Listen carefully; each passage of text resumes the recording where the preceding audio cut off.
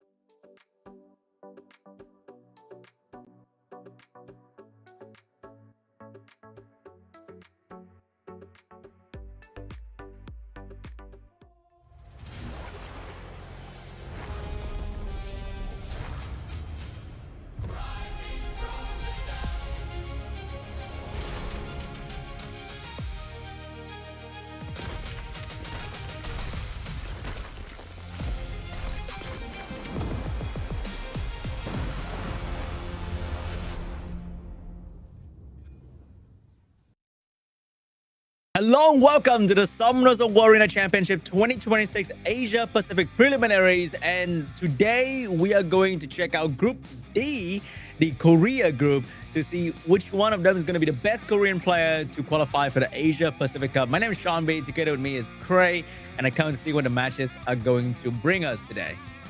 Yeah, I really cannot wait. So this will be Group D itself for the Asia Pacific Preliminaries, and today we're going to be having 8 set of players, all right? And basically 8 players fighting out for the last remaining 2 slots.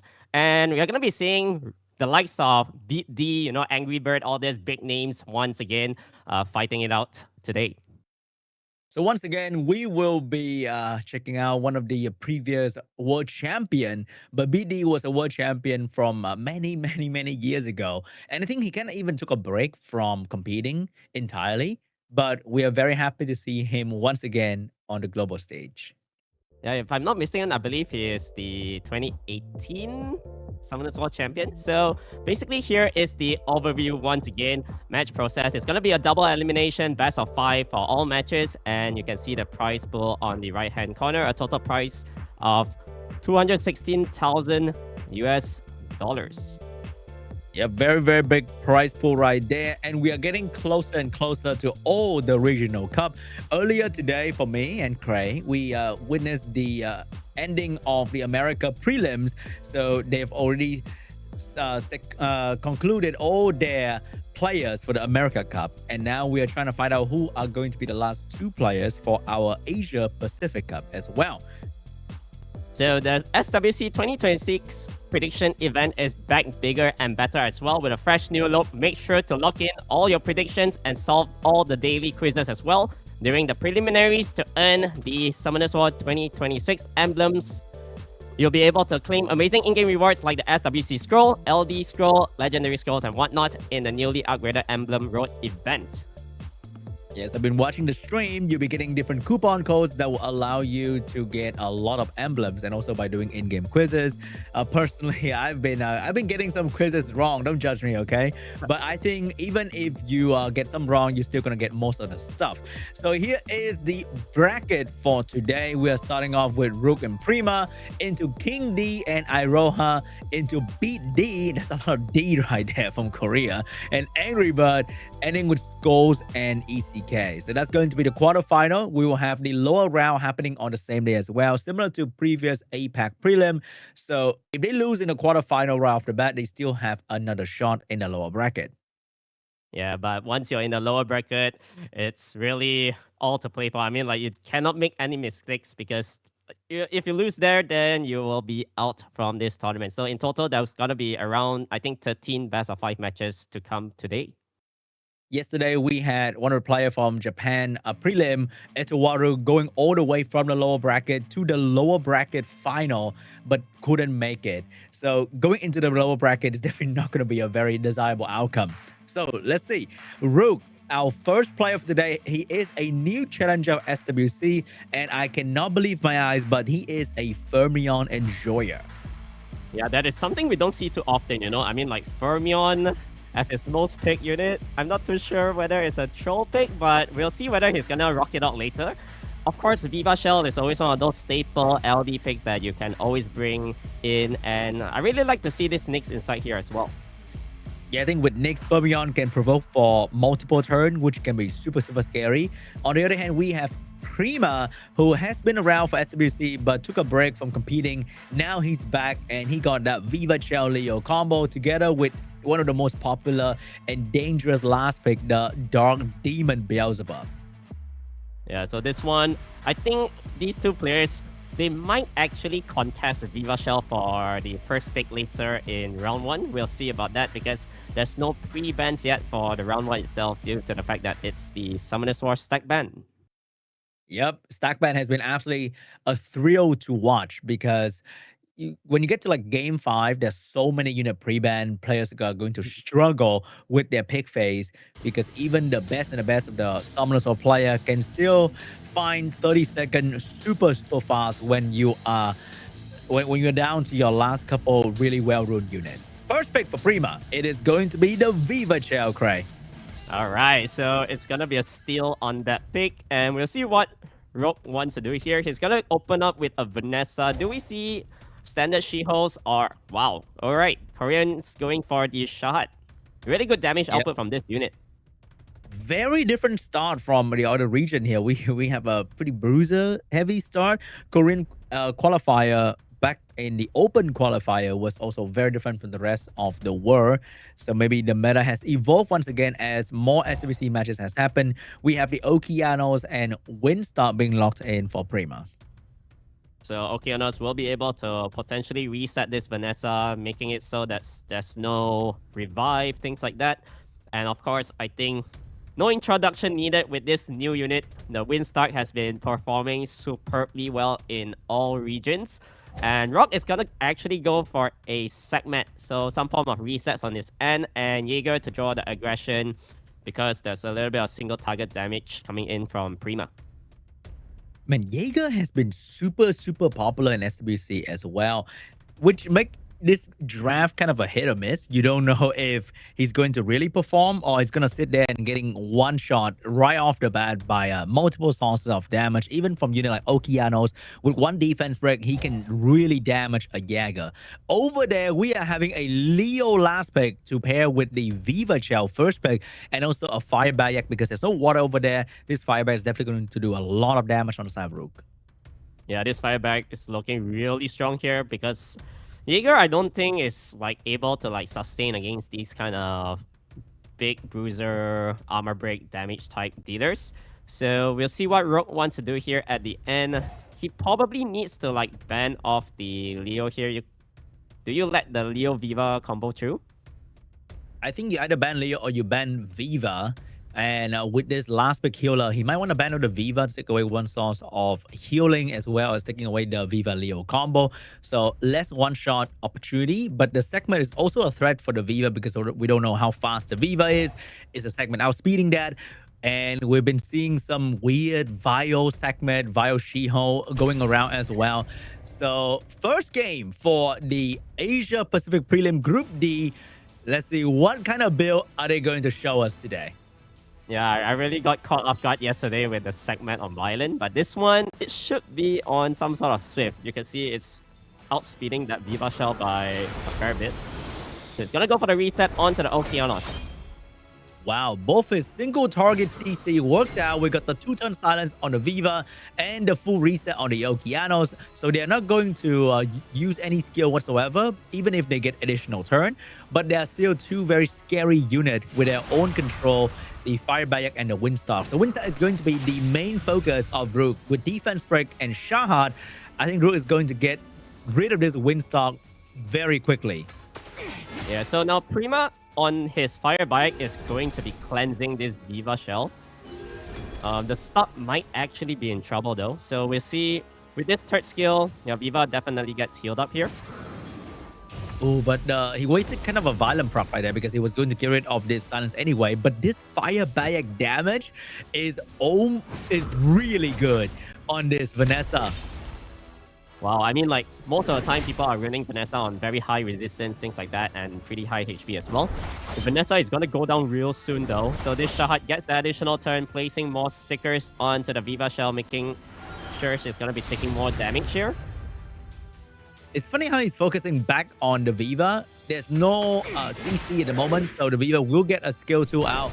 I wonder which one she's going to cleanse. Is she going to cleanse her own dots, or is she going to get rid of the defense break on the Windstar here? I think here you probably want to protect the Stark, I guess. Oh, he wants to cleanse on the Okeanos instead. I don't think there was any silence on there as well. So he really want to keep this Okeanos alive, getting the skill 3. But the violent proc from the Viva opened the window for a snipe on the Water Gandalf. Wow, that violent proc to open up the opportunity to get the swap of Destiny in. And however, the Shah is getting silence up here, but I still feel like this Gandalf is gonna be dropping real soon. Man, he got the silence on a fire unit, no less. And the fire unit with a glancing debuff, glance on the wind unit. What a turn of events right here. We have more reset, but missed this time on the Okeanos. She will lap the Okeanos to get another reset on him though. But the damage from Rook is a bit too slow compared to the Prima here. And he's not killing anything just yet. Yeah, so this Gandalf is able to sustain a little bit more. We'll see what this stock can do. However, Samet will be able to reset. Does he go for the Okeanos or the Windstark? It's gonna be close. Fire. Oh, he's gonna go for the Okeanos, Cray. And no Rain of Stone. This Okeanos have been fully controlled since the start of the game. But the Fireback and the Viva and the Windstar are doing some heavy lifting here. More big damage coming out from the Fireback. And who is going to be the target here? Is it going to be the Shahad? It will be the Shahad. And we saw the damage on the Vanessa earlier. Unfortunately, it's not looking so hot on the Shahad landing defensive with the last hit. Wow, he actually got pretty lucky there to get the cleanse off with the fire bike because the additional turn was huge. And now Segment here will be able to just normal attack, place attack debuff, can't even land it. And yeah, on the side of Rogue, this Water Gandalf's heal-ish is probably sufficient to sustain the team though. Oh, he is keeping the team alive. But it's still a 50-50 chance of surviving or doing damage here because over there, Prima is trying to find a window to bring down the Shahad. The one shot goes down, it is pretty much over for Rook because that is his main damage dealer. And these two fire units are hungry. You also cannot count out the Viva Shell because she can randomly just snipe you. Oh, but that heal is going to be so clutch for the Windstorm. Yeah, so big heal onto the Windstalk here. This Shahad, I don't think is able to bring down the Windstalk in time though. It's that he has no second skill, so can't place dots. And now this Samet, I think you gotta reset off this OP again. But he's gonna go for the Fire Bike instead. He had to switch target here, and the Windstar going in, getting an additional turn, and the Shahad is going down. And Prima still 4 units alive after all that effort from Rook. And I think he is getting this first game here. He's definitely getting this first game here. Yeah, I mean, this Diva is gonna secure the win. Another round of heals. Oh my god, that Windstar just won't go down. So with this stretch, he's also able to draw the aggression. And GG, Prima will take game 1 with the Viva Shell opener. So seems like whoever takes Viva gets the win, but I think it's gonna get pre-banned here by Prima this time because Rogue will get first pick. I think Korean players are very maybe bruiser focused, and Viva is looking really hot in that situation because if Rook went with a raw CC lineup, then I don't think Prima had any real way to counter that in that position. But this time, no Elena, no more Nyx, so no more crazy LD5. These two units are extremely popular in SWC in general because they provide so much value for the team, whether they're going turn 1 or turn 2. First pick for Rook, what is it going to be? Oh my god, it's a Viva trade. Yeah, definitely a Viva trade here. You do not want to let Prima take it again. I think Rogue did not want to deal against that unit. So taking it away makes sense. Prima will open up with the Vanessa here. And do you go Shiho? I think Shiho is nice, you know? Yeah, I think Shiho cannot go wrong in the early pick. He does pretty much everything you want. Open up the team, self-protect, just crazy damage, and can also be built super tanky because he doesn't need a requirement like Ethna to crit all the time. So we got the Vanessa Shiho opener. Over there, we have the Fire Megumi for the Viva Shell, maybe a Windstar as well, but it's going to be a Josephine to counter the Shiho. Very classic answer to Shiho right there. And that Shiho definitely going to struggle a little bit, trying to get some value in. Yeah, so it's gonna be a little bit scary for Prima here because that's the Viva Josephine combo-ish if she's able to get a good swap later on. So we are gonna be seeing Prima going for this Annabelle. All right, we're setting up our bruiser, but Prima going a bit more aggressive with the 4th pick. We're seeing a Sonya getting picked up here, definitely to one-shot the pesky, annoying Josephine over there. So this Sonya is going to be very scary, but usually you see Sonya in the last pick so that she can be a force ban, or if she is let through, then she can get a quick snipe. So Rook is going in with the first anti-Sonya. That's going to be the Leo draft, and maybe another unit here to counter the Sonya. You know, maybe a fire unit. All right, so he's gonna go for the segment here, and you are kind of like forced to ban this Leo, unless this Sonya is a full damage kind of thing to deal against these kind of Leo teams. But you also need to break the Viva Leo combo. And this is why you don't pick Sonya so early, because you are forced to ban the Leo, and they can ban your speed lead. So Sonya might not do enough damage. It can be really awkward. But the last pick Chow is really good, because when you ban a Leo, there's no more win unit. So this Chow is definitely going to be super scary in the late game for Rook. So we have a Sonya and Leo ban, triple water. And that is absolutely incredible for Prima at the moment. I mean, Prima is definitely in the driver's seat here. That's the only way he loses here is if that Chow gets into the swap region from Viva Shell into a kill. And the swap region is the region you don't want to be in. That's a very slow Viva, and slower than the Chow as well. So you're right. There might be a world where this Chow will be in the swap region. But that's a Vanessa though, so you still got a little bit of revive protection here. And I think one unit is gonna get deleted right off the bat, right? I think probably just want to kill off the segment. Armor break Justice, confirmed it. Oh, it is a confirmed kill over there. We have a provoke on the She-Hulk. We have the swap region onto the Vanessa. So this Josephine get a free turn with the self-sleep, getting a free additional turn to finish out Vanessa as well. 1 for 1. But now Rook will have to face 3 water unit, and Fire Megumi is looking like he is more of a liability than a real unit at this point. Yeah, I think Fire Megumi does not provide any utility here. So it's just free reign for this Chow. He's gonna start working on to the Josephine as soon as possible. So really good damage done already. He cannot get a stun through. That's the only value this Fire Megumi can bring. But missing the provoke though. So the monkey can stun the other 2 unit. He will give the shield, but at least he gets 2 stun on the other 2 unit. Josephine will get a stun on the Annabelle, but Annabelle will get an additional turn to heal back the team, or maybe sleep the Fire Megumi if she wants to. So with this shield, I don't think the Josephine dies yet. And This getting a last big is stun looking- onto the monkey. Yep, that is like the stun that he really wants all the time. But here comes the skill 3 of the Annabelle, and 1 more unit down. This Viva Shell needs to pray to God to get into the swap region again. But seeing the 4-turn cooldown, I don't think that's happening anytime soon, buddy. Yeah, it's not gonna be happening. Wow, Prima's draft was so good with this Chow at the end. Although I felt like he brought in the Sonya a little bit too early, but definitely worked out well for him. Also, the Vanessa first pick really helped with baiting the kill on the Sonya, the Vanessa first pick. If you first pick like an Oliver, could have been a different story maybe, because the Oliver can be ignored and then the Viva will go for the kill on the Chow. That could be a different story.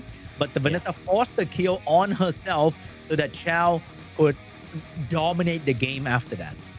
Yeah, that's why I think Vanessa is a really good speed lead sometimes. You can open up different kind of variants in terms of drafting. You can pivot into a Bruiser, which is gonna be synergized well with a potential attack buff revive from Vanessa. You can also go with things like Gianna, you know, they also work pretty well together with it. Game 3, match point for Prima. He might be going through to the semifinals, starting off strong for APAC Prelim Group D with a 3-0. But we've seen many reverse sweep before, so Prima cannot relax just yet. You have to win this one so that you can absolutely relax in the next round though. Yeah, so we'll see whether he's gonna get a 3-0 sweep here against Rogue. Viva Shell this time will be banned, and there's no Jaeger as well. So far, I think in the Asia Pacific preliminaries, we've seen Jaeger so many times. Not much of those Misty Meiho Wangs. Let's see what Prima decides to go first here. It will still be the Vanessa first pick for Prima. I think Rook need to really use the Vanessa first pick to his favor over there. We've seen Vanessa first pick many times in previous SWC, and it's a unit that kind of forces you to go first. but sometimes leave you with low impact for turn 1. But over there, Rook went back to the meta drawing board and picked up the Oliver and the Shiho instead. Yeah, so Vanessa here, I mean, that's good strip into armor break. What single target dealers do you have? All right, so he's gonna go for the Josephine to counter a little bit on this Shiho. Do you bring in Windstark? Yep, I think Windstark is gonna be nice here as well. So we have the Josephine to counter the She-Hulk. We got the Windstalk to do damage. We have the Okeanos getting picked up here. We got the standard meta getting picked up by Rook in the first 3 picks. And here is where you flex your LD. Does he have a very good one in this slot? I mean, his Fermion. I don't think you bring in Fermion now. That's no Nyx already. So Okeanos, and he actually does have the Dark Monkey. So Dark Monkey always a really nice pick. AoE armor break to follow through into the Okeanos damage. And we have the anti-increased cooldown time unit coming in with the Wind Paw Phoenix. But Prima definitely need another damage dealer. But that is going to be a healer getting picked up by Prima. So if you ban out the Windstalk, maybe Prima will not have a lot of damage, but the Josephine can really go crazy though.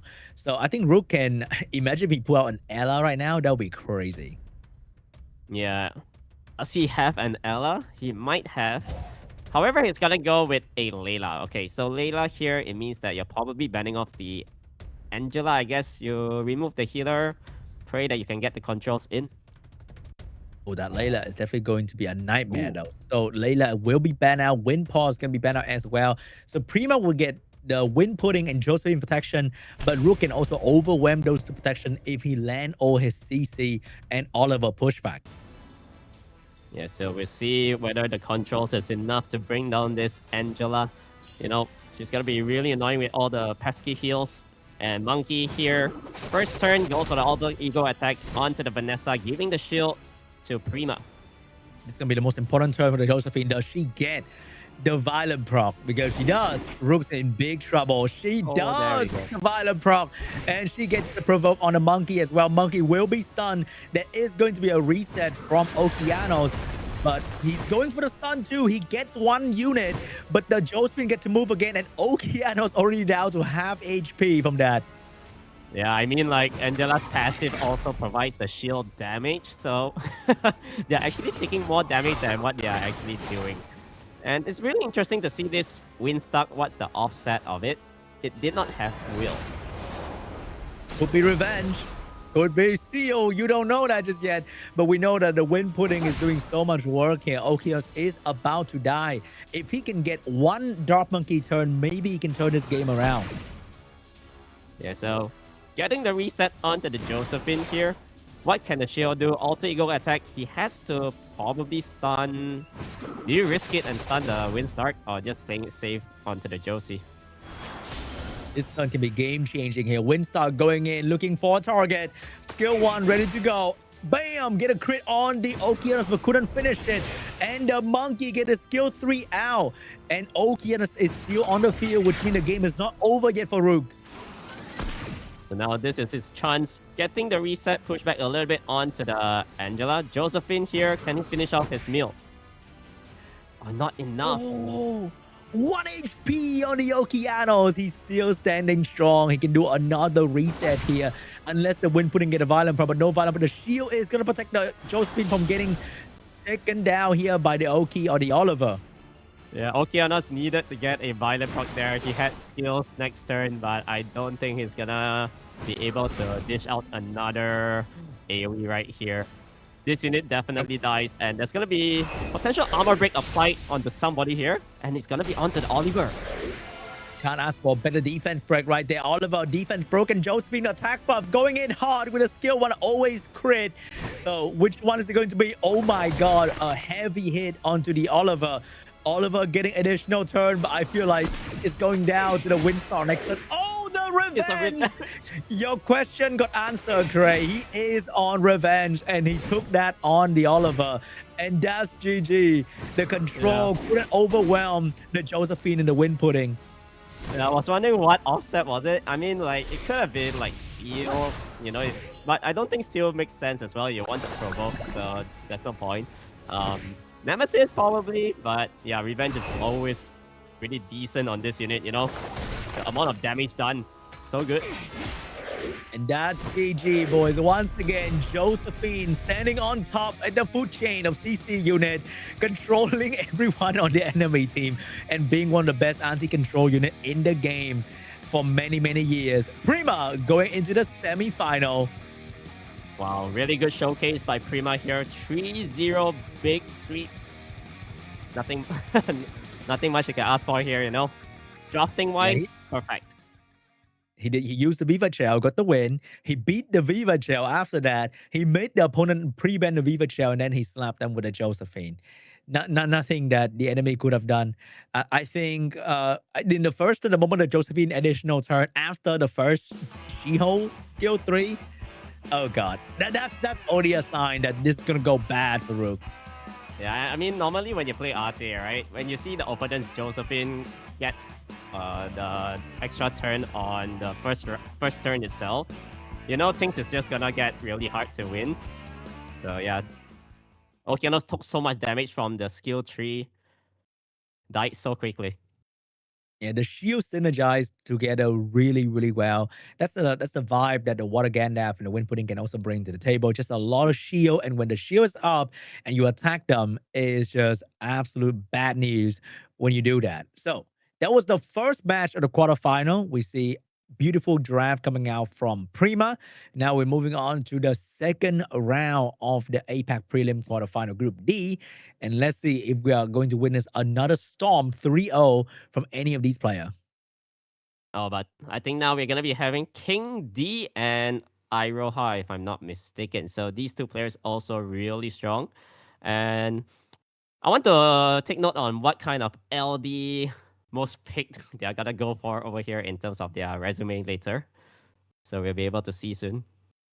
We couldn't really see the Fermion, huh, Craig? It's not a siege battle, okay? This is RCA, so we don't have to see Fermion in here. But KING.D, a new challenger. Oh my god, KING.D, look at that.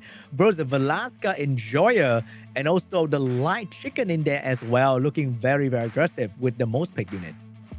Oh, and of course, that's gonna be a Viva in the mix as well. So this kind of teams, most of the time, the Eludia is like a double NEM wheel kind of thing, because I think if you put it on Swift, it's pretty hard to outspeed units. I see. All right, we got KING.D with the super aggressive team, can potentially bring the Light Chicken up for the big damage. And IROHA, on the other hand, is a mix of bruiser unit here. We have the shield meta from season 36. We have the Tianlang in there as well. Tianlang is pretty much the the counter unit to like anything under the sun. Like you would close your eye and you can still pick Tianlang. It will probably counter something on the enemy team. Yeah, I mean, Tianlang is always good with the passive. And of course, we are seeing one of his most picked back in the day, the Van Hunt in season 36. It was really good. But after the slight nerf on it, there's a lot of better options. It opens up things like the Fire Inosuke and of course, Okeanos coming back as well. You don't really see Van Hunts too often now. Yeah, unfortunately, the lack of silence is not looking so hard, but the actual damage output can still be quite amazing if you can have like a Craig, maybe a bit of branding, maybe a bit of defense pick on your team. Vedhan can still do very, very respectable damage. It's the lack of the silence that was so strong before the nerf. He could land silence on water unit without breaking a sweat. What kind of fire are you? Yeah, and back then, you know, everybody used Van Hunt together with Nyx as well, so the silence is actually 2 turns. That's why it was so good. Yeah, Van Hunt was a menace in a previous season, but now I think the top fire unit is back to like being single target. We have like Fire Bayek, Fire Legolas, Fire Megumi. Those are like the fire thing that are very, very popular, and they are mostly single target unit. Yeah, so the second quarterfinal match is underway here. IROHA will get first pick. And let's see, does he go for some Exodia LD combo here? No, it's gonna be the Windstark. Ooh, Windstark starter pick for IROHA. Windstark is super popular recently in SWC. Everybody picking Windstar even after the nerf to sort of be the main damage dealer for their team. Yeah, and we're also seeing Shahats a lot in this region, so gonna be pairing it with the Viva Shell. Won't go wrong with that unit. And I think IROHA here, do you go for a Vanessa? Some sort of protection to deal against this Viva? We definitely got the Vanessa right there, but what kind of healer are you going in with to deal with the Shahad, to deal with the Viva Shell? Do you steal the Josephine maybe? Oh, we got the Shiho for IROHA going no healer just yet, trying to overwhelm the enemy with damage and debuff. Yeah, I mean, a decent single target healer to deal against Shahad would be things like Rakuni, right? Because there's gonna be a good cleanse on it, healing the lowest ally as well. So we're gonna be seeing Josephine on the other end and a Meiho Wang. So that's a lot of anti-stun already to deal with the Shiho. Also, Meiho can gain speed with the passive so that he will be as fast as the Shiho in the end game. And the Dark Demon showed up because there's no increased cooldown time or anti-revive on the side of KING.D. So the Dark Demon is definitely going to be a very scary unit. IROHA locked in another aggressive unit. That's going to be the Sonya. Wow. Going super aggressive here with the high damage team. I'm loving it, IROHA. Man, that two last picks were so good coming out from IROHA here. So we're going to be seeing a Velasca as well. I'm not too sure what this Velasca is going to achieve though. Hey, maybe it has minus 25% win, cannot die to a Sonya. Or if Sonya kills something, Velasca is going to send the wrath of AoE damage onto the entire IROHA's team. So maybe it has to be a Velasca ban. You never know that. Yeah, that's true. So probably we are gonna be seeing Velasca, right? I guess he's letting through this Sonya. It has to be the demon ban. So it will be the LD5 ban. No more Velasca, no more Dark Demon. IROHA will get to keep the Sonya. Once in a while we see a Sonya make it through, but most of the time they are very disappointing. But maybe this time, this Sonya is built different. Oh, we need to see this damage output here. So what the monkey actually moves first, I don't think you want to put the stun onto anyone though. So he get a free skill 3 on the Fire Monkey, cannot stun that unit, but can this Sonya perform? Here we go. That is a super tanky Joseph in 42,000 and it's still alive. However, I think he's just gonna be dropping that. Yep, the Windstar is going to take down the Josephine, but here is where the Viva can also get a free snipe on somebody here. Does it matter though? Can he get a snipe on maybe the Vanessa at least? It's gonna be tough here because, yeah, you stop the Vanessa, but the monkey is provoked up by the Windstart, so able to survive a little bit longer. Now able to place an armor break as well with this violent proc, and the Meiho Wang is in trouble. Man, that provoke on the monkey was so crucial to keep the Vanessa alive and then kill off the monkey after that as well. So far, we have seen a Korean player completely crush this Viva snipe strategy. Yeah, so definitely Meiho Wang is gonna drop, but in a way it's still 2v2 though. This Sonya might be able to get another skill 2 incoming real soon. So the monkey kills off the fire monkey. One more turn for the snipe, and it's looking grim.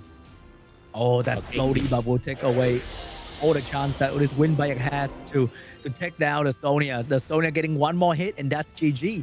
So I think they need to really stop using this slow Viva snipe strategy, as the Korean players are so well ready for this slow Viva position that they just take the snipe easily at this point. Yeah, they are having really easy ways against the slow Vivas. When you see those coming, then you just bring in so many aggressive single target damage dealers. Things like Shiho, the Sonya, Beelzebub. Yeah, it's just too much. And the fact that you are taking turn 2 also open up opportunity for enemy to violent procs, and they can pick more aggressive team, more damage, so that even if you get a skill 3 out from the Viva, they are not going to go down too easily, because you kind of forced to go on the Vanessa, or else you will waste the skill 3 for a Vanessa revive. Yeah, that is right, Sean. So KING.D is actually removing Lima this time. There's not gonna be Velasquez as well. First pick, do you still go Viva? Right, he's taking the Windstock first. Windstock trade here, not Viva trade, but it's from a Windstock trade. So IROHA is going back into the Vanessa strategy, but without Windstock this time, does he open up with a Shiho? I think Shiho is not really good against a Windstock opener, so going Mei Hobang, showing that he's gonna go Bruiser-ish, and that will open up the opportunity for an Annabelle here.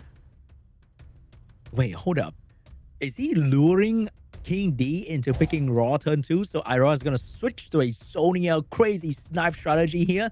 Or are we really going for a Bruiser face-off? Oh, we are going for the healer option. It is a Bruiser face-off here with the Mei Ho Wong healer and maybe another Bruiser damage. We're seeing a last big Chow potential as well. I mean, he could still Dark Demon, right? There's no resets yet later on in the last phase of the draft. So he's angling with two really good healer supports, all right? Angela and the Water Gandalf. Of course, those two units work hand in hand together with the passives. How do you go from Dark Demon Sonya to like double healer shielder mega bruiser draft here? Bro has different personality. I know that. So Bover is gonna be there to counter the buff, and Fire Legolas is going to be there to steal your buff. And how can IROHA deal with this? Which demon do you want to fight? The Bover or the buff stealer? Yeah, I don't know, man. I think Fire Legolas is super strong here.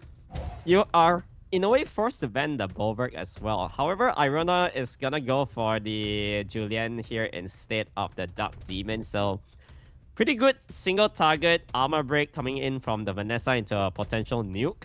We'll see whether that will happen or not. So the Bover getting banned out. The Julian is gone as well. So the Fire Legolas is going to be able to steal so much from IROHA. But this Fire Monkey can also be a problem, because if the Fire Monkey get a window to kill the Fire Legolas, the game might look really, really bad for KING.D. I mean, Fire Monkey might just kill off this Fire Legolas right off the bat, okay? So armor break is already applied. The monkey is moving as well. Dude, this monkey is crazy fast though. Yeah. Because usually people build monster and monkey, and because the monkey gains speed over time, they don't really focus on having a very fast monkey right off the bat. But this monkey is pretty fast, but he wasn't fast enough to cut in front of the Fire Bayak to finish off the Legolas. This Legolas is surprisingly slow, but maybe very tanky and high damage. Yeah, I expected the monkey to like synergize with the Vanessa, but the Fire Bayak cutting in between was clutch. And now armor break applied onto everyone. Oh, it's free reign with this normal attack. Is it going to go absolutely crazy? It's okay. Not really. It's all right, I guess. But here comes the damage. AoE, the defense is going to stay because the shield are all broken by the Windstalk. So, oh, never mind. Wind Pudding is here to save the day with the Violent proc, keeping the monkey very healthy and clean Mandy Diva. Yeah, keeping the team in check here. And there's going to be a potential silence onto the monkey instead. So putting the heal block there as well. And Fire Legolas needs to continue working onto the Vanessa again. The Windstar will be the focus. Meanwhile, over there, KING.D is switching the target back to the Vanessa with the defense back on her. Windstar under a lot of fire here. Fire Legolas will try to buy some time for the Windstar, pushing back the monkey attack bar. But monkey right now is at full stack, which means he is very, very fast. Fire Legolas back at it again, focusing down the Fire Monkey, stealing all the buff and the attack bar the monkey can have. But this Windstar might die to his own damage. Yeah, 5 hits back to back onto the Fire Monkey. And I think, yeah, this one is gonna kill off this Fire Monkey already. With this third skill coming in from the Fire Bike. And there is your Bruiser damage dealer. The Windstalk is back to safety zone here, above 70% health. And it's looking really bad for IROHA now. Beautiful display of single target damage focus, because if you go AoE, you will give so much attack power to the Water Gandalf, but with the two heavy single target damage from the Fire Bayak and the Fire Legolas, the protection of both these healers did not mean much, and the Fire Monkey got bursted down by the Legolas and the Fire Bayak. Yeah, Fire Legolas is always nice against these kind of Water Gandalf teams. So that is something that we can learn from as well. You know, when we see Angela, Water Gandalf, just bring in the Bulwark plus Fire Legolas. Really good counters. Well played, well played. Very good counterplay right there. You see double shield and you go straight into single target. And the two counterplay were ready as well. If you didn't know about a double shield, maybe you didn't have the Bover and the Fire Legolas ready. But this is SWC, baby. They did their homework. They know the double shield could be coming from IROHA. So he prepared the appropriate counter. And it shows the match was in his favor. All right, here we go. So pre-bans this time for round 3 would be the Tianlang and Seimei. IROHA taking the Windstalk away this time. Windstalk straight once again, but are we seeing a Vanessa first pick here coming out from KING.D? It will be the double Bayak. A lot of single target from KING.D. Will IROHA go back to the more aggressive strategy? Because I think the double shield heal would not really work out too well against KING.D. Yeah, I think he need to go aggressive here. Bring in the Vanessa, go for Shiho, and you can run your Beelzebub Sonya once again at the end. I think it's always good against these kind of bruiser turn 2 teams. And that's going to be the Vanessa and the Shiho getting picked up by IROHA. Over there, we have a new challenger, and that's going to be the Wedgehead getting picked up by KING.D. He wants a single target to move frequently, so he wants something that can boost turn all the time. That's going to be the Wedgehead, and a Rakuni to provide even more turn and healing in between. Yeah, so Wedgehead is pretty nice here. You got the anti-crit-ish Dark Demon once again, and do we see another Ignore defense unit? Yesterday, we saw Oberon. It could work here, but he's gonna go for a Gianna instead.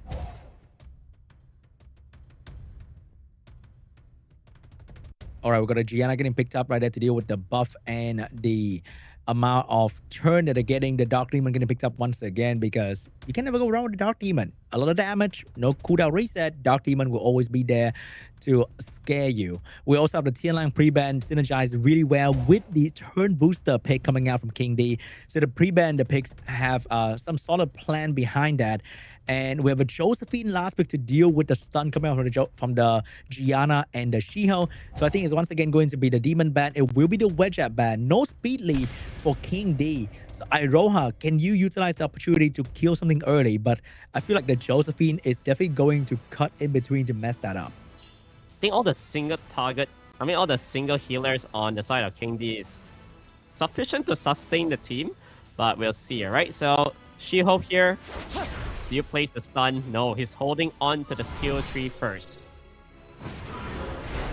Oh, big stun coming out onto the team, but Josephine definitely used the opportunity to get that turn, cut in between, provoke the monkey. We've seen this many times before. And because Gianna also need to land the bomb on somebody, that exposed her to the stun revenge coming on from the Josephine. Wow, this shot got the additional turn. And he's probably gonna silence off this Gianna, but failing to get it done. So Windstalk here will be able to get a little bit of threat state rolling for the team. Will be able to draw the aggression away from his Gianna.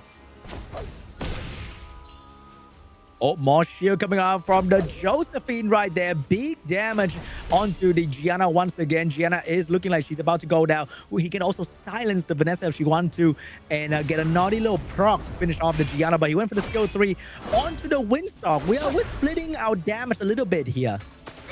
Yeah, I mean, he's pretty confident here. Honestly, IROHA's team does not really cut it against the Rakuni. I felt like Rakuni needed to get the respect ban, but he was a little bit afraid of the wedge up for some reason. So now the Water Monkey getting silenced up as well. It's not looking good with all these dots. The shot is gaining so many attack bar, you know? It's moving so much. Without a healer, you can see IROHA team slowly sort of falling apart here. They can't control it well. They can't burst through the shield. The healing and cleansing from Rakuni is working as intended. So IROHA is just hitting a thick wall and dying slowly from the collateral damage. Yeah, Rakuni MVP, alright? So healing up this shot back to almost full. You don't really need the other units to do anything. And it's 2-1. It felt like a siege attack where you pick a very solid bruiser team and you don't really care what they do. You know that you will win at the end of the day, right? Right, Cray? Yeah, I mean you got good passive already to deal against the Gianna, like full counter with the Josephine. Rakuni also will be able to cleanse the bombs here and there. And Shiho, yeah, Shiho's damage is just not enough to deal against these kind of heavy, tanky bruisers. And here we go. We got the Viva and finally the Dark Demon pre-ban. This unit has been just the perfect last pick coming out from IROHA. So I think the Demon need to go at this point. And with all these beautiful pre-ban, the Wedge at first pick seems extremely strong here. No more Tianlang, no more Lima, no more Seimei, no more Viva Gel to counter you. And IROHA, after that one very amazing W, it seems like his strategy is shaking quite a fair bit against KING.D.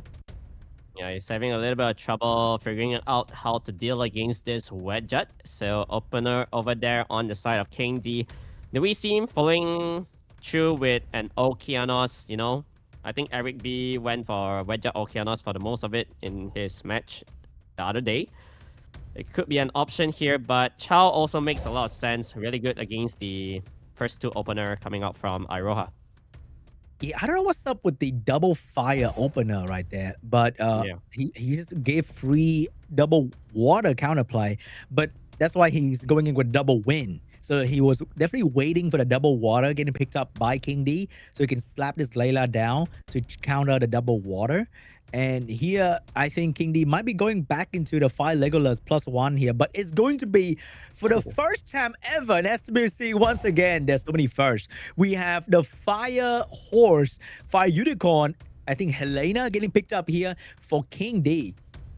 Yeah, Helena, big AoE armor break into maybe a follow-up damage coming in from this Fire Inusuke.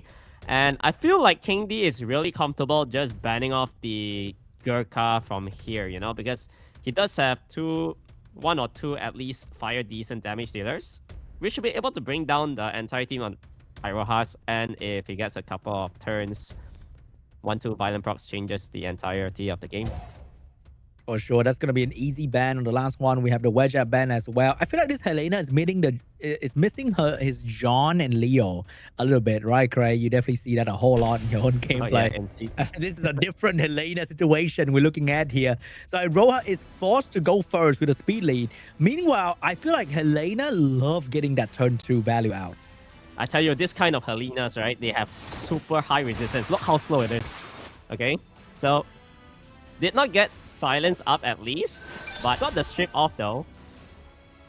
Oh no, the perfect setup is coming. We've got the Annabelle setup into the Fire Inosuke, into the Helena, and I don't think this Helena is gonna go down to even a violent prop from the monkey here, but the beautiful stun and the anti-cleanse coming out from the Layla. Oh my god.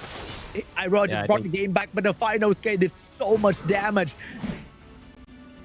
You'll see 20k from that Chao with a normal attack. So Annabelle next turn will be able to move here, and essentially that is going to cleanse up the entire team. Right, so back to square one on the side of KING.D. This monkey... This Helena is just waiting for her meal. She's ready, bro. She is so ready. But the shield from the... Oh my god. Here we go. There's nothing he can do about it. Big Helena moment. Cleaving. We saw the water vampire yesterday, and today we see Helena SWC bring out some crazy things. I think here you justice the monkey, right? Yeah, GG. It's so simple. Just wow. He waited for this moment, and once again, IROHA with the Vanessa first pick. As I mentioned before, Vanessa, even though a very solid bruiser leaders unit, but it kind of forced to go first, leading into this position where IROHA just essentially got cleaved by this Helena.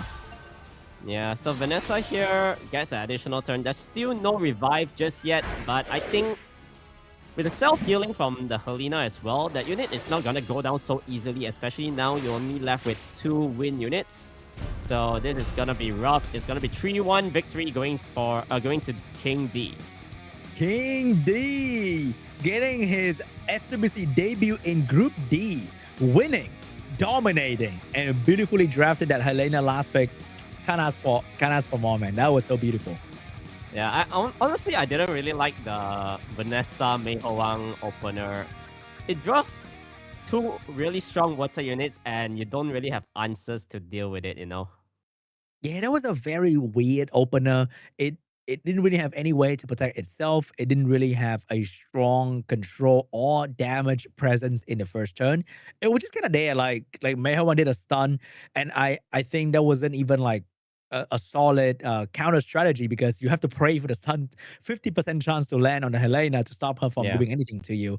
And after that, you don't have immunity, you're naked, you're vulnerable to defense break and all that stuff. So he got AoE cleave to death with that opener right there. Yeah, and Mei Hoang is always so afraid against Annabelles because once slow debuff armor break, your monkey is not moving much at the start. So 3-1 victory for KING.D. He's going to be moving onwards to the semifinals of this Group D itself. And we are entering the third match of today's show. We got KING.D. We got another D coming right up your alley. It's going to be BEAT.D, 2018 SWC World Champion in Korea. It was a very emotional World Champion moment. I think it was an absolutely beautiful watch. I was there myself, very lucky to be there in person to witness the BEAT.D World Champion moment. And I think he won in the peak of Gany Hathor meta as well. So that was a memory that I can never forget. Yeah, I believe that is in like 2018 if I'm not wrong, right? So he's going to be Yeah. up against ANGRYBIRD as well. So the former champion, here we go. BEAT.D entering the stage stronger, more prepared than ever. And we have the Tianlang Light Gojo and Dark Aragon. Very, very strong LDs. And with the meta knowledge, the meta unit he has as well, that's going to be a very formidable opponent. Yeah, you can see his total amount of games is just like 400 plus. Actually, really little. And already making it so high up in the ranks. And one of his most picked units definitely has to be that Dark Aragon. It opens up so many options, you know, like Gojo as well. Hey, he might not have a lot of games, but he definitely has a lot of knowledge. We've seen people with 2,000 games still losing in SWC because I think the games you play on ladder and the games you play in SWC can be very, very different. On ladder, you're more relaxed. You can pick, you can experiment. SWC is going to be very, very stressful. You can't just pick whatever. But over there, we have ANGRYBIRD, who is a new challenger in SWC. And you can see that he's a very meta-focused player, purely on RGB too for the most pick and most ban. So is he going to be another RGB king for this bracket? Oh, I like this one. So ANGRYBIRD only playing mainly the normal units. And we'll see whether he's able to adapt towards BEAT.D, right? Because when you're seeing those kind of like Gojo opening, one of the units that kind of counters is either you outspeed with Segment, which he has. Heigang is not really good against these kind of teams. So if Segment is banned out and Shiho, all these kind of things, it's going to be tough, you know? Definitely. And by the time you lose a lot of the RGB unit to the pre-ban system, the LDs are getting stronger and stronger over time as well. So let's see if we are going to start off with a crazy amount of LDs, or are we going in with a raw RGB power? Here we go, guys. BEAT.D and ANGRYBIRD. And we're going to be starting off with an opening on this Fire Megumi coming out from BEAT.D. First pick for BEAT.D over there is going to be the Shiho. Very, very standard first pick. You definitely want something to deal with the strong opener from the enemy, as well as some damage of your own. And the answer is going to be the Oliver and the counter to the Shiho. And BEAT.D retreating into a bruiser position with the, what do you call that unit again? The Angela and Mei Hoang? Angela and Mei Hoang getting picked up by BEAT.D. Yeah, so a really interesting direction coming off on BEAT.D here. On one hand, you pick in the Shiho, You plan to like show that you're moving first, and then he pivot into turn 2. On the other hand, we're seeing Masha Heigang is always a really nice combo with the Oliver as well. Big strips into potential pushback, armor break, huge damage as well.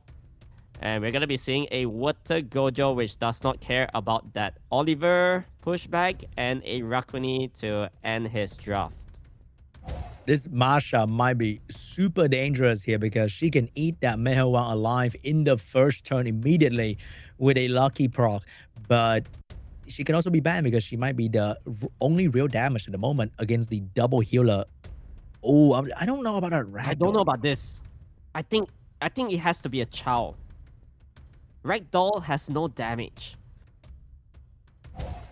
Or he requires too much time to be the damage dealer. So I think it might be a Masha ban, and BEAT.D will try to outlive this Angry Bird's control mixed with Ragdoll position here. Yeah, Rakuni and Masha ban, that's for sure. And we'll see whether he has the damage output though. I don't think he can break Angela that easily. And I think by the time Ragdoll is gonna be activated, most of his team will probably be dropped already.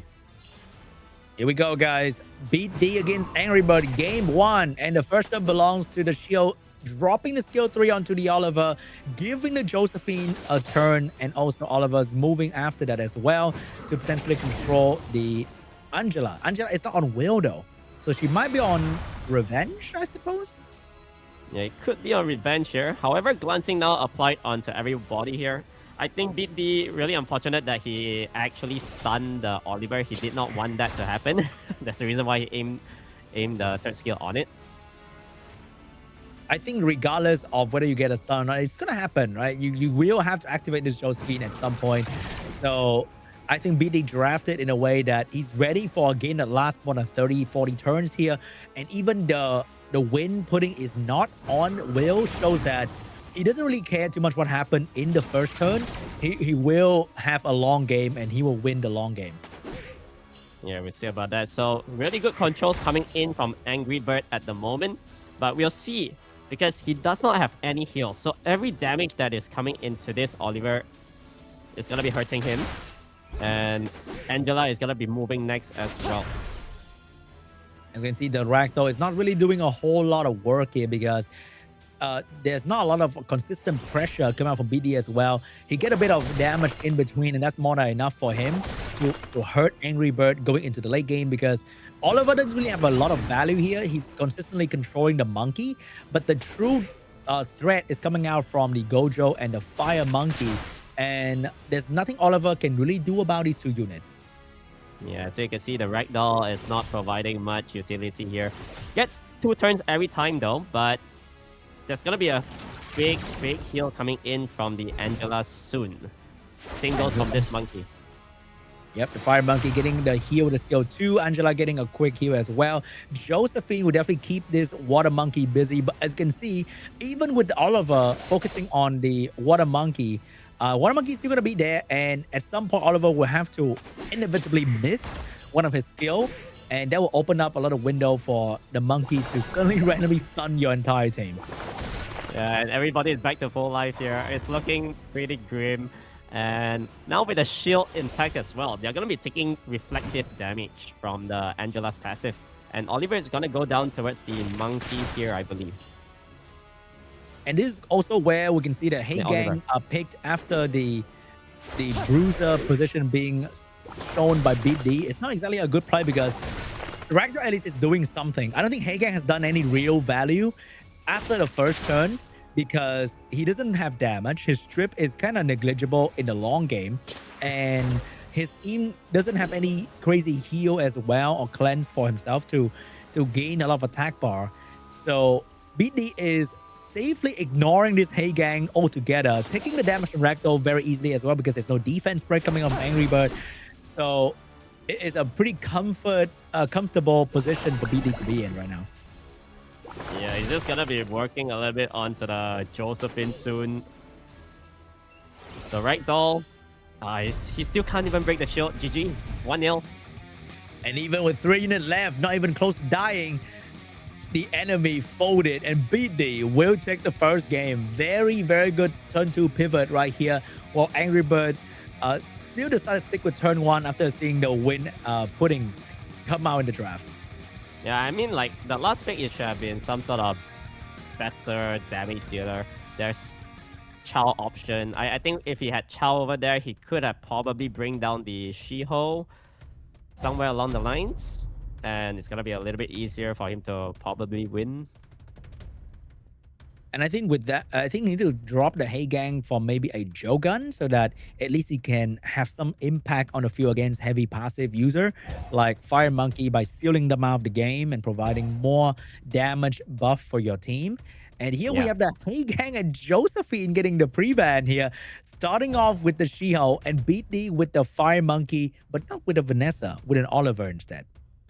I really like BEAT.D's draft. It's like you don't know whether he's going like Bruiser or trying to outspeed you. You know, Oliver and Mei Ho Wang, they don't really synergize well, but we'll see later on, right? And ANGRYBIRD this time, he might be opting for this Annabelle, which is always great against the Mei Ho Wang. When you're not sure what to do, you can always just pick the most 3 meta unit.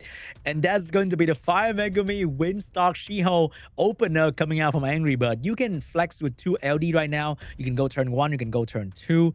It doesn't really matter what the enemy pick as well, because you will cut in between and start doing some damage in CC. And that's why they are so popular for pretty much everyone in the game at the moment. And BEAT.D once again going back into the bruiser position with the double healer mid pick. Yeah, taking the Annabelle here is really nice. And you need to deal with the Angela again. So I think ANGRYBIRD still at the moment does not have really good damage to deal against this Angela pick. But with this Fire Legolas and the Molong, I like this aggression. Oh, here's the counter that we saw in the previous game with the single target focus. But instead of the Fire Bayak, we are seeing a Molong for a one-shot here. We don't see Molong at all in RTA in recent meta because he is heavily controlled by Oliver or other win unit that can reset him so that he'd be a useless unit for a very long time. But maybe with Oliver ban, he will get a quick snipe in between. A Belial getting picked up, his cut in between to do damage, and also a water unit against a water fire last 2 pick him up from ANGRYBIRD might be a good idea here, and can also synergize with the defense spread coming up from Annabelle and the Fire Monkey. Yeah, so this is actually interesting.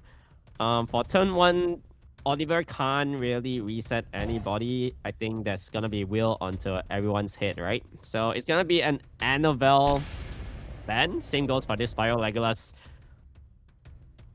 Let's see if this Molong can actually perform here. We haven't seen Molong in so long. Used to be one of the more broken unit in the game, but now is not even a siege meta unit anymore.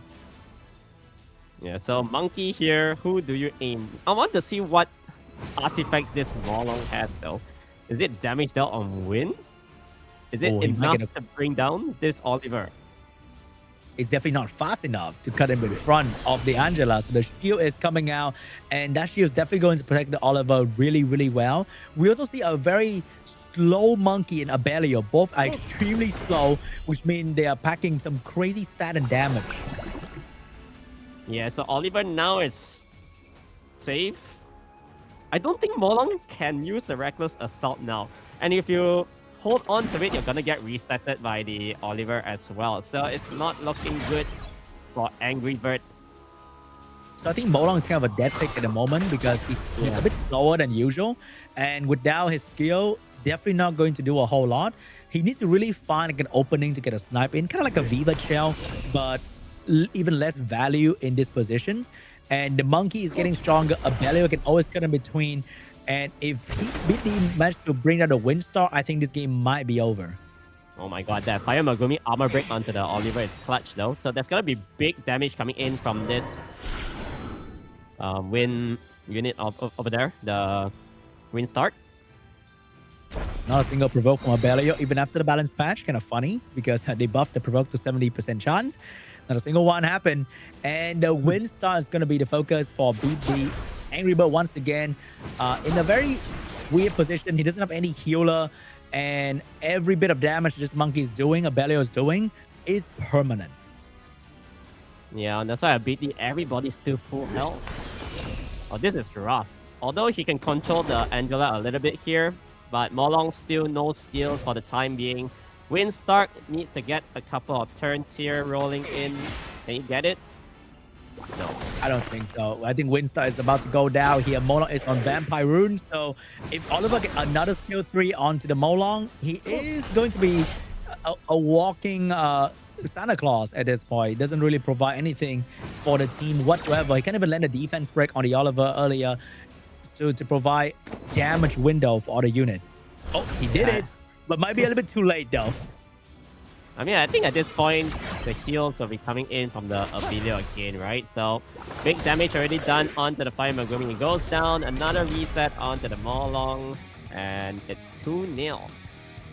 I think the Molong was a little bit faster to cut in front of the Angela to one-shot the Oliver. He could have had a very, very good chance to win, but the Angela cut in front because Oliver provides 33%, Fire Megumi only 28%, and both Molong and Angela have very, very poo-poo base speed. Yeah, that is right. So it was not tuned as well, so we'll see what the pre-bans will be this time. Some sort of RGB, I guess. Is it going to be a Windstar pre-ban at this point, or are they trading Windstar and pre-banning a healer instead? Maybe a Angela pre-ban would be a play here because BEAT.D seems to rely on this healer quite a fair bit. Yeah, I mean, like, you're having so much troubles fighting the Angela. I think you've got to pre-ban it this time, but he's going to go for the Oliver instead. And BEAT.D is going to be removing the Windstark as well. I think this might be where the LD will come out without Heigang Josephine. We might be seeing some crazy turn 1 strip stun here. The Gojo, the Dark Aragon. But no! BEAT.D is telling Angrybird that, come on, buddy, let's heal. Yeah, oh I mean, like, God. He did not have any answers towards all this Angela team, so might as well bring it in again. First picking Angela is crazy, though. That is some wow stuff over there. I'll be bullied in school if I first pick Angela, okay? And here is going to be the Wind Monkey getting picked up with the Water Monkey, and we have the Fire Monkey. Are we seeing a Dark Monkey showed up? Probably. I mean, Dark Monkey is still not too bad. I mean, you got AoE Armor Break, can strip, but it's gonna go for double fire instead. He's kind of pre-picking his counterplay by using this Fire Legolas here. Fire Legolas can also steal the She-Hulk buff, so that's going to be great. He's kind of telling Angrybird to not pick healers because I'm going to steal all your buff as well. So I feel like I'm smelling a Water Gandalf getting picked up by BEAT.D here because there's no Fire Legolas to be drafted by Angrybird anymore. Yeah, but he's going to be opting for another double water, but instead of the Gandalf, it's the Annabelle and a Chow. Opens up the Layla though. Oh, this is looking rough. Man, that's a free Layla pick here. He can also go for another win pick if he wants to, like an Annabelle, Diana. If he wants to, I think that'll be. Oh my God! Yeah. There's the Diana getting picked up by BEAT.D here, the freest Diana ever, and he can ban whatever last pick coming out from Angrybird. That it does not matter what Angrybird picked last. I think BEAT.D already got it figured out. Yeah, Masha definitely banned here for sure, and free reign for this Diana later. Oh my God! And here we go, guys. Let's see if this Diana can actually destroy the water unit, because there's always that Wind Monkey waiting to stun the Diana when she focuses on his friends. I mean, it should be... Oh, it's not even on revenge. So he's just going to be aiming the Wind Monkey all the way, because your Diana is never dying with the Angela in the field, right? So it all boils down to whether Angrybird can kill off the 2 fire units in time. All right, here's a quick kill for Chow if he can capitalize on that.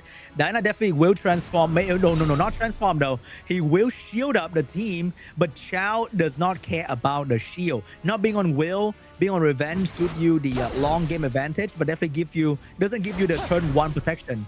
As you can see right here, Chow going straight in for the kill, and he will get it on the Fire Legolas, and that's the price you gotta pay for being on revenge. But the Diana pick was to destroy the water unit. I think. Yeah, I mean, he should have pulled on to the Diana shield though. I know the shield was gonna do anything because I think the fighters was dying anyway. But look at this damage. Oh, never mind. Anima is gonna fix that real quick. Here comes another crit from the Chow, but the Fire Monkey is not gonna go down that easily. Yeah, because if you hold on to the shield earlier, he could have went for the pew pew onto the monkey with the armor break. So now, yeah, it's more like a little bit of sustain going on. But once Diana gets the monkey down, it's gonna be really scary for Angry Bird. Dude, that water monkey stunning Diana, kind of cheating. Oh my god, with the Chow going for the crit as well. The shield will take away the shield. Diana's gonna go down without doing anything. Oh my god, Angry Bird. I think he just got a little bit too angry over there. Oh man, that Chow crit the Diana for what, 37,000? That was insane. But the game is over yet. Fire Monkey is the Monkey King. He does not care about your water element. He might just bring down 3 water units if he's lucky enough. Yeah, we can see about that. Ghost Prayer to heal the Wind Monkey up. The Singzer is back to half-life. And that's gonna be another Justice big crit 30k onto this Meiho. Ignoring shield is one of Chow's biggest attributes. And that brings out a Fire Monkey. BEAT.D goes down in game 3. Angry Bird took down a Diana with a Chow and the Shiho. Who would have thought? Yeah, that was really a good crit coming in from the Chow. Yeah, it was more like a timer. Whoever kills the fire units first or the water ones will win. So 2-1. Yeah. Pre-ban this time. Oh, locked in so fast though. It's the Angela and Chow. Yeah, the Chow that absolutely crushed the hope of BEAT.D in the previous game. And Angela has been a thorn in Angry Bird's side for sure. Even first pick by BEAT.D here. So first pick for Angry Bird is going to be the Shield. Will BEAT.D have another healer? Maybe a Gapsu, maybe a Rakuni, Tetra, Veramos. BEAT.D locking in Velasca in the first game? So we're going to be seeing a potential Velasca. Do we see him bring in those kind of light robo team? What is he doing here with the first pick Velasca? What is the plan? Are we seeing Christina? What? It's Chandra with Velasca. Okay, this is pretty interesting. I would have loved the Carlos Christina, strategy with the Velasca. Hey, that'd be cool, man. That will be cool to see. But I wonder if that's gonna actually show up here with the Oliver. That could be a play. Wind Monkey getting picked up by Angry Bird for the third pick. Is it going to be Fire Megumi? Is it going to be Fire Legolas? It's going to be a Dark Star coming out from Angry Bird. We have the Fire Monkey getting picked up once again by BEAT.D. No more Chow this time to scare him, but there's still going to be the Annabelle. Yeah, so Meiho might be picked up here. This is a very interesting Velasca pick, It's more like a bruiser team that is pairing with it. So we're going to be seeing some sort of protection coming in from this Veladril as well. Very interesting Veladril pick. I think Veladril might be a little bit too vulnerable to the Dark Star and the She-Hulk. So he switched to a Water Gandalf for the Shield and the reflect damage. I think that's definitely going to hurt the Dark Star a little bit more than the Veladril. A Belio getting picked up here. So that's going to be the healer after the Angela getting taken out. And a Bover to counter the Water Gandalf as well. Yeah, 2 really nice water picks at the end coming in from Angry Bird and BEAT.D. Yeah, Layla can never go wrong here because, yet again, they don't have any immunity, things like that. No counter towards the Layla. I think this Water Gandalf is definitely going to be super annoying for Angry Bird to deal with because that shield, that reflect damage is going to hurt a whole lot. All right, here we go. So Shiho will move first. Who do you stun? I want to see the stat on this Fire Monkey, like how tanky you are, how much damage you have. Like, why are you so slow? That is crazy. Because we saw a super fast Fire Monkey from the other player, but it's kind of refreshing to see something like super slow like that. It's on Nemesis, that's for sure. We saw attack power gain. Yeah. And the Gandalf getting his shield up. And this is going to be tough for Angry Bird to break through. I mean, earlier the Chow crit him for like 30k. It did around like 60% of the health. So it's a really tanky monkey, Yeah, it could be like a HP, crit damage HP kind of monkey, focusing purely on stat. The Chandra is now being stunned and focused, but the reflect damage is keeping him alive as well. Big damage coming out from Abelio though. The damage from Velasca also didn't really do much for the enemy team there because Abelio fixed all of that damage real quick.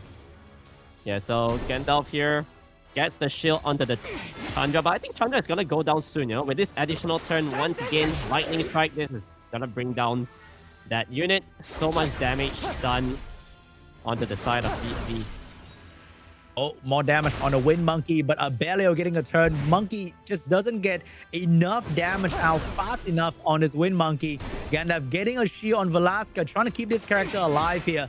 And more damage coming out. Threat State protecting the Wind Monkey from the kill move. And the Monkey return fire on the Velasca, taking down the Velasca. Oh my god, BEAT.D is losing in his own game here. The Bruiser outplay coming out from ANGRYBIRD. Yeah, I mean, like, BEAT.D running these kind of bruiser teams, right? It's actually getting countered so hard by the stocks, you know? That single threat state that you gain, yeah, you draw the aggression from that monkey. The Mei Huang couldn't finish off the Singzer, and he's, like, still there to apply armor break, things like that onto the other units on Velasca, the Chandras, and whatnot. And also, you still need to deal against this Abelio. Yeah, it's rough. Yeah, I wasn't very sure about the Chandra pick because I'm sure he know the Wind Monkey is coming. ANGRYBIRD seems to be a Wind Monkey enjoyer through and through, and the Chandra was locked down very, very quickly and taken down super fast by the Monkey and the Darkstalk damage combination. And there's really nothing much that BEAT.D can do here. The healing from Gandalf, the shield, is great, but it doesn't come often enough. I think Gandalf nowadays needs to be paired with another AoE shield unit to actually keep up his presence on the match. Yeah, just a single Gandalf is easy to deal with nowadays. You need to pair it with the Angela, then you can only see the benefits that you can gain from the passive.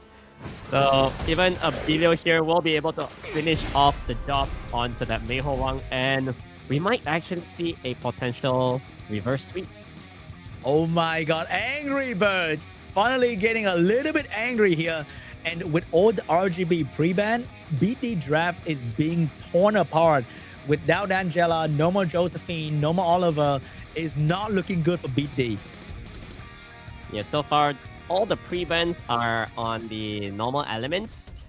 We haven't really seen both sides playing heavy LD drafts.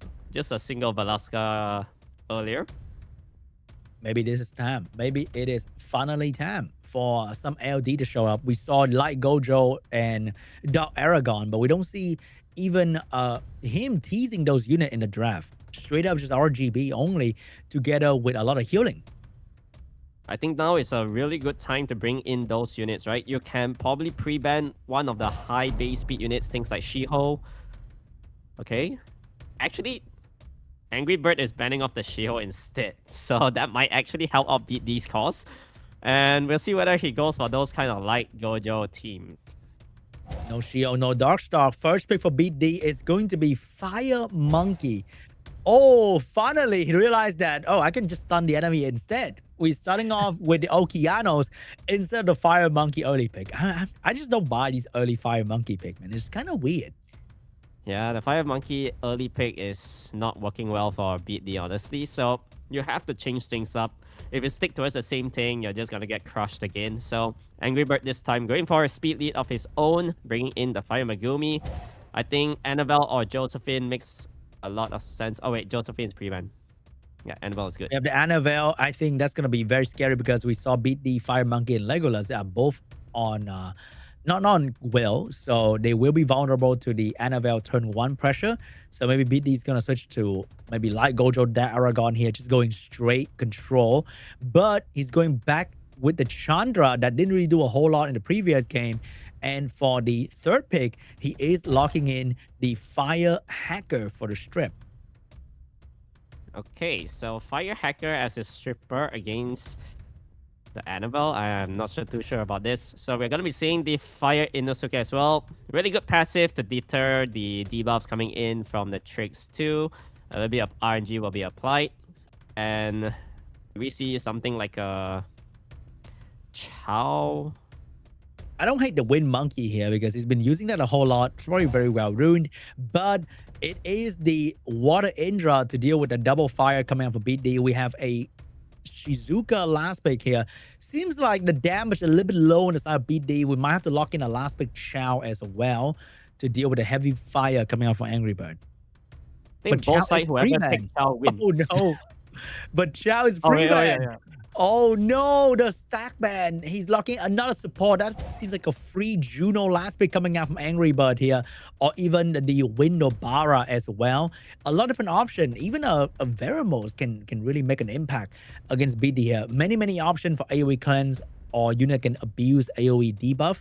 So let's see what ANGRYBIRD decides to go for in the last pick. I think it has to be Juno, right? Juno is so good here. We'll see whether he is agreeing to that, all right? Yeah, forgot the pre-ban. We always need to remember that Chow is actually gone. So he's gonna go with a Water Gojo instead. Water Gojo last pick. We have the Shizuka ban, we have the Annabelle ban. So both sides would not be enjoying a whole lot of heal, but ANGRYBIRD has 2 units can self-heal, so they can be the long game plan for ANGRYBIRD. All right, here we go. We'll see whether Trix is able to dish out a lot of debuffs here. Parjana getting resetted right off the bat, and there's gonna be a stun coming in. I wonder if that was like a Swift Okeanos. He outsped the entire enemy team with a 24 against a 28 speed lead. So might be a Swift Oki. I'm not too sure yet, but the Gojo get a stun, get a Violent Proc to strip as well for the Provoke coming out, but missed the Water Aragon. Well, but Trix is in trouble now. With the 2 turns Provoke, that unit is not gonna be moving much, but Chandra will be able to protect 1 unit now. Unfortunately for Chandra, there are 2 buff stealer over there, so they are both under immunity. Chandra cannot put a slow debuff on the Gojo, who's going to be moving a whole lot, dealing damage and taking a lot of buff away from BEAT.D. Yeah, so here, so Gojo tried to get the stun onto the Chandra, but failing to do so. Gonna be stealing the hug away, alright? So removing that buff, and Trix is in trouble once again. Parjana next turn, I believe, might have his skills again. But 2 water unit didn't land a whole buff, a whole lot of debuff on the water unit. The buff block on the Gojo can be very crucial though, because that's gonna block him from getting the defense buff right there. But the water Indra will get a transformation without defense break, shake out the slow debuff, and putting the debuff on the enemy team, taking the attention away from Chandra. Yeah, so this is still 50-50. I think I'm leaning towards a Parjana to like finish off everything here, because Okeanos is already going down. He's taking so much damage just from all these kind of AoE hits from ANGRYBIRD. Yeah, both these fire units are extremely weak into the water unit, and the water unit are not exactly countering the water unit over there really well. So even if Oki managed to take down the fire unit, I think these 2 water is going to be very scary. But he get the reset on the water Indra. This might be the comeback for BEAT.D draft here. But the water Indra will finish off Okeanos. This water Gojo in the end game is very dangerous. Yeah, and it's still not easy to kill off this Parjana because you do have damage reduction, but I think it's just gonna be dying here. All right, so 2v2. It's getting very intense, but the water Gojo. Oh my god! From fire onto water. Water Gojo finish off the Chandra, getting another turn. Water Aragon unfortunately is a support unit, so he doesn't bring a whole lot of damage on his own. He might get a bit of damage over here, but it's GG. ANGRYBIRD would take down the former world champion BEAT.D to move on to the semi-final. ANGRYBIRD with a reverse sweep as well. 3-2 victory, and actually that fire Inosuke crit the Chandra for 6.7k as well. So yeah, Chandra going down and just left your Dark Aragon alone. I mean, your Water Aragon alone, you got no more damage output. Man, what a clutch comeback. And the reverse sweep as well, Cray. Look at that. You could lose 2-0 against the former world champion, and you can still find your footing, still regain confidence, and get that 3-0 against him. Beautifully done by ANGRYBIRD. He's moving to the semi-final, and BEAT.D will be moving down to the lower bracket. Yeah, really nice series right here. And it's still not over yet for BEAT.D. I mean, world champion, you know, I don't think they get affected too much. Even if you're in the lower round, you're just going to be focusing one match at a time. And probably we'll be seeing him back in the lower finals later on. It's gonna be a tough climb in the lower bracket right there for BEAT.D. ANGRYBIRD. Very beautiful draft. I think we saw a total of one LD5. Oh wait, two drafted between BEAT.D and ANGRYBIRD. The Velasca that didn't really do a whole lot, and the Dark Star that did amazingly against BEAT.D. So a lot of normal unit was drafted. A lot of mix of strategy right there. Good counterplay, and some counterplay didn't really work out like Diana. But here we're seeing SCHOLES in the last match of the quarterfinal. SCHOLES also a Sonia meta enjoyer with a mix of Seimei in between. Yeah, really nice drafting coming out from SCHOLES here. We love to see those kind of speed leads with Force Band, Sonia, and then you can pivot into a Seimei as well for Bruiser. So really good all-round drafts that he can provide. And on the other hand, we have Ek, which is a new challenger. All right, so he's also rocking these kind of RGB units. I love to see chakras. And that is looking very aggressive here. I think he likes like an AoE big opener. And he also rocked a Seimei and a Sonia in the most band. So they might have very similar draft to one another. Yeah, that is for sure. So we'll see who is going to be moving onwards to the semifinals here. One more slot left. It's going to be either SCHOLES or Ek. The game should be able to start soon. And we'll see the first round pre-ban. I mean, the first round pre-ban later in round 2. What would it be? I mean, do you remove things like Asher? I would love to see those kind of things, you know. You never know. The meta can evolve throughout SWC as well, because they get to watch what the other region play, what are the counterplay that people can think of, and you can slowly adapt to your own draft. Because somehow we see a lot of Fire Monkey early pick in Korea, something that we don't see at all in other region. Maybe they found some cool draft. They want to counter the enemy, pre-counter the enemy by picking some sort of bruiser, like early pick healer as well. It's a very, very strange development in each different region as we see a different match, different player apply a different strategy to their matches.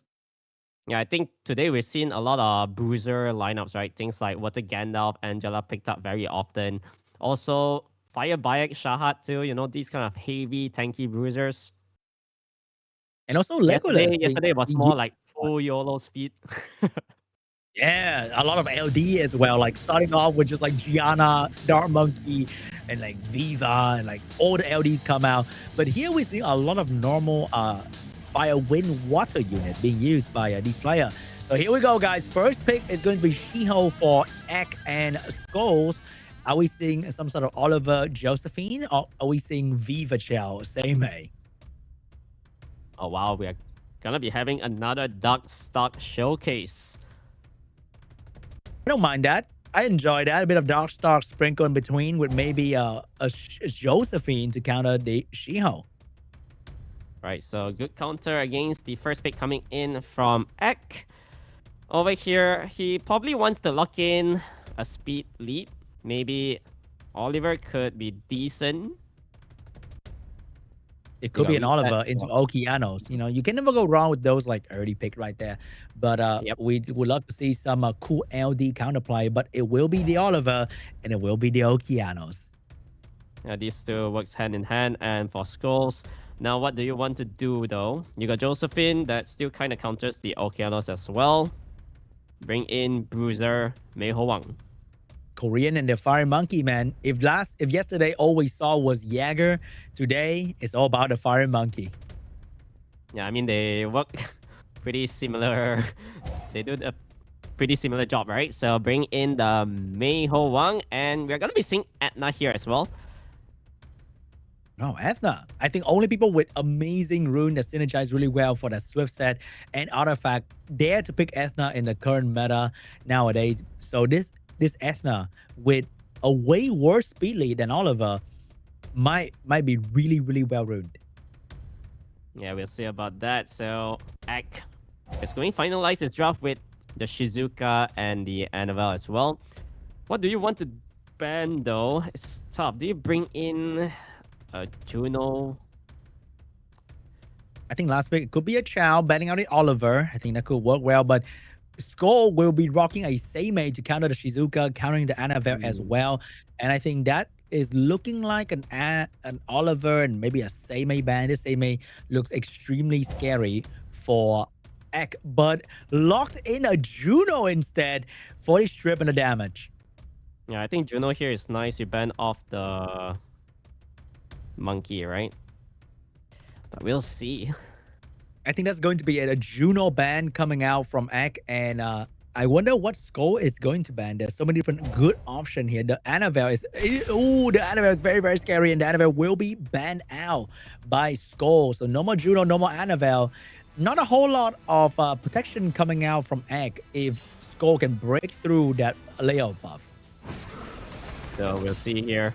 Did not get the stun onto the Etna, so Etna will be able to apply the Shatter. He's gambling a little bit with the second skill though. However, he's gonna get the turn here with the capture because there's a fire unit on the other side. Go straight for the stun on the Okeanos. Did not go for the Shiho, so he didn't want to get reset by his Okeanos here. But the Darkstalk will get pushed back by the Oliver. Missed increased cooldown time, get a bad violent proc as well. So this Josephine the Monkey will have the opportunity to break someone. Oh my god, another resistance from the Oliver. Yeah, there was a double resist from that Darkstalk. He does not have Will Rune, so all things in nature will be applied now. And we'll see. I think he's just gonna be continue working on to the Okeanos. So big provoke into the armor break. Additional turn. Okeanos is dead. Man, the extra turn from the Monkey almost send Okeanos home, but I'm pretty sure the Shadow from the Ethna will finish the job right there. This Oliver does not have any skill because he got resisted earlier. So he is a sitting duck as well. Even with the protection, I don't think he's enjoyed the view at all. That is the worst case scenario when you're using an Oliver. You know, you miss your reset, your skills all on cooldown for so long, and I don't think you're able to control much after this, you know. So Rain of big Storm is gonna, yeah, it's gonna buy some time for Ek right there.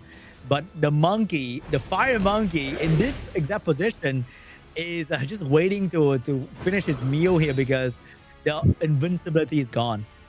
Yeah, that was a big win from the Mei Ho Wang as well onto the Shiho. Already half-life without armor break. What do you even do here? Oh my, what do you even do here, Oliver? The Darkstar hasn't taken a single proper turn yet, but I think the moment he does, it's gonna be very, very bad for Ek. So Josephine needs to get the stun onto the Oliver soon. Okay, getting a little bit of pushback onto the Mei Ho Wang. Big stun into a Bio proc on that Darkstar.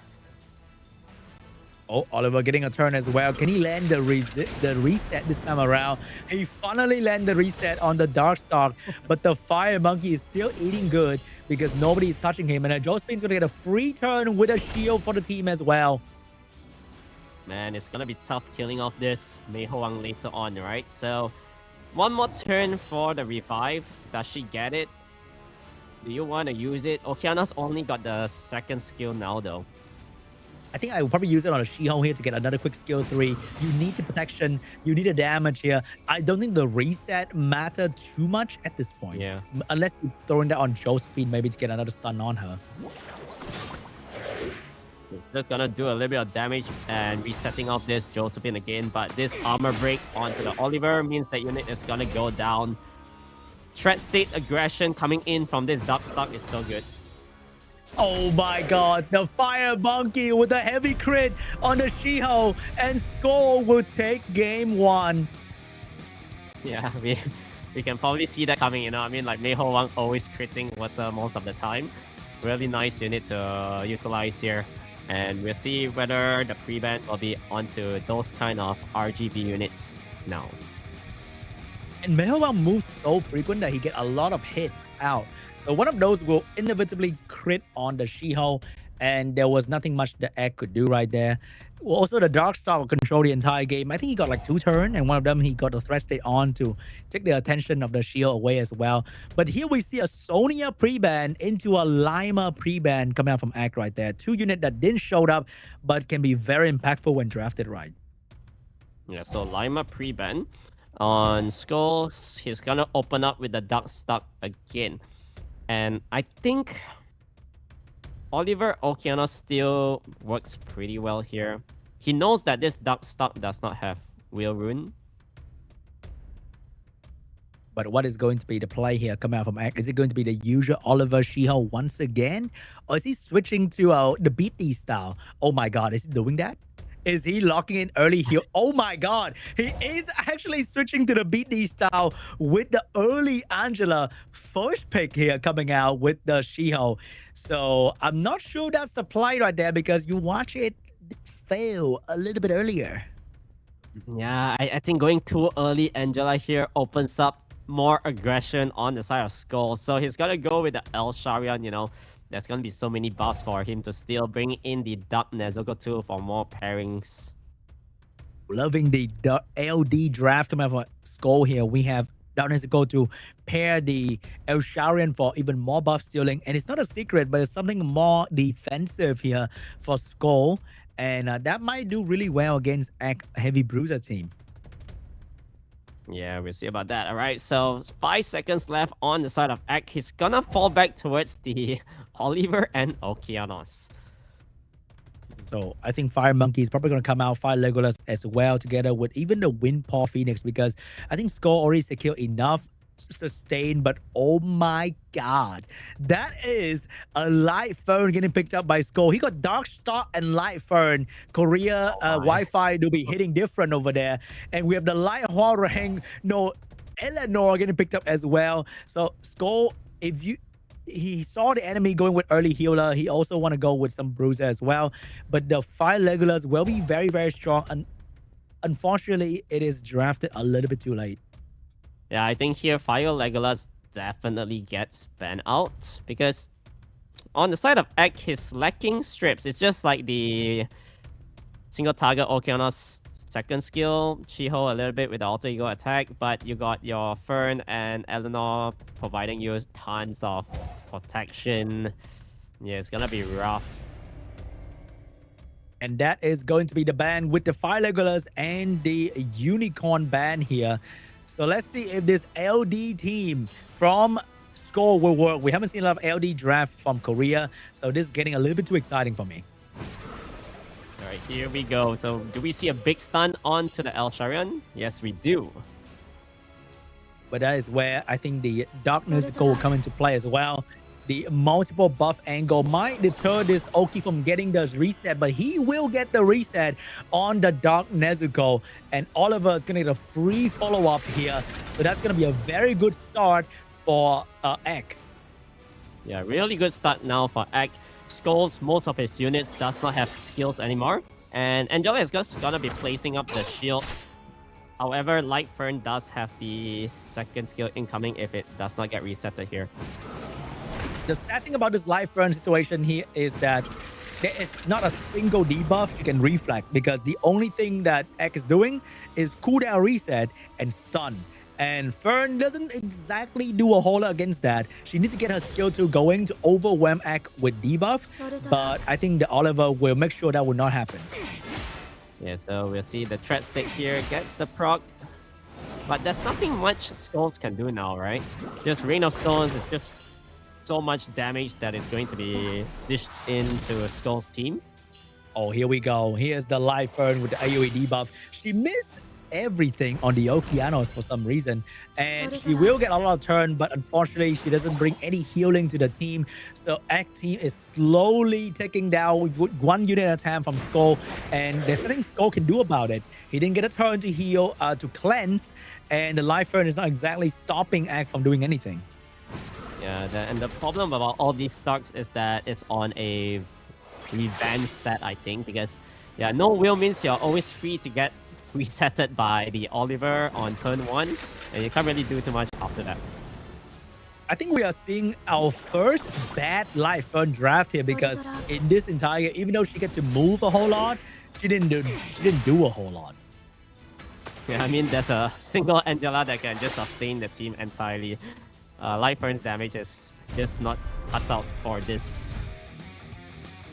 And that's it. Ek will take game 2. Unfortunately for this full LD draft, it didn't do a whole lot. Funny enough.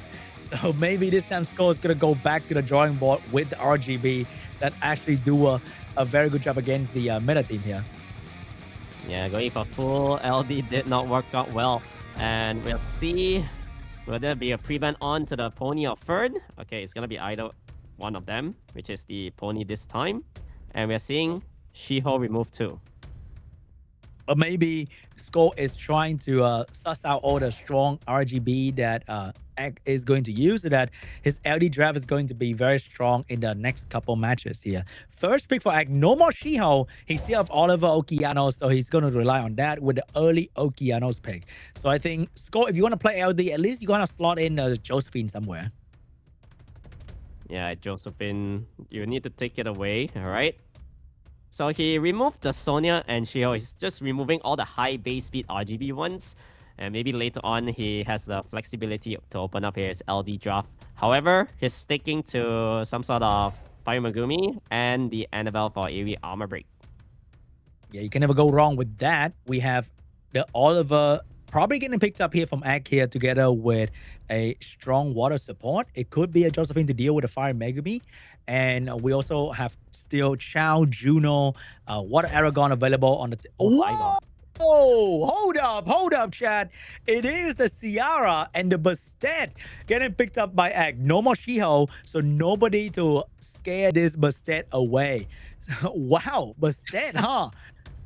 Really? Yeah, I really like the Bastet pick though.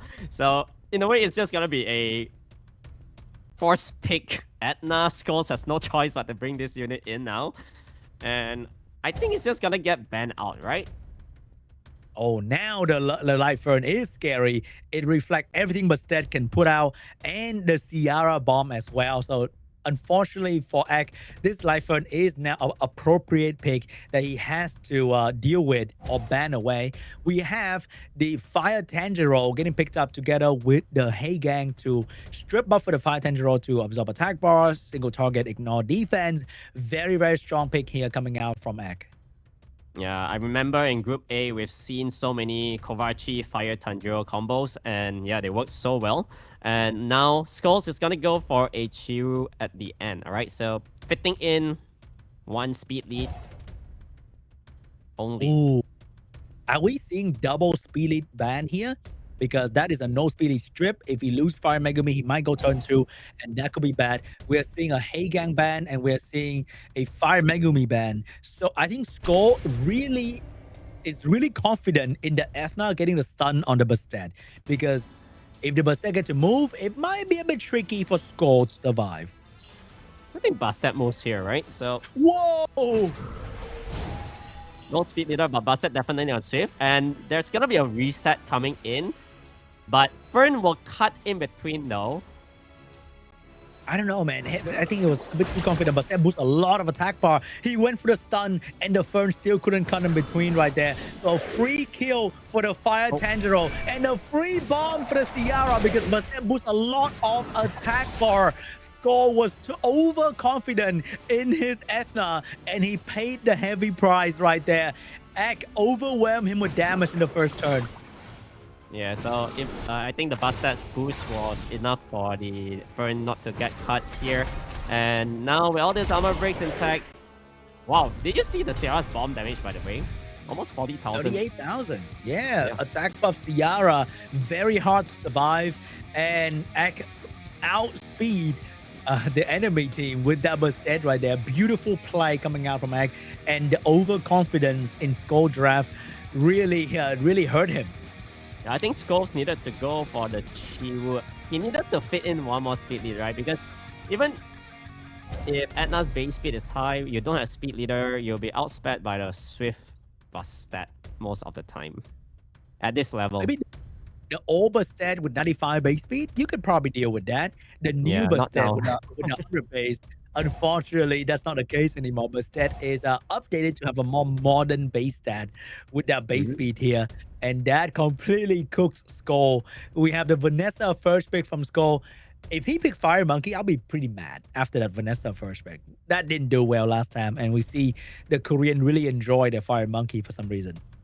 Yeah, so do we see Egg taking some sort of Bruiser Angela? Alright, he's going for the Tetsuya and the Annabelle route again. Yeah. Kind of stealing Skull draft from the previous game, but Annabelle is a very good unit to take when you are feeling like you're going for a turn 2 position here. We have an early Chow pick him out from Skull, but that is not a bad idea when we're seeing a Fire Megumi and Annabelle. But there's still Sierra Oliver coming after this, so Skull gotta be careful with that. So Skulls is gonna be taking the Angela for himself. Really good sustain. But it's not really good to cleanse Annabelle debuffs, right? Because that one applies AoE for 2 debuffs for everybody. I think Skull is super vulnerable to a Layla last pick right here, and his next 2 pick is not good enough, and the Layla can put a pressure on him. I think he is going down rather easily. We have Sierra and the Shaha getting picked up here to focus the Chow down. So his next 2 pick need to really work on these 2 units, or else the Layla last pick will crush him entirely. So we definitely need some heavy fire presence here. Yeah, Layla with the silence also really good against things like Vanessa. You can silence the revive. So Skulls is gonna go for the Okeanos.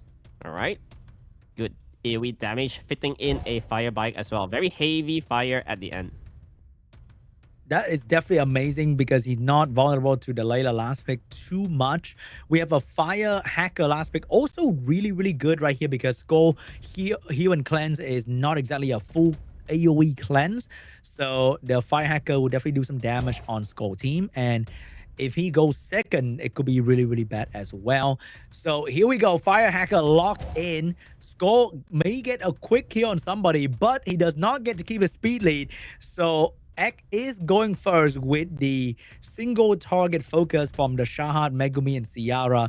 It might be a kill on 1 unit on the side of Skull. Yeah, I think this Sierra should be doing around like 24,000 for the bomb, if I'm not wrong. So maybe a little bit more, you know?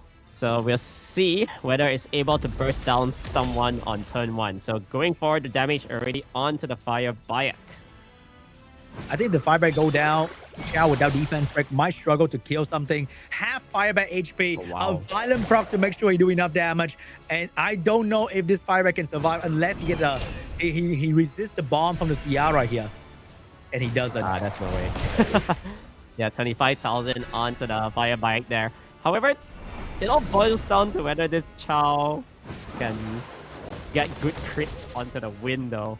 It's gonna be tough. That's gonna be hard, man. He gotta go through a lot of unit over there. Fire Megumi took a lot of damage from the Chow though, which means this Fire Megumi might be on a squishier, higher damage side. And this Yashahat not going down that easily. We also have the Annabelle heal still available to turn the game around. So there's gonna be a big stun applied onto the Okeanos. Annabelle getting the additional turn to heal things up again. Oh, he fixed that Chow hit real quick. Ciara Shahat are really good against this team right now. They put on constant pressure, and one Sierra bomb can instantly end the Chow in a moment attack power up 10% happen. Yeah, so Sierra here probably going for the normal attack instead onto the Oki. Not trying to get some attack bar onto the Chow with the crits on the normal attack. Probably does not want to trigger the Nemesis coming in from that unit. So Shahat here not able to apply any dots onto the Oki. Oki can reset someone up right now. We got a good reset on the Ciara, so the bomb's not coming out anytime soon. I'm pretty sure that Chow is going to finish out the Fire Megumi here as well. But the moment Annabelle get a skill 3 out and Shad apply pressure, especially if the Annabelle slow the Wind Angela down, it can be very, very bad for Skull. Oh, there's a big silence onto the Okeanos. And now, with the Water Guarded Angel, AoE armor break, Okeanos is gonna die towards the dot. With that Okeanos to keep this here in check, this Chow will need to perform some miracle crits on Win if he wants to win this match. He gets a crit though, but the Annabelle brings the Sierra back to full health. One bomb down onto the Angela. Another violent proc for the Ciara. Sierra is taking over in the end game. Yeah, Chow dies here and it's Angela against the wall. Congratulations to Ek. He's moving onwards to the semis. Skull going down to a new challenger. I think it's a new challenger if I'm not wrong. And very well drafted. He baited Skull with the Bastet.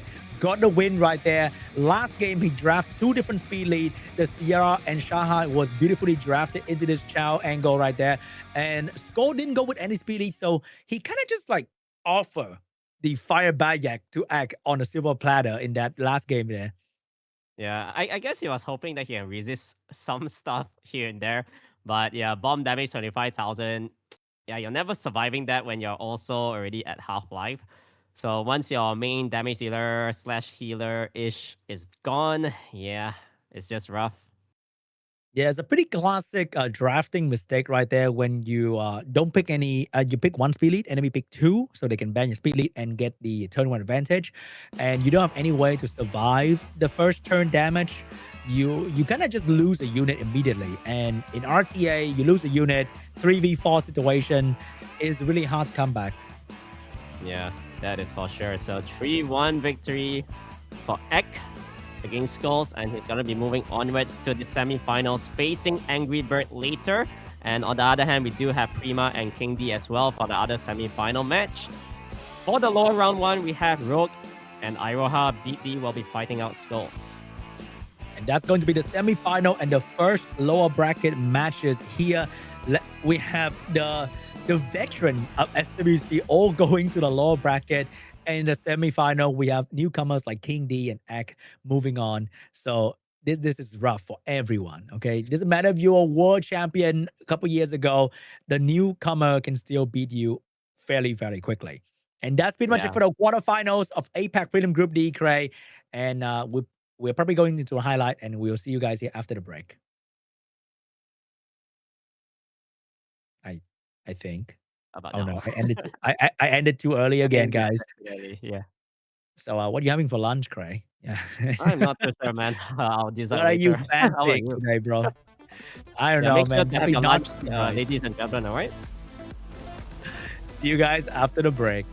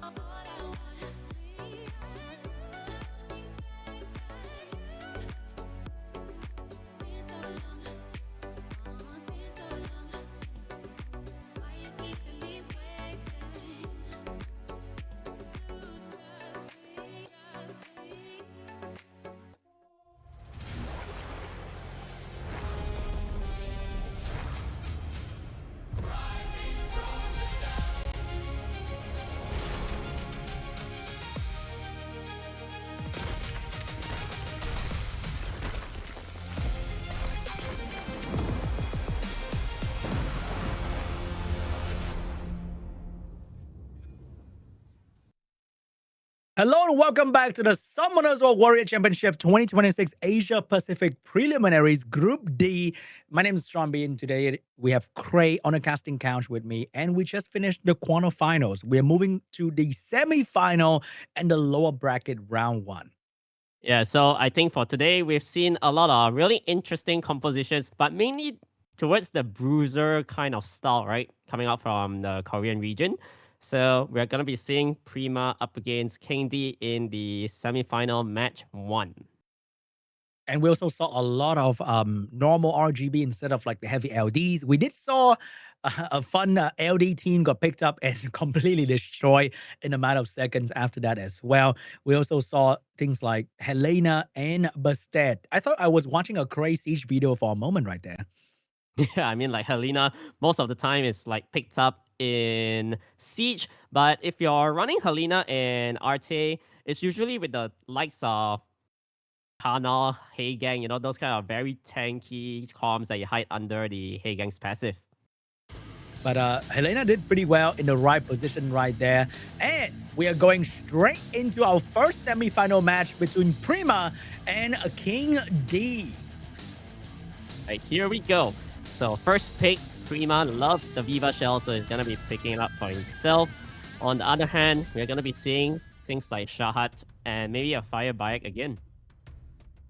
Oh, Viva Shell first pick. So we've seen that used for other players, but unfortunately it didn't really turn out too well for most of them because the Vanessa countered that heavily. And KING.D is going in with double Bayek. Yeah, so Fire Bayek here, pretty decent. It opens up Prima to go for the Vanessa though. So Vanessa is going to be nice here with a strip armor break. And maybe fitting in something like a Shiho or Okeanos, right? More controls coming in on the side of Prima.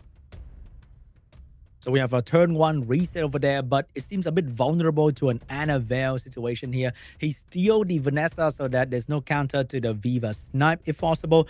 We see an early Chow getting picked up by KING.D and Velasca as well. I feel like this is a bit vulnerable to a Layla plus another AoE CC. So let's see if it's going to work out well for KING.D. Oh my god, Layla is looking so hot here. We'll see whether Prima wants to go for that option or maybe more kind of bruiser. All right, we're going to be seeing an Alina, so decent Oblivion to deal against the Shahat. And of course, Layla will be fitted in as well. So that's a whole lot of slow debuff for a slower position being taken by KING.D here. He definitely needs some sort of AoE cleanse to deal with this. Which poison he chooses to deal with, either Elena or Layla, he will be enjoying that slow debuff for a little while. So that is going to be a unit that will enjoy the slow debuff being put on her. Is going to be the Win Nobara or Aya. Yeah, I think Aya here probably gets banned outright. And we kind of know Prima's Viva is those kind of slow ones, if I'm not mistaken. So there's always an opportunity to just snipe off that Chow later on. Here we go, guys. What is the poison that Prima will get to put on the enemy? And that's going to be the Layla. The Windobara get banned out. But the funny thing about Layla is that one game, it can be the god of control. The other game, you don't even know she exists. So there's that possibility for KING.D to just not eat any debuff whatsoever. So here we go. Layla opening up for Okeanos and landing a mother load of debuff on the enemy team. Oh my god. He even got the silence on the Fire Bayek as well. Oh wow, the Velasca getting silence up here is huge. And there's going to be an additional turn here coming in from the Viva Shell, putting a little bit more damage onto that Chow itself. I think he's debating the reset, and he gets the reset on the Fire Bayek to negate the potential violent procs coming out of this unit that can do a lot of damage and cleanse a friendly ally. And defense break stun on the Fire Bayek, blocking him from doing anything whatsoever. Prima peek into the future, saw the violent proc coming, landing the reset was super important for him. Yeah, so Chow here can't really do too much. However, with this additional turn, able to do so much damage already onto this Okeanos. Can this Layla control the Velasca again? This time did not get the silence. I think you got to really work on this. Oh, that's a free snipe on the Velasca with the Okeanos moving after that. Now, is he going for it? I think you got to send it, right? The Velasca is looking really scary, and this Rain of Stones will finish off this Velasca, that is for sure. Oh my god, the Velasca is so tanky that she survived, but Layla got a lot of attack bar in between to finish off the Velasca over here. Didn't want to get the Vanessa to get a free attack because you never know. What if the Vanessa failed to kill? So that was why the Viva Gel is so popular, because no matter what situation you're in, there's always a chance for that snipe to happen, and when it happens, it is so impactful. Yeah, and Chao can't really wake up from this as well because of the harmful effect debuff. And now there's gonna be another round of reset onto the fire bike, making it so that he cannot heal up with the third skill. And that is why, ladies and gentlemen, in the chat, getting a speed lead on your team is very important, because if you draft full team without speed lead and no crazy passive to deal with AoE CC, then this is what you are going to get. An instant Layla into an Okeanos, and suddenly you're never taking a proper turn whatsoever ever again. Yeah, your team is just not moving. Look at that. I think literally KING.D only got one hit in-ish. I mean, a little bit here and there with the fire bike rocking out from the stun. But yeah, that's about it. Yep, doesn't matter what LD5 you're going to bring, Velasca or not, they will eat the CC, they will be controlled. And Prima even went with a more calculated play with the reset from the skill to Okeanos to make sure that even if they violent proc, it wouldn't hurt him too much. Yeah, so I think KING.D, do you just remove the Viva Shell here and see what kind of drafting Prima will go for after that? Yeah, because that changes the entirety of the draft. We got Elena getting banned out. Dark Zenitsu, who didn't show up, and he's getting banned out here for some reason. First pick for KING.D. Let's see if he's going to secure a speed lead this time around, and maybe at least even a Fire Megumi. Oh, he's going to be taking the Viva away this time from Prima. So I think Prima here can comfortably open up with a Vanessa. I wonder if we missed a Viva Horde Heroes, Craig. It seems kind of free-to-play friendly for these Korean players over there. Just stealing each other Viva as a main strategy at this point. Yeah, it seems like everybody has this unit, though. So Monkey Business are back. We got the Wind Monkey and the Josephine. Both are decently good into the She-Hulk. So Prima will have a tough time trying to lock down the enemy here with the She-Hulk stun. So he probably need to bring in different kind of control, or he's gonna go in with the Windstar for damage. And if KING.D fail to pick up a fire unit in the last two pick, a Layla is coming for him again. Yeah, I think Sona here is also really nice big burst damage that can potentially one-shot a Josephine. But we do know these kind of Josephines does have very high HP, right? Earlier we saw the Sonya doing like 42,000 still alive, but not too sure how tanky this Josephine is. On the other hand, we are also going to be seeing a Velasca picked up once again, and with the Leo combo with the Viva. He's asking for a Layla, man. He is asking for it, okay? So Leo is definitely going to be the ban here, I'm pretty sure, because they combo really well with every single thing on the side of KING.D, and it counters Prima Sonya at the same time. Also very good damage dealer into the She-Hulk. So instead of going for the usual Layla, we are going a bit safer with a healer here, because the shield from the Angela is going to counter Velasca extremely well at the same time. Yeah, this Angela pick at the end is really nice against Velasquez. You know, I think it's going to be really hard to burst down anything on the side of Prima. And you still got these kind of burst damage coming in from Windstock as well. So no more Sonya, no more Leo. We have Prima with the Windstock and healer over there. KING.D with the Viva Josephine combo with Velasca for some follow-up damage. And once again, you never know what Viva Shell can do to you, because the quick snipe is very, very hard to deal with. All right, here we go. So She-Hulk will move first. And do you just aim the Viva here? All right, he gets the stun on it, thankfully. However, it's going to get controlled up, but good resistance coming in from that She-Hulk. And the Josephine did not get the violent proc to get her passive back. So this is going to be a bit rough for KING.D in the first turn position here, because he doesn't have any real damage at this moment and no lockdown opportunity coming out as well from the Josephine. So this Windstar is going to be able to do a whole lot of stuff here. Yeah, here we go. So Provoke landed onto the Wind Monkey. Velasca probably just gonna be holding on to the second skill for quite some time though. Wow, all or nothing, fitting to the name. Absolutely nothing happened with that skill 2 right there, achieving a total of 0 stun coming out. So suddenly Prima is also not in a very good position after that turn 1. And here comes the snipe coming out from the Viva, taking the Vanessa revive. But unfortunately, he's not going to be able to... Oh, he will be able to finish off with the Velasca kill. Big damage and taking down the Wind Pudding. The snipe combos succeed. And GG, KING.D will take game 2. Yeah, the opening with the Viva Shell though. That is why Viva Shell is so scary every time, you know? There's always that just one opening for a swap into a kill and Velasca getting the turn into the big burst damage, and suddenly you're left with 2 units. And also this Viva combo get boosted by Velasca as well, because not only you're getting Josephine to move immediately for the follow-up, Velasca is there to demolish whoever get revived as well. KING.D getting the Viva combo through and achieve victory. I'm pretty sure the Viva is getting pre-banned. Yeah, that is for sure. I think the prevent has to be on the Viva right now, because I think KING.D this time will be getting first pick if I'm not mistaken. So yeah, let's see over here. So I don't think Prima Oh wait, gonna... Prima will be getting first pick, yeah. So you do not want to let him have the Viva. Seems like whoever gets that unit wins. Here we go, guys. We got a Velasca pre-ban here. It seems like KING.D really enjoy Velasca, so no more Velasca for you. We have the Sonia in the pre-ban slot as well. So no more one shot for Prima.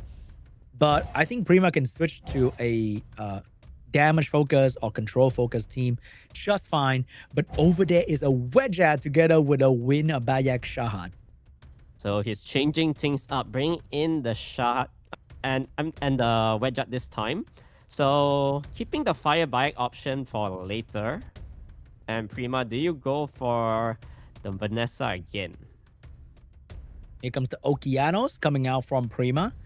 And he used to go with the Vanessa in the game 1, and he will stick with the Vanessa from the game 1 together with the Okeanos. He has 2 last pick for CC or damage depending on the enemy draft. But this time KING.D locked in a speed lead that could be on Swift as well. So that is a small threat for Prima to consider. Yeah, that is right. So KING.D flashing the child but not securing it just yet. Gonna be bringing in the Annabelle instead. Ooh, we got Annabelle and the She-Hulk. So this is going to be a much better angle for KING.D. He's not too passive. He's not too aggressive. He has a little bit of everything in there. Control, protection, damage, cleansed, AoE, death break, and slow. Really like this draft count from KING.D. So it's not vulnerable to anything in particular at the moment. All right, so what will Prima do over here?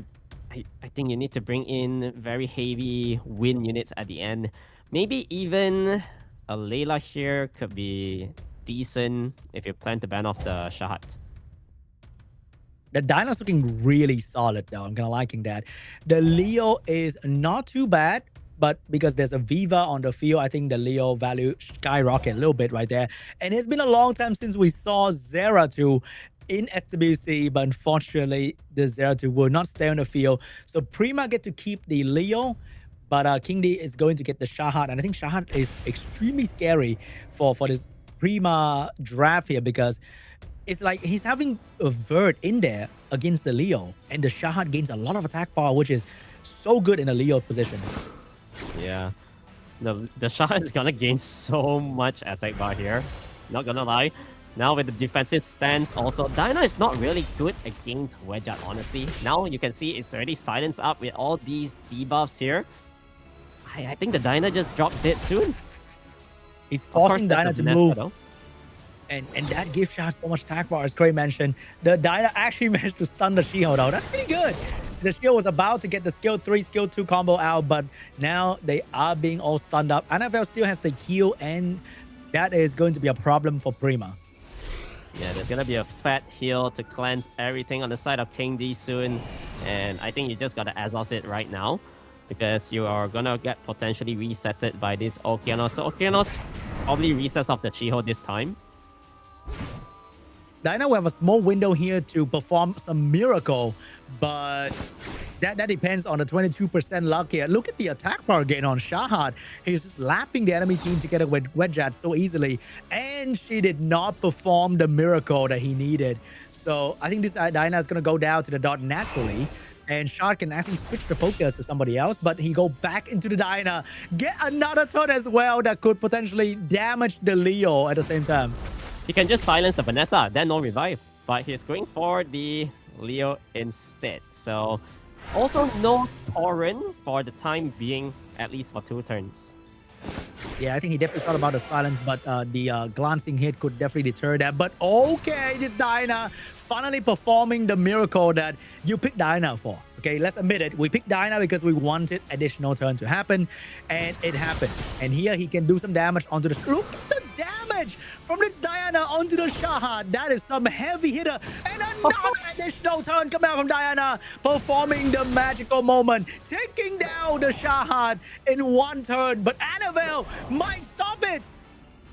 Oh my god, that shot got demolished by this Diana. How many turns was that? 2 turns, man. Just 2 turns. Shahad took 4 or 5 turns. Couldn't bring down the Diana. Diana took 2 turns and shut down the Shahad. We have to respect the damage coming from Prima right there. That was like a 4,000 per hit Diana. Like, that is something crazy. Yeah, but it's not really over yet though. Can Annabelle kill off this Diana in time? Not able to do so. So maybe he should have just tried to risk it with the Shahad earlier with the silence onto the Vanessa, you know? Oh my god, with Death Brick, it got double to 8,000 per hit from Diana. That can take a building. Oh my god, this Diana is built on a heavy crit damage build together with the perfect artifact to be able to dish out that much damage. Prima will take game 3. 2-1 lead for Prima, who will move onwards to the upper bracket final. We'll see soon. So far, in terms of the pre-bans, we are seeing a lot of LD5s, which aren't really picked. You know, things like the Dark Chillin. We've never seen that yet. What will it be this time, though? I think we might be seeing a Wedjat pre-ban here, because dealing with a unit was definitely a troublesome pick. And we gotta admit that the Prima Diana was being a little bit naughty with that turn right there. Just completely turned the game around for Prima. So we have the Shahad pre-ban, the unit that did the most damage in the previous round. We have Okeanos pre-ban as well, putting respect on the meta draft. First pick is going to be the good old Viva Chell Steel coming out from KING.D, but this time he doesn't have the Velasca for last pick anymore. Yeah, so you still do have the protection, you know, the Vanessa's passive here that can work really well against these kind of Viva Shell teams. But he's gonna go a little bit more aggressive this time with the Jogan and Oliver. I like this a lot. Whoa, he really wants the AoE opener into big AoE control. But She-Ho is still available, Segment is still there, Ethna is still there as well. Not to mention the potential Heigang draft, which is going to synergize great with the Viva turn 2 position. So here's the She-Ho getting picked up by KING.D. He's not going to make the same mistake getting control in the previous game anymore. And the speed lead in the Fire Megumi. Yeah, this Jogan might be pretty bad in this draft here unless he can resist the stun later coming in from this She-Ho. But Prima is gonna fall back a little bit with this Josephine. Josephine is really good against the second phase of the draft coming in from KING.D. And what is he going to pair it with? The Chow. Very classic textbook exchange here coming out from these 2 players. Josephine to counter, Chow to counter. So we have a Layla to counter the Chow, you know, pretty standard. And of course, you know, he got absolutely stepped on by the Diana. So he wants to do the same thing. And of course, Prima just happened to have the best counter to all things nature over there with the... Tian Lang, of course, going to get banned out. Layla's going to go out as well. So will Chow Diana take over this game? Oh, I got a feeling this Diana is gonna run the field again, but we'll see. We've seen Chow critting Dianas really hard earlier, so She-Ho has to get this stun onto the Jogan. Really important. He proc that last stun in the last hit, very important, giving the Josephine a turn. But can the Josephine provoke the Viva Chell? He gets it, so 50-50 chance to potentially stun this Oliver if the Fire Megumi try to aim it. But it's taking away the shield from that Chao first. So far, I think the turn 1 really ended the way Prima wanted. He get the reset on the Viva, Chao get to move, Diana didn't provide any value whatsoever, but the Josephine didn't get the violent prop, so she is vulnerable to being continuously controlled by the Shiho and also the Diana. Yep, so Diana getting pushed back here. However, resisted the reset, and now Shiho all or nothing. Ooh, he missed a very important stun on the Josephine. So the Josephine passive is back. She get a stun on the Diana as well. Viva get a violent proc, but Oliver already stopped the skill 3 from happening. Or else you could have sniped the Josephine right there. Yeah, he needed to stun the Josephine instead of the other units. But still all good. Jogan is down, but Shiho might be in trouble here, you know? Yep, definitely. Good thing for KING.D, he managed to kill the Jogan before he can scroll somebody, so he get the full value of his team. Viva is ready to go, and looking at the attack position, I feel like the Josephine might get a Viva snipe in his face. Oh, pause real quick right there. I felt like maybe he should just gamble, try to normal attack, get the armor break in, and then the shield will have followed through with the alter ego attack. You don't need luck for this Diana. It's gonna spread some people. Oh, look at the damage. That is a lot of damage onto the Josephine. And a free stun as well. KING.D is taking over game 4. And there's nothing Prima can do about it. This Chao might be very well built. But against a Viva and a Diana, oh, I don't feel this Chao can do it. Yeah, I don't think this Chao can do it here. With this Justice, he'll bring down the Monkey, but how are you dealing against this Diana with this armor break as well? Pushback? Or even get the sleep? Even got the sleep. Unless the Chao can cut the Diana and crit on Diana here, he might have a chance, but he did not go in front of Diana. He did not have enough attack bar in his pocket, and Diana will almost take down the Oliver, but I'm pretty sure Oliver is going to fall very, very soon here. And the next target for Diana is going to be this Chao. Yeah, Diana is gonna be free reign against this Chao here. Oliver is gonna die towards the dots already. Did we see Justice crit? Oh, there we go. Oh my god. Oh my god, he got a crit onto the Diana. The heal from the Viva is very low, but Diana will not hesitate. She will transform 5,000 per hit on this Chao, and she will step on the Chao from 100 to 0 in one turn. KING.D will take game 4. Wow, that Diana one-shotting that Chao instead. If the Chao got another turn, you know, another Justice critting that Diana, things would have been entirely different. But unfortunately for him, Diana is definitely not an easy unit to take down. Very, very tanky beast. An insane amount of damage on this Chao. Going to the game 5. Are we seeing a Diana pre-ban? Oh man, I think at this point, both sides are afraid of this unit.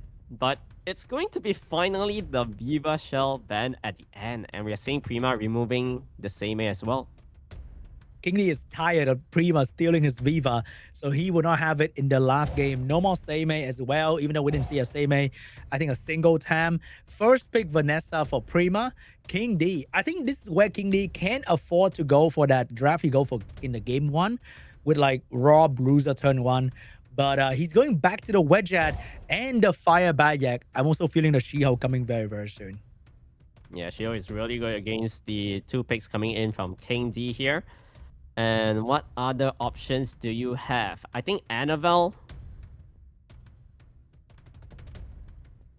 Maybe Annabelle. Maybe a win unit. Wouldn't mind a win unit. A win star is not too bad here as well if he wants to. But it is going to be an Annabelle coming out from Prima. There is a last pick, Layla, available for this double water team here. But you definitely don't want to review it a little bit too early. Yeah. I think revealing too early makes your draft a little bit harder later. Prima will have really good 2 options at the end. KING.D, however, 2 water that shows up. Diana? you know Diana. Whoa, we got some heavy single target here with Oliver and the mouse. I think this is like one of the first mouse getting picked up in SWC. The unit kind of fell off hard. with so much more new AoE coming out of the storage, and Annabelle is definitely one of them to deal with the mouse damage. So let's see what last pick Prima has in store for us. If he doesn't pick carefully, there will be an Diana coming out from the last pick. But Oh my god. we got the Gaddy Hathor getting picked up by Prima here. So Diana is definitely not a very solid pick into these two, but Layla might be. I mean, I felt like Prima could have taken the Layla instead. Layla, you know, Annabelle, Layla, all this kind of slow debuff, so good against Miles. And we're seeing a Veronica right at the end though. So I think it's going to be like a speed lead ban over there with the Vanessa going away so that KING.D can fully control. But see, knowing that it might be a Veronica ban as well. Veronica is very good into this particular draft without any passive over here. So Veronica will stay with the Wedgeat and the Oliver. Prima, what are you doing? I tell you, Prima is banking on this resistance lead coming out from the Hathor, right? You joking? Nah, he's going all in. Nah, that's not real, brother. You really slewing that. You're really thinking KING.D out here picking a 20% accuracy Veronica. So here we go, guys. Let's see if he can actually resist. Okay, Veronica, you have to do it. He missed a Hathor, but I don't think that mattered too much. Hathor eating the silence for 2 turns with the res lead, by the way. So right now, the Oliver has a lot of options to push back. Oh, the Oliver! My god. However, the Oliver failed. He needs to reset and make sure that the turn order doesn't go into Ganny's hand. Ganny can reset the Annabelle right now if he wants to, so that the Annabelle can provide some slow debuff for the team. Yeah, I think you gotta go for it. You have to ventilate your Annabelle here. Wait, I think Annabelle resisted the reset. No, I think Hathor resisted earlier, Hathor, so he had to silence the Hathor right there. So he got a free AoE slow on the enemy, buy time for the Hathor to come back, and also the Shiho. With a slow debuff, the Shiho has a lot of value here. All right, here we go. So with the slow debuff on the side of KING.D, his units ain't gonna be moving much, but Oliver will be able to cycle with the skill tree into 2. He's getting it. We don't know what this Veronica is on. It could be on Swift, but it could also be on Despair or Vile. But the damage from the Firebat is going to be focused onto the Hathor. Ganny get a pushback for free here. He needs to get everybody. Annabelle also get a heal, and Hathor will be activated very, very soon. Hathor with the skill 3, and that is over for KING.D. Oh my god. The Oliver getting resisted, I think, was very crucial right there. Yo, yeah. GG. And now you have that combo with the Hathor. There's no way you wake up from this. There's no way. He should have pushed back the Ganymede earlier so that he couldn't reset the Annabelle, but he chose to push back the Hathor attack bar, let the Ganymede reset the Annabelle, and the slow debuff ruined everything. The Oliver missing the pushback. So many things that happened, and KING.D could not kill the Hathor in time. I think Annabelle here can just go for the heal. Play it safe. You do not want to lose your Hathor for no reason. There's gonna be alter ego attack to just secure the kill onto maybe the Veronica or the Wedgeat. And man, who would have thought? Who would have thought? Prima locking in the Ganny Hathor out of nowhere and taking the W in the last game. There is no way KING.D can ever escape the total control of Ganny Hathor and slow debuff on top. Yeah. Oh, this is so rough. You're not moving at all, and it's really a nice win coming out from Prima. Prima with the Ganny Hathor lock taking over, moving to the final of APAC Prelim Group D. Yeah, beautifully done right at the end.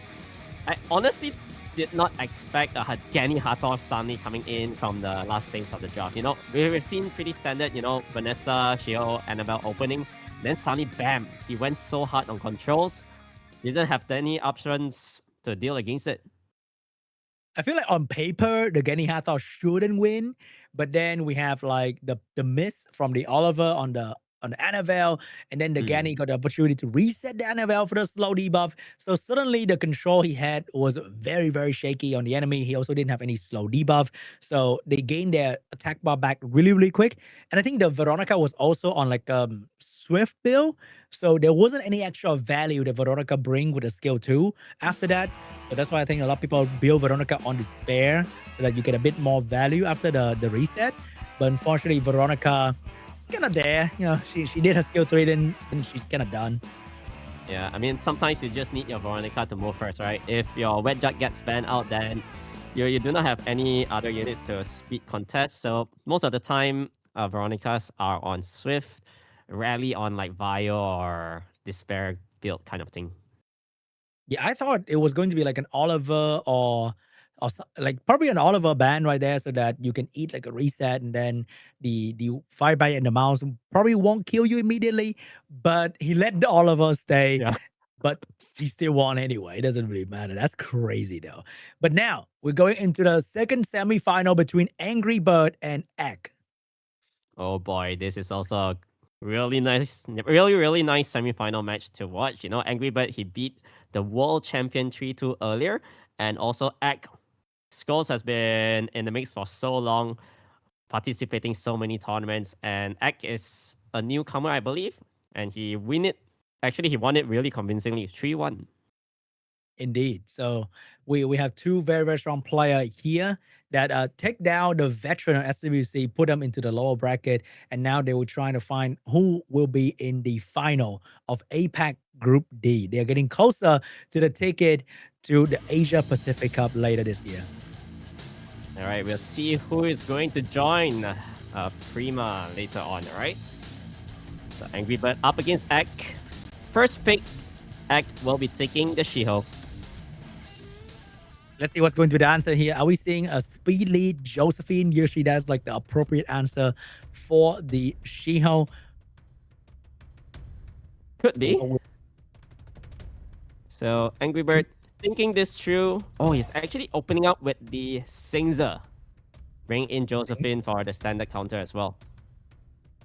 So we have 2 units to counter the Shiho immediately. So maybe we're seeing some sort of, oh, it's not going to be the Oliver. It will be the Ciara Jogan, putting pressure onto ANGRYBIRD because ANGRYBIRD seems like it's going to go for a turn 2 position here. But the speed lead from the Xingzhe will allow him to lock this segment and put pressure back onto the Jogan.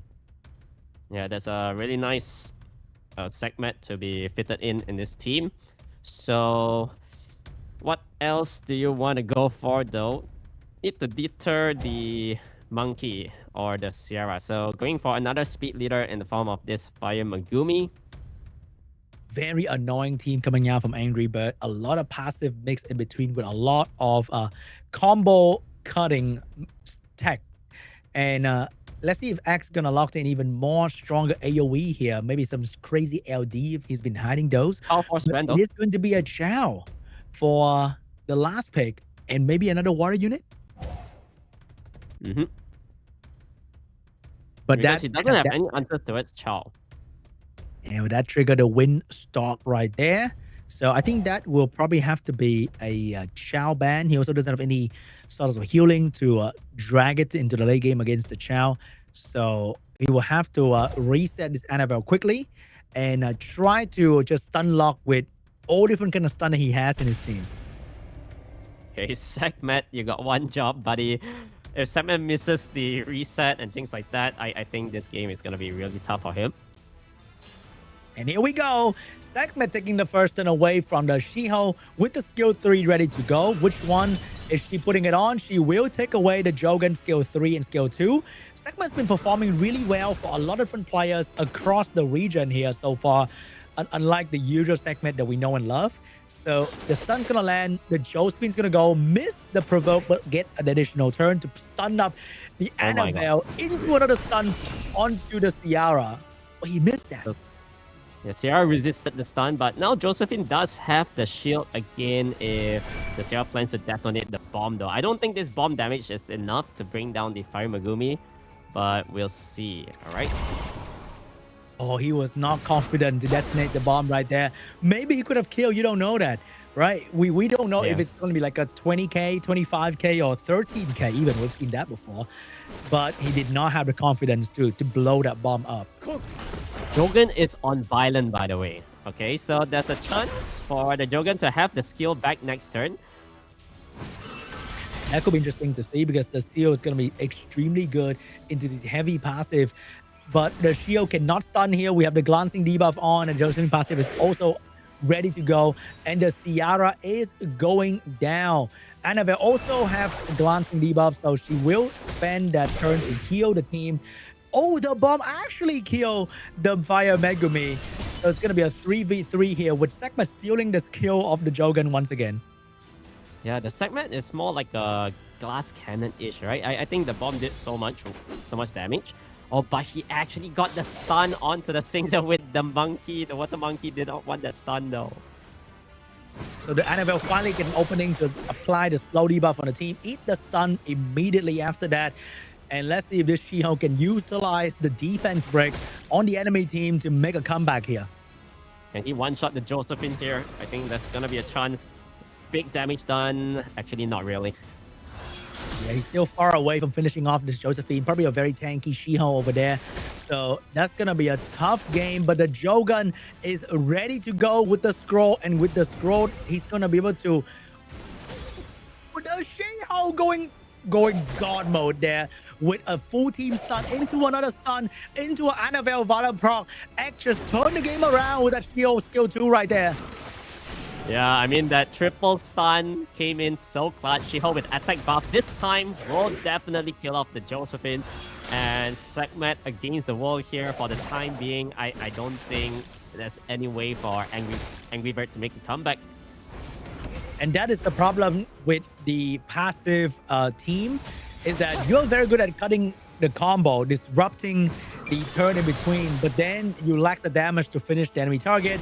And that led to the She-Hulk getting the right rotation to just completely lock you down. Yeah, so there's a chance for a potential reset onto the Annabelle here. Really removing... Oh, going for the shield instead. So there's gonna be potential heals coming from Annabelle later if he needs to against this Wind Monkey. If this Wind Monkey actually turn the game around, I will actually wear my socks on my hand, okay? Oh, lucky me. Yeah, that's no way. Even the Water Monkey stunned the Wind Monkey twice. I think that also shows the importance of always having like the healer in your team, whether it's going to be a small heal coming off Annabelle every other turn or a full heal every turn from a passive healer. As long as you have a healer on your team, there's always a chance to come back after like a rocky start. Yep, that's true. So pre-ban now will be applied for round 2. Here we go. First pick. Oh no, pre-ban actually. We didn't see an RGB, no, an LD pre-ban so far, maybe. Oh, we have the Wind Monkey respect. So I think Angrybird has been just locking in his Wind Monkey very early across the draft against BEAT.D earlier. So Ak is really putting some respect on that Wind Monkey over there.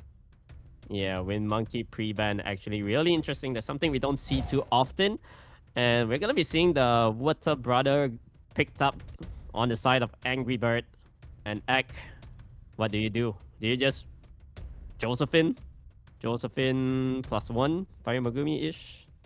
Yeah, I think you can never go wrong with Josephine Oliver here if he wants to directly counter. But it's going to be a Fire Megumi getting picked up early on, and the Josephine as well. Which mean over the Angrybird has the option to go for either Sierra Oliver or Okeanos if he wants to. But there's always the LD flex that if he can pivot to, that would really surprise the enemy. But I wonder that. Oh, he's gonna go Bruiser this time. No, that's the BEAT.D special. That is the BEAT.D special, the early Angela. But he did have an LD flex, and that is going to be the Dark Stark getting picked up by Angrybird. Right, so more aggression with the Dark Stark.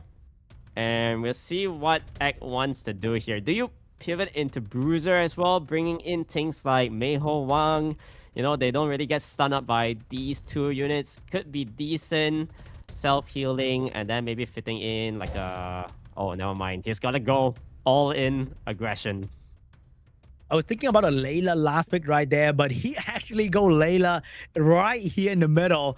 And the Vanessa getting picked up to deal with the Sonya one-shot. But how is he going to deal with the Layla here? Because I don't think Vanessa is exactly a very good unit against Layla. So Fire Monkey is going to be a 1. He can't be stunned, so he definitely is going to be good against the first 2. And will put some problem for the Layla to deal with here. Yeah, I think the last 2 picks coming in from ANGRYBIRD is nice. I mean, Vanessa Meiho can't go wrong against those 2 units. So he's going to be bringing in the Annabelle at the end and probably banning off this pure vanilla cookie. Yeah, I think that is definitely going to be right. I think both healers are definitely going out here unless the Sonya is such a problem. So the Sonya is actually such a problem that it's going to be banned out. The monkey is going to be gone. So, I mean, ANGRYBIRD will have to deal with 2 sources of slow debuff coming out from Egg. Yeah, he might actually roll this one, you know. I mean, like, but speed leaders on both sides. Angela, it all depends whether she can get a couple of procs in here and there and then cleansing the entire team already. So Shiho, first turn, will be going for the stun onto the Layla. But Shiho's going to trigger the Josephine as always, and also the Fire Megumi as well. The 2 stun are coming, but she missed the Shiho. That is very, very big for the Josephine right there, because that's going to be the most important interaction you need to get in the first turn. But Fire Megumi will get an additional turn to land a stun, maybe onto the Darkstalk. Yeah, I think here you kind of need to stun the Darkstalk. And Annabelle has to just send it right now. Give attack buff for your Layla a little bit. Oh, that's a whole lot of attack buff for the Layla. And that is also perfect right after the win Pure Vanilla has a chance to move, because if Layla go in front, it's going to be a little bit awkward. But right now, they will all undress the immunity for Layla to start doing some work. Yeah, and like I mentioned, 1 proc from this Pure Vanilla cookie, the Angela is just going to be cleansing most of the debuffs here. However, Layla will be able to follow through with the Here Comes the Ghost, putting the silence onto 2 units and a big stun. So a disgusting turn from Layla. Also, Darkstar just fumbled the bag, landing 0 stun with the skill 2. Trying to act like he's Shiho or something. And this Fire Megumi definitely using the opportunity to stun, push back. And Layla is getting another turn here. This Layla is going crazy on ANGRYBIRD right now. Wow. He actually missed the stun with the Fire Megumi, but Layla does have the second skill again. So more debuffs applied. Steel Runes onto the Angela, making it so that that unit will not proc out later from this stun, alright? So Layla is just gonna continue working onto the Darkstalk now. Big heals from Annabelle too. Man, that was such a good opportunity to get the heal in there so that the team is full and healthy, stabilized. If Annabelle get another skill 3, did that start cleanse the stun in between 5 billion debuff? That is crazy, but he's getting the stun once again. This Layla is not giving him a break. Yeah, I mean, with this glancing on the Shiho as well, he's never gonna get some stuns with the second skill. And there's gonna be more attack bar reduction coming in to the Angela this time. And Josephine will be able to control the Vanessa. And this is what we call the modern day Gani Hathor, because ANGRYBIRD is also not taking a single turn. But instead of being one-shot by a single target unit and Gani Hathor come, they are all being tickled at the same time by the Layla.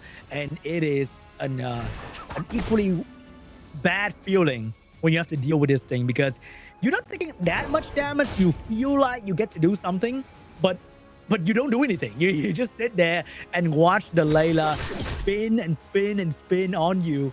It's so annoying. Yeah, I mean, like, this is a really slow death that Heck is applying on the ANGRYBIRD. But there might be an opportunity here if the Darkstalk doesn't get stunned up. And here comes the ghost again and again. More slow debuff, more steel, more despair stun coming your way, sir. And you are not getting down this just yet.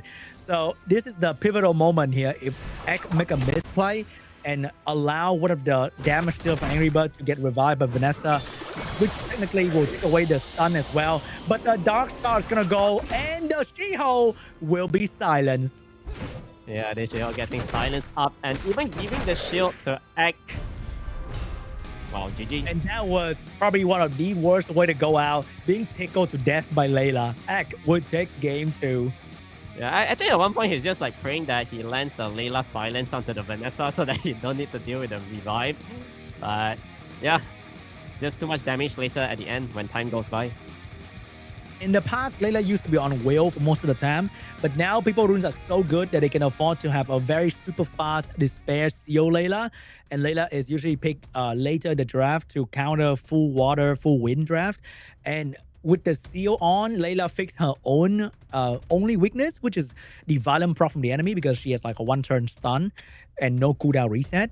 But with the seal runes, she fixed that problem real quick. And if you can't violent proc out of a Layla stun, you're just gonna sit there and watch a slow death. Yeah, Layla with seal, in a way, hard counters the Angela, right? Like, Angela is only really good when she gets like violent procs in between here and there, or when she's not stun up. You know, you can get some revenge procs in as well. Somehow we have a Ragdoll ban out of nowhere, but I guess it's always a good day to ban a Ragdoll. And we have a Sonya pre-ban as well, so no more single target snipe threat. First pick for Egg is going to be the She-Ho. So She-Ho first pick, and do we see back to Oliver, Josephine, Fire Megumi, Josephine? Always those kind of routes are nice. And then you can probably pivot into some Layla control later on as well. Try to copy X drafting, but he's gonna open up with the Dark Stock instead. Can't go wrong with Dark Star Josephine into a She-Ho, but we have to be careful of the Layla coming very, very soon here. Second pick for Egg could be the Ciara, but Jogan is out of the table, so maybe we're seeing some sort of Oliver Okeanos or Ciara Okeanos here. Right, so Oliver Oki, really good resets coming in from X draft.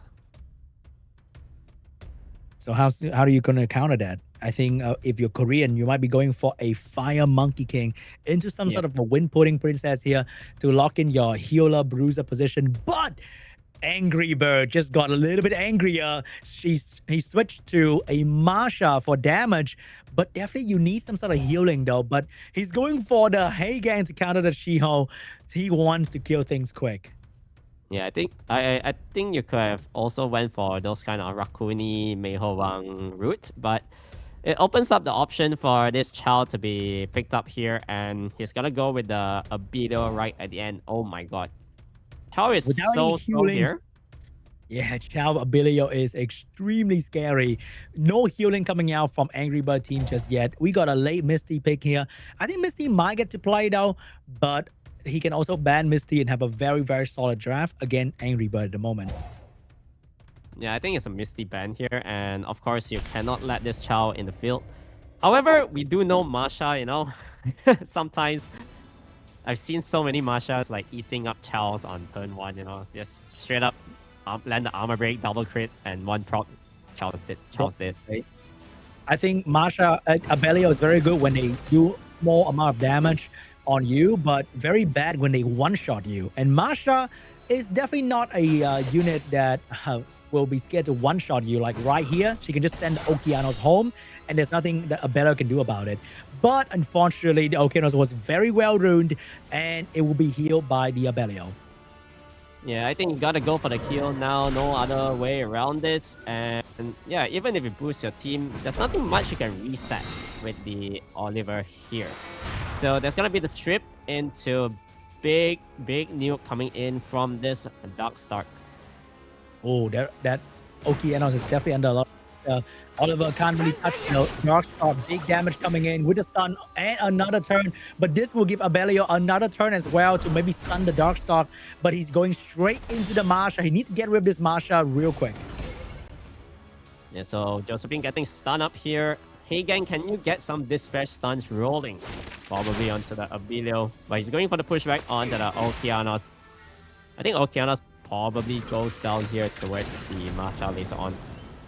Yeah, Okeanos looking like he's under a lot of pressure. And Shiho get a skill 1 here. He might try to stun the Josephine to stop the passive from rolling back, but he couldn't get the stun. Okinos with a glancing cannot get the stun on anybody. So Okinos gonna go down without doing a whole lot in this match, but the Masha will pay the price with her beast as well. The wall blow will be applied onto the Masha, dismounted form already. So there's not gonna be the second skill applied coming in from this Masha later on. And can he push back the Shiho here? He did not get it. That was really important for the Josephine to cut in front. With the Oliver risk it, but get the reset on the Josephine without being stunned right there. So Josephine has to spend another turn to stun up the Oliver. And now the Shield can all or nothing and stun up the Josephine to get a quick turnaround here, and that could secure the win. But unfortunately, Shield doesn't have the skill just yet. Abelio and Oliver getting stunned up. God. And I think Josephine passive is back. Yeah, it is back, but with these 2 turns coming in from Abelio, I think he just got a wall blow, you know, transform back into this form. And we'll see whether all or nothing works. Okay, giving the shield and the turn to the Josephine. Oh, the Josephine missed the provoke onto the monkey. That's very important right there. So the monkey can go back into his protection skill 3, and that's going to do a lot of damage on the stock as well. Well, this stock might be going down soon. Oliver stealing the attack bar. Abelio going in. Abelio trying to finish off the star. Couldn't do the finishing touch right there. But the Josephine passive is back. Glancing onto the shield. But Abelio will get another skill 3 heal onto the entire team. And that is going to keep the Shiho so much more alive than before. Yeah, I think this one seems like it's in the bag for Angry Bird, because there's no way to stop this Abelio right now. And of course, with all these big single target damage dealers from the likes of Shiho and Oliver, yeah, stand no chance. 3-0 for Egg, and once again we see the importance of just having a bit of healing in your team can really make a huge difference when the game drags out a little bit. The Abelio kept the shield alive for really long, keep the Okinos alive so that the enemy team had to focus down the Okeanos and wasted a lot of turn right there to kill a squishy CC unit. And I think Abelio also finished off the Masha at some point. So the Abelio draft was super, super solid, especially when there wasn't a single win unit on the other side of Angry Bird to deal with the Abelio. Yeah, I think he had a little bit of an opening if the Josephine got the strip provoke onto the Shiho. But he only got the strip but didn't provoke, and yeah, no controls. After he just gets stunned up, Abelio heals. Yeah, the Abelio heals came in clutch at the right time. And we also saw the lack of healing on the side of Angry Bird, so that his team was just going down one by one without any real way to keep them alive. There was shield in between, but Oliver kept the Josephine busy for a while, and the Shiho consistent stun was working really well against the Josephine as well. And that was the second semi-final. Egg get a clean 3-0, moving to the final. And we'll be seeing Angry Bird in the lower bracket. We might be seeing a rematch with BEAT.D at some point potentially. Yeah, that's right. So now we'll be diving into the lower round 1, match 1 here. We're gonna be seeing ROOG up against IROHA. Both of them kind of lost earlier. ROOG was fighting PRIMA earlier. It was a 3-0 sweep. Hopefully he can make a comeback here, try to think it through in terms of his drafting, and hopefully he can pop off later on as well. Same goes for IROHA. I remember IROHA had a very good start against KING.D with that with a Sonya Vanessa going super aggressive earlier, and suddenly KING.D woke up and decided that nah, you're not winning again anymore whatsoever. So here we go. The match 1 of this best of 5 series will be starting, and it's gonna be the Viva Shell on the side of ROOG. First turn is going to be Viva Shell. Back at it again, Gray. Back at it again with the Viva steal from these players. Yep. So it seems like most of the players here have that Viva pick option, and IROHA is just gonna be going for the Vanessa. Always a really good pick against things like the Viva Shell opening. And we are gonna be seeing ROOG potentially going for a Nyx Fermion. Does he go for that? That'd be crazy though. I'll start screaming, okay? But we got the next end of Viva here for Rook. And very scary start. You can't really control them too well with the next round. And if you don't stun up or reset the Viva, you lose a unit. And Rook is going super heavy bruiser here, locking in a turn 2 healer as well. Yeah, so IROHA now needs to go for some sort of healers. I don't think you can burst down the team on Rock that easily.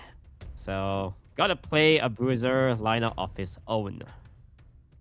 So we got Annabelle getting picked up here for the slow, as well as the Water Zenitsu for the first time in a while now. Getting picked up here, but I don't see the exactly a lot of stun coming out from Rook over there to utilize the Water Zenitsu passive.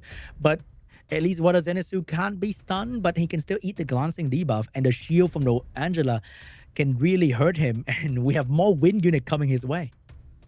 I mean, there's still not many stun potential coming out from Rogue, right? So I felt like that Water Chillin was a little bit premature, but we'll see whether it works out well for him.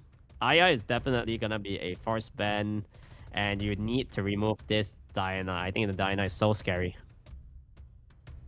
So I wonder if he's going to ban the Aya, because if you skill 1 with the Dark Indra, it's okay, right? But he still banned the Wind Bara, and Angela's also getting banned out. But that means these 2 water units will have to deal with a Diana getting protected by Viva and Nyx. And Angela. Might be a problem, man. Oh, this is rough. Okay, Annabelle moving first as well. Can't do anything on turn 1 apart from normal attacking. I see someone getting sniped. I can smell the snipes coming from a mile away. And there's not... Oh, somehow Windstar against all odds actually land the provoke on the Viva. Yeah, that is actually clutch. That is something that is gonna help out IROHA's cause. However, if the Viva violent procs out of this, imagine. It could happen. It could happen right there, but it did not happen. But the Indra is going to get a transformation here, and that's going to be a lot of damage and slow debuff, especially with the Annabelle not getting a proper turn, no healing coming out from IROHA. That could smell trouble after this turn. Yeah, it's looking really rough, especially with Devaraja Nyx combo. The provoke is 3 turns, so those 2 units ain't gonna be doing that much. Annabelle needs to get the heal off really quickly. But can she do it? Here comes a switcheroo maybe, or a heal coming out from the Viva. I don't think there's a lot of value in the snipe right here, so she might go for the heal. She will give immunity for the team right there. Though Dark Indra needs to get an extra stack, or else she would be self-stunning. Oh, extra stack. Here it is. And Diana is getting a free, beautiful turn coming out of this, I think. So Diana here will be able to cleanse himself from this armor break. Oh, actually he can't transform. Unfortunately for Diana, no transformation was done because the Diana was CC earlier, so it didn't get the cooldown back to the skill 2, which means Annabelle will get a nice heal here to stabilize the team. But that's only temporary. He needs to find a way to burst down the enemy unit before the skill 2 of the Dark Indra comes back. So now, I mean, you could swap the stock here, and then you can try to kill it with your Diana. Wouldn't that give the star attack bar to cut in front? Oh wait, he dies, so he didn't get the attack bar. He dies, so he don't get the attack bar. In front. So he might get stunned here, or Diana get a violent procs, and the game ends immediately. I would prefer he try to stun the Annabelle or something. Unfortunately, that's not happening. This Water Zenitsu will have a very hard time trying to do anything to Diana, but actually, he landed a stun on the Diana, but the Dark Indra is going to get a turn, and this is going to hurt. Or Annabelle with a 3 turns provoke. This is, I think this is GG. Wow. There's no way to come off from this. After all that RG, whoa. This Annabelle tries so hard to bring the game back. She will get the heal. She will get the skill 3. Annabelle went 5 turns in a row, and that can potentially turn the game around for IROHA. Wait a minute. Is that skill 2 on this Water Zenitsu? Oh my god, that Annabelle went insane. But unfortunately, Diana said hello and get an additional turn and magically stun an Annabelle. Oh my god, it's not over yet though. Oh, Diana getting stunned there. It's really interesting. So there's gonna be some sort of cleanse coming in from the Viva over here. I think you need to protect your Deva Raja though. It's actually kind of refreshing to see a full LD just showing their dominating power after so much Oliver Okeanos in this bracket. And the Nyx and Dark Indra combo is just crazy. The 3-turn provoke, the tankiness of the draft, the Viva snap potential, everything about this draft is just so scary. Yeah, I mean, like, normally we see Bruiser lineups, right, with the Shahat Fire Bike, but this one is the premium Bruiser lineup, right? We're seeing things like Deva Raja. When you are under Thunder state, you're so much tankier as well. It makes you kind of feel bad for the Water Zenitsu. He's like doing so much, but achieving so little at the same time. Bro take 4 turns and barely deal any damage to anyone. And the Dyna take 1 turn to almost kill the Water Zenitsu. The Dot will probably do the job, to be honest. I think that is that 15% is gonna be close though. So yep, there's no revive incoming for the Vanessa. However, now he can actually revive into a heal. Is that heal from the Annabelle? I think there is. I feel like the Winstar might die immediately to the Dark Indra after being revived, unless the Annabelle go crazy. Yeah, if Annabelle gets 1 turn here, imagine. Here we go, Annabelle going in, gets the my god, rock, heal back the Windstalk, but the Dark Indra has the skill too, and that did a lot of damage, plus the 3-turn provoke, 3-turn slow once again on the Annabelle. There's no way Annabelle gets the 3 turns again, right? I think Annabelle is just gonna die here. He needs to bring down the Annabelle first, I think. And that is the power of multiple turn CC. You can Violent proc, and Rook couldn't care less. Rook will take a game 1 with the Nyx and the Dark Indra combo. Oh my god, that match. Honestly, it should have finished 5 minutes ago. It was the Annabelle 5 turns out of nowhere. Yeah, suddenly the Annabelle turned Ultra Instinct right there for a moment to maybe bring the game back, but unfortunately that was not enough to take down Rook. Yeah, really nice drafting once again over there in that match. So pre-ban this time will be the Viva and the Lima. Do we see those kind of bruiser teams again? I think you could have replaced the Viva right there with something else, because the Viva didn't really achieve any great snipe, I believe. But he did provide a lot of healing for the team in between to cleanse away the debuff. Somehow with the Nyx on the field, Annabelle land that sleep to get additional turn, like 3 or twice. That was crazy. She literally cleansed the provoke off, that 3 turns provoke off in 1 turn. I think it was like a sleep into violent into sleep, is it? I'm not sure, man. Funny how the team was designed to counter violent proc, and Annabelle just ignored that. Yeah, it went too fast. So Rogue this time will be going for the Laura. Alright, we are seeing some sort of turn 1 now. Okay, that is very rare in this region. The Laura and the Heigang. I feel like Laura Heigang can get easily exploited by the bruiser position IROHA is doing here, but Rogue has the Nyx and the Dark Indra to fight it out if it comes to the bruiser mirror matchup. So I wonder if he's going to go for the bruiser angle, or will he just stick to the AoE spam with the Laura opener? I think here, once you see IROHA going for the bruiser lineup, he's gonna go bruiser of his own. Yo, that's a whole lot of buff right there with the Dark Indra as main damage. But so far, it's like an easy Bulwark pick, last pick here. And you might even just fight the Dark Indra with a easy Bulwark Juno or Veramos here to complete shut down Rook. I think Bulwark is really nice here at the end.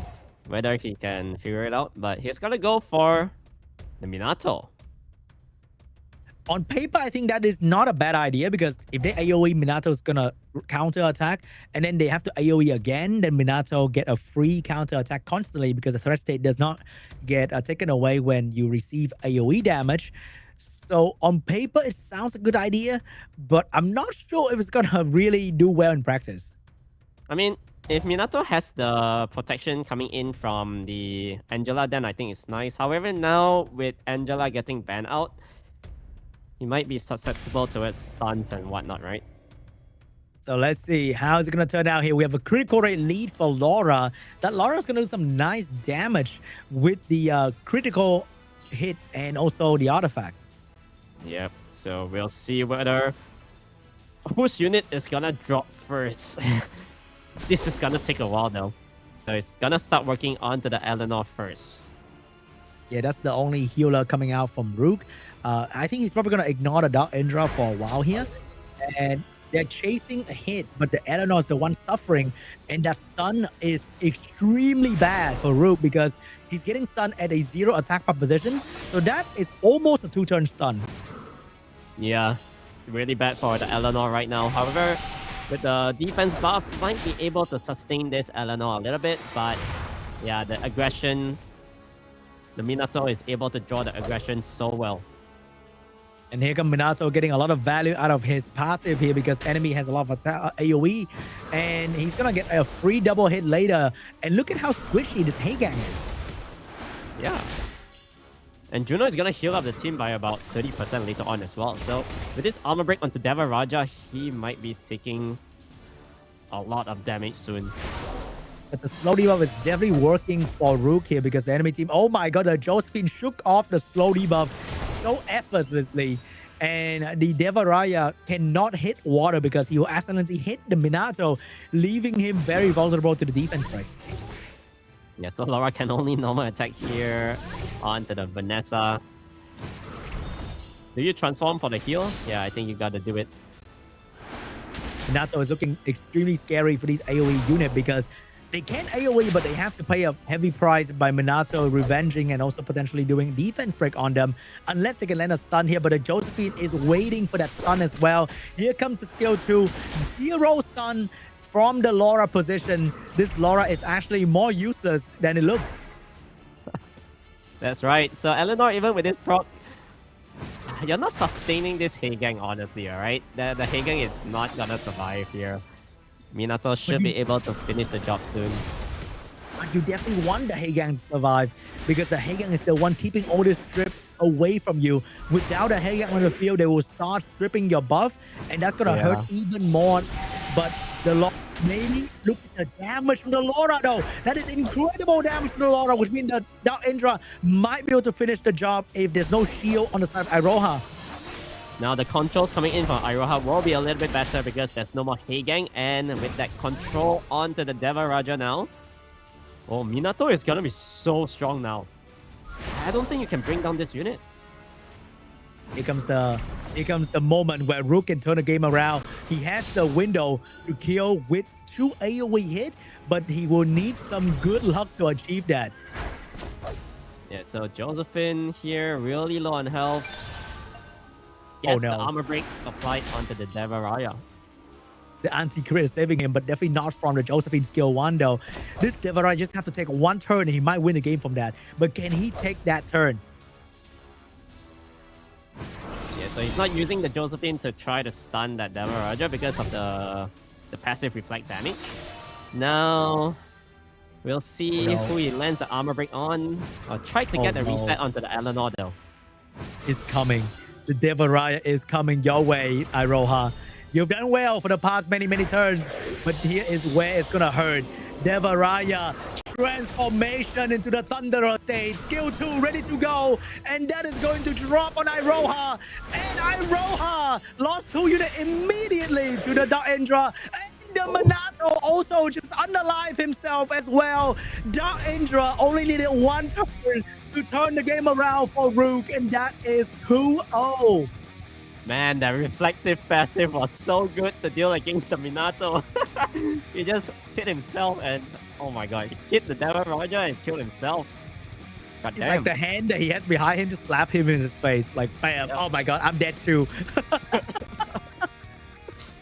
Oh my god. Oh man, do you pre-ban the Devaraja now? It gotta be a trauma pre-ban. It gotta be a trauma pre-ban. There's no way. Like, it combo with Nyx really well. It did really well to Laura. Too much AoE damage.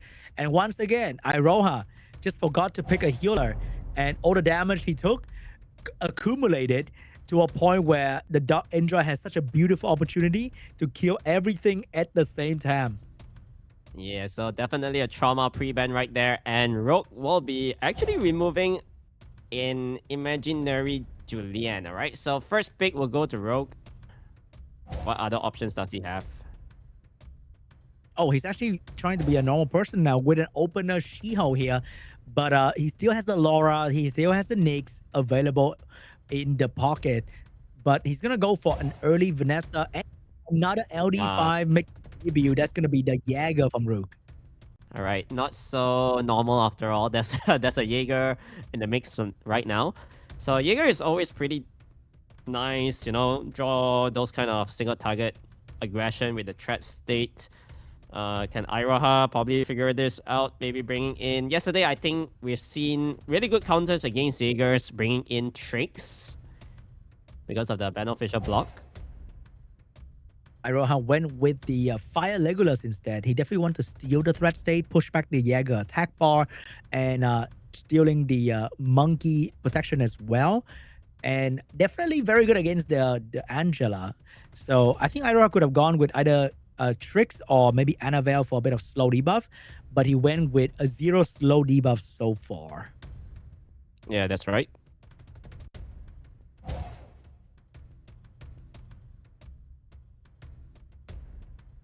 That Masha is looking really, really strong over there. We have last pick coming for IROHA, and that is going to be the Automel. Oh my god, we haven't seen an Automel in so long right there. There is a couple Death Brick saws coming out from ROOG right there, so I'm not sure the Automel is going to work too well, but it will be the Automel. Fire Legolas get banned out. Angela getting banned out. IROHA having Automel in the last pick. Definitely going to hurt the Shiho and the Masha. Very cool Automel last pick. Oh man, I can't wait to see Artamel in the mix here. So, who do you plan to stun? Yeah, Artamel has to be the one, right? However, so many resistance coming in from that unit. Oh, that is not looking good. The Masha get a chance to move though, but does she really want to go into the Automel? She will go into Automel. Miss as well. This Automel is resisting every single thing coming out from ROOG. The third chance. Oh, I guess he gave up. Like, he saw the Automel and he's like, nah, I'm not standing that in there. I'm going for the Monkey. But the can the Monkey survive the damage from the Jaeger? So the Monkey is actually getting traded off soon. However, this Artama is so scary though. Look at that. It's even a violent. Getting the heal once again onto the Singza to make it so that he's able to survive a little bit longer. Holy Automel. He's not only a damage dealer, a debuff magnet, but also a healer. And the Automel completely shut down the enemy team together with the Singza. There was nothing that ROOG could do. The damage, the healing, the defense buff. Look at the damage from the Automel. Oh man, this is such a really nice Artamel draft. Not gonna lie, I think this unit will never ever die, you know? There's no more damage to it. Funny how we saw Fermion, one of the player top most picked unit, and the Automel is the one making a debut in SWC and completely shocked the enemy. So IROHA is able to make a little bit of a comeback here. Oh, do we see Artamel actually getting pre-ban? I think that will be a first. That'll be a very, very cool surprise though. But I don't think that's gonna happen. We might be seeing maybe a Laura or a Jaeger pre-ban here. Would he pre-ban the Automel in that position? I think if he saw it coming, then it's a different story. But it's just the surprise factor that was so strong. And the pre-ban will be the Jaeger and the Beelzebub. All right, so IROHA will be able to get first pick here. I think ROOG might just probably go back to his LD options. He tried going for Shiho, did not work out too well. IROHA taking the Angela first. Ooh, we got the BEAT.D special with the early Angela here for the heal, so ROOG can maybe go for the raw CC if he wants to. I'm sure if you play Nyx, you definitely has the angle ready to go if you really wants to go with a Ciara or something like that. But it will be an Oliver opener. Do you need a Shiho here?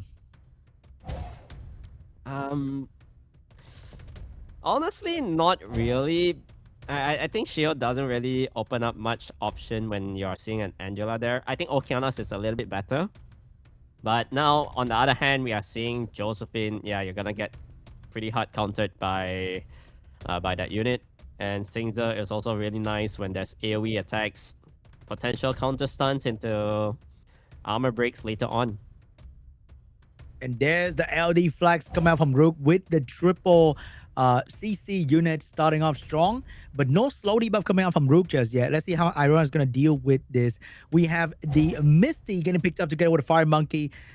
Oh, I don't know about this though. I feel like he's a bit too vulnerable to the AoE damage coming out from the first turn. But if I remember correctly, I think IROHA is on full will instead of going for revenge. So I think he's kind of baiting Rook into trying to stun him. Yeah, definitely a Layla force ban at the end. And we'll see. This is basically like full turn 1 aggression up against full turn 2 Bruiser-ish. Can the Bruiser team prevail? I am not sure, but you know, there's Duck Monkey, there's Okeanos. There's gonna be good damage coming in. Here we go. Damage onto the Misty to avoid getting the Josephine passive activated. The Dark Monkey is actually moving after for a second skill strip, and the Josephine missed that and cannot stop the Monkey from doing the skill 2 or the skill 3. Oh my god, the additional turn to go for the Summon Clouds, and he's able to block the Josephine shield over here from waking up. And there's gonna be more damage coming in with the Rain of Stones, following through with Oliver. Wow, Oki actually did not break any shield while taking a decent amount of damage on himself. But Oliver managed to control the Misty for a little bit. Wind Monkey's back online, which means it's going to be... Oh my god! He missed both things on the Wind Monkey. So no skill 3 ready to go after that. And the Shion will have to hit into a 2-win unit. Unfortunately, he's not going to land anything at all. Oh, this is looking really bad for Rogue. He exhausted most of his skills already. There's no more damage output for the time being, and this is going to give the opportunity for the Angela to cleanse most of the debuffs. And also, the Misty is not in any danger whatsoever. Meanwhile, Rook has 0 protection for his team. He needs to land everything while dodging the Monkey Stun. He missed the pushback and eat the Monkey Stun, losing the Oliver in the process. Wow, the Oliver just probably like killed himself there. Yeah, couldn't do anything. Down to last hit. Auto ego attack will probably trigger some stuns counter as well. Man, this Wind Monkey is tearing Rooks apart here. He trying to stun only to end up getting stunned instead. Shiho standing with the stun. Misty's gonna finish off the Oliver here. And without the Oliver pushback, I don't think Rook has what it takes to finish off the Misty anymore. Yeah, that's no way. Right, so he went for the area attack here, doing a little bit more damage. He might be able to bring down the Wind Monkey though. He missed a very crucial stun on the Josephine, unfortunately. So Josephine's going to get a turn. What? He will have to spend that attack on the Josephine, leaving the opening a Misty right there. But the Josephine will get a Violent Pro as well to get a quick stun in there. Yeah, Okeanos needs to proc here, I guess. I don't even know who you need to kill though.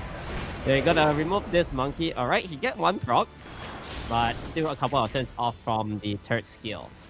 Oh my god, a counter attack for the Misty, getting a quick hit, a small bit of healing in there, and he's going to finish the Okeanos, and he's going to lap the Shiho. The shield will get stunned. This might be over. The shield will be slowed down, so the shield is definitely gone.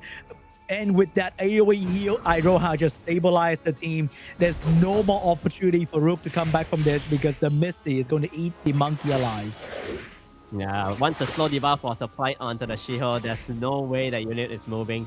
Misty, being with max passive stats already, it's just going to be lapping your whole team. Too much. Beautiful Misty last pick, completely shut down the enemy team. With the healing, the shield. I mean, the control team from Rook is really, really good. Unfortunately, IROHA was very ready for that. Man, this Bruiser lineup coming out from IROHA is so scary. It's so hard to burst it down, and then of course there's still the option for the Artamel to be picked up later as well.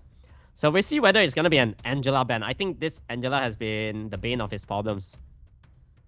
it seems like after banning out the Dark Indra, IROHA has found his footing. And without the Dark Indra, Rook is actually shaking here. Draft not looking so hot anymore, and he's losing unit left and right. Dark Monkey is going to go out as well, and Wind Monkey will finally be pre-banned. First pick for Rook. Does he want to go for more CC because he knows that a lot of bad things are coming his way? Yeah, I think it's a steal onto the Angela. You do not want IROHA to have that because he does have the Artamel option later as well. So we'll see whether IROHA change things up. We saw IROHA in the first game earlier in the quarterfinal. He did go for a very aggressive playstyle, so he's not shy away from picking up Okeanos and Oliver. There's still a Sonia coming after this as well. So if Rook is not careful, he might be fully control and snipe. Okay, so Rook is gonna go with the Hey Gang and the Windstark. Alright. So IROHA is gonna go very aggressive turn 1 this time with the Light Gojo and the Tianlang as well. So that's a lot of stun coming up. I think Rook will have to pick up the Fire Monkey Misty combo here if he has those available. And that's definitely going to do well into IROHA. But does he realize that? Yeah, Fire Monkey and Misty is so strong here. Oh, he's going for a Laura here. He might ask to be CC if I'm not wrong. Yeah, I think he just wanted to take the Laura away from IROHA, I guess. Maybe he thinks that like Gojo, Laura most of the time together. And it's going to be a Sonia force ban. So IROHA is giving Rook the Laura Hey Gang combination, but if the Light Gojo land all the pushback properly, then the Hey Gang does not matter. Yeah, so we'll see about this. You know, I mean, Hey Gang is not really good against the Light Gojo, and there's gonna be chance for the stuns incoming now. Oh, Tianlang cut in between right there. Does he go for the stun or does he go for the defense break? He's going for the defense break onto the Laura. He wants to get rid of this Laura as quickly as possible because the AoE slow can be very devastating. Go for the pushback. 10k hit on the Laura. Wow. I think at this point it's just gonna be Mei Ho Wang against the wall, right? So Light Gojo will be able to cleanse all these up. There's gonna be the reset placed onto the Windstalk as well, so there's no more no more second skill coming in with the provoke. And Laura is dead. And this Oliver is definitely not missing a beat. He's getting all the right resets, the pushback, and the debuff will be cleansed away by the Gojo, taking out the Laura pretty much immediately. And the next target is going to be the Windstalk. He needs to get rid of this Windstalk quickly so he can move on to the Fire Monkey King. Oh, wow, that's a big hit. So now with armor break now onto the Windstark, this unit should be going down towards the Oliver, I believe. This one won't kill, but I think the second skill coming out from this Oliver does the trick soon. And the Tianlang will finish off the Windstalk, getting a lot of value for the unit itself because Windstalk gained attack power a whole lot. So Tianlang gets a lot of attack power in between as well. And now the last one standing will be the Fire Monkey, who is going to get control by the Oliver. And the last move from the Tianlang, if he leaves the defense break, he will leave the defense break on the Fire Monkey before he goes down. And that's going to give the Okeanos and the Light Gojo more chance to do big damage on this Fire Monkey. Can he survive? Nah, this monkey can't. I don't think this monkey survives. He does not have the heal yet. He needs to proc. He might. He might get a stun and a proc, which will turn the game around for Rook. This is the only chance, but no, he did not get the stun or the proc, and he is getting damaged by the Okeanos, by the Light Gojo. And this is not over for the monkey. He is still standing there. He gets another chance. He gets a violent proc as well. Is he gonna turn the game around for Rook? Hold up. Oh, the reset is in. That's no way the monkey finishes off this game now, right? Man. Oliver did not give him an opportunity, and IROHA with the reverse sweep, moving on to the lower bracket round 2. Wow, holy comeback of the century. Look at that. IROHA, he was down 2-0. He rocked out the Artamel, get that win, brought in a really bruiser team, and then he went full cleave in the round 5. Man, the Automail was beautifully drafted, did a whole lot of work in there as well, and never showed up again. These niche counterplay is incredible to watch. And also, he chose the right opportunity to whip out the Light Gojo and the Tian Lang in the last game to secure a win against the Fire Monkey and the Windstalk. The Tian Lang provides so much value in that match. Yeah, man. Oh my god. Tianlang survived so long. I mean, even when he was going down at 1 HP, he still managed to apply the armor break onto the Mei Hwang to put salt in the wounds. Yep, that defense break definitely helped the Gojo and the Okeanos to do the damage on the Fire Monkey. I feel like the Fire Monkey had a small window for a comeback, but the defense break, the Oliver reset, just completely sealed the deal for IROHA. Man, so that's gonna be the end of ROOG, I believe. He had a good run, but yeah, once his Deva Raja, things like that got banned out, it was... I think he just did not know what to deal against those kind of bruiser teams anymore and had so much troubles adapting to And what it shows he that dropped.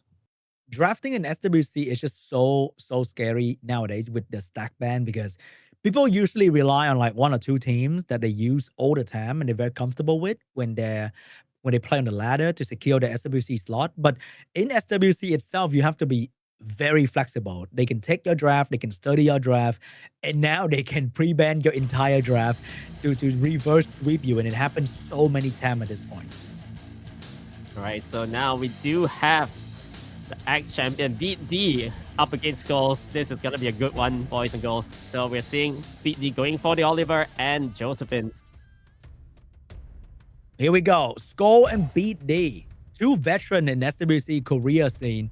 And we got a very classic start here. BEAT.D with the Josephine to counter the Shiho. And over there we have the Joe Gun, because he already secured the Shiho, so nobody's gonna counter the Joe Gun yet. But BEAT.D is going in with double CC, so SCHOLES can actually go for maybe like a Fire Monkey Misty angle here for last 2 pick.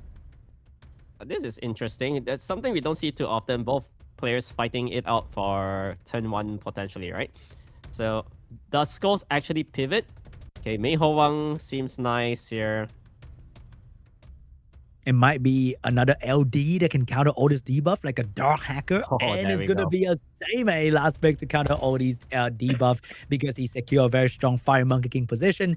Marsha is definitely eating the ban right now, and BEAT.D will have to struggle a little bit, either into the Seimei or into the Fire Monkey. Yeah, this Marsha is probably gonna be banned out here. I don't think that unit sees the light of day. And on the other hand, Seimei kind of counters the Layla so hard though. Yeah, the Seimei definitely going to be a very big problem for him to deal with. And he chose to fight the Seimei. He chose to ban the Monkey. Let's see if he has enough damage to deal with Seimei. All right, here we go. So speed leads on both sides. Obviously, Shiho should still move first because of the high base speed unit. But that's going to give the turn towards the Josephine as well. Here we go, guys. Shiho starting off strong. And that was definitely going to trigger the Josephine, who is on maybe revenge. Oh, did not trigger the Josephine.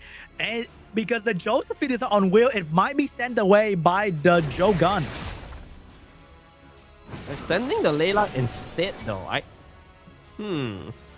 Attack buff bomb though might be enough to kill something here. It will be on the Okeanos, and bam, the Okeanos survive the nuclear bomb coming out from the Ciara.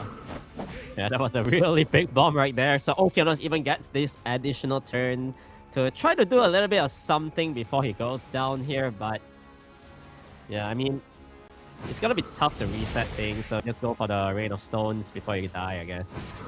And that is going to be the Okeanos going down very, very soon. And Seimei is going to make sure that happens. 1 HP Okeanos. At least he gets to do something before he dies. Yeah, that's right. So with the AoE attack, all or nothing, this will finish up the Oki. And can you get some stuns? Oh, actually opting for normal attack only. Yeah, he didn't even want to get the stun out because he didn't want to give the, I think, Josephine another chance to proc, because the Josephine had the passive. So a lot of stun coming out, and the pushback is working very well against the Seimei, because if you can't get turned, you don't get healed from the Seimei passive. Ooh, that is really good damage onto the Oliver though. So this Josephine actually having a hard time getting the strip onto the Shiho. I think that is twice that he missed already. And the Layla will have a chance to throw the slow, but that is going to heavy heal the Ciara if he can't finish off the Ciara. Well, that is good damage done onto the Ciara, but not enough to get the turn in. Oh, he missed 1 HP, brother.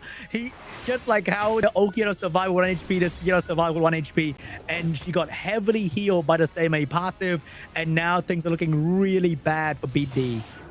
Yeah, and also, I think next turn, soon the Jogan might have the seal in. Even the Oliver getting the miss onto the reset, so he has no choice but to use the skill 2 on it as well. What can the Layla do though? Oh my god, he missed everything. Wow, he got another round of AoE slow, but he missed everything on the Ciara. That actually might not be too bad because if you miss on the debuff, then she can't heal. And oh, one stun trade off here. But the thing about using Seimei Ciara is that the Ciara is never truly dead with Seimei on the field. Yeah, I mean, Seimei can always just revive the Ciara later when the game progresses on. But we'll see whether this Oliver can land his resets though. I think he's going to be off his skills for quite a fair bit. And here comes the Layla dropping the slow once again. Even against Seimei, the Layla is proving to be very effective because you can heal for all that debuff, but at least you are enjoying my silence. So you can't revive, you can't steal me in the scroll, and the slow debuff still deters Scroll from getting any proper turn through. Yeah, so this poke damage actually working out well for Skulls. We'll see another seal onto the Shiho here. Oliver needs the proc though. Did not get it. So Alter Ego attack, I think, probably finishes off the job onto this unit. And that is going to be the Oliver going down. Can this Layla do any real damage instead of just healing the team? And if this Seimei get a violent proc, it will be over. The seal will block that from happening. But for how much longer can this... Can BEAT.D do this? Because he's not actively doing any real damage. He's actively healing Skull. Yeah, I mean, all his units are actually healing Skull's team, actually. So, Shiho is just free to go crazy here. I mean, yeah, you can get the silence a little bit onto the Jogan and whatnot, but now there's gonna be a revive, actually putting the self-protection for another Alter Ego attack onto the Layla here. And once again, Layla going in with a big heal on the Skull team without doing any real damage whatsoever. Josephine, since the start of the game, this might be the first strip into provoke that she got. But does that really mean anything anymore? I think this is just a formality here. It should be Skull's game to win. And I think BEAT.D probably just thinking it out in terms of his drafting. How am I supposed to deal with this Seimei later? Do I just pre-ban it? Things like that. Just buying some time to think it through for the next round.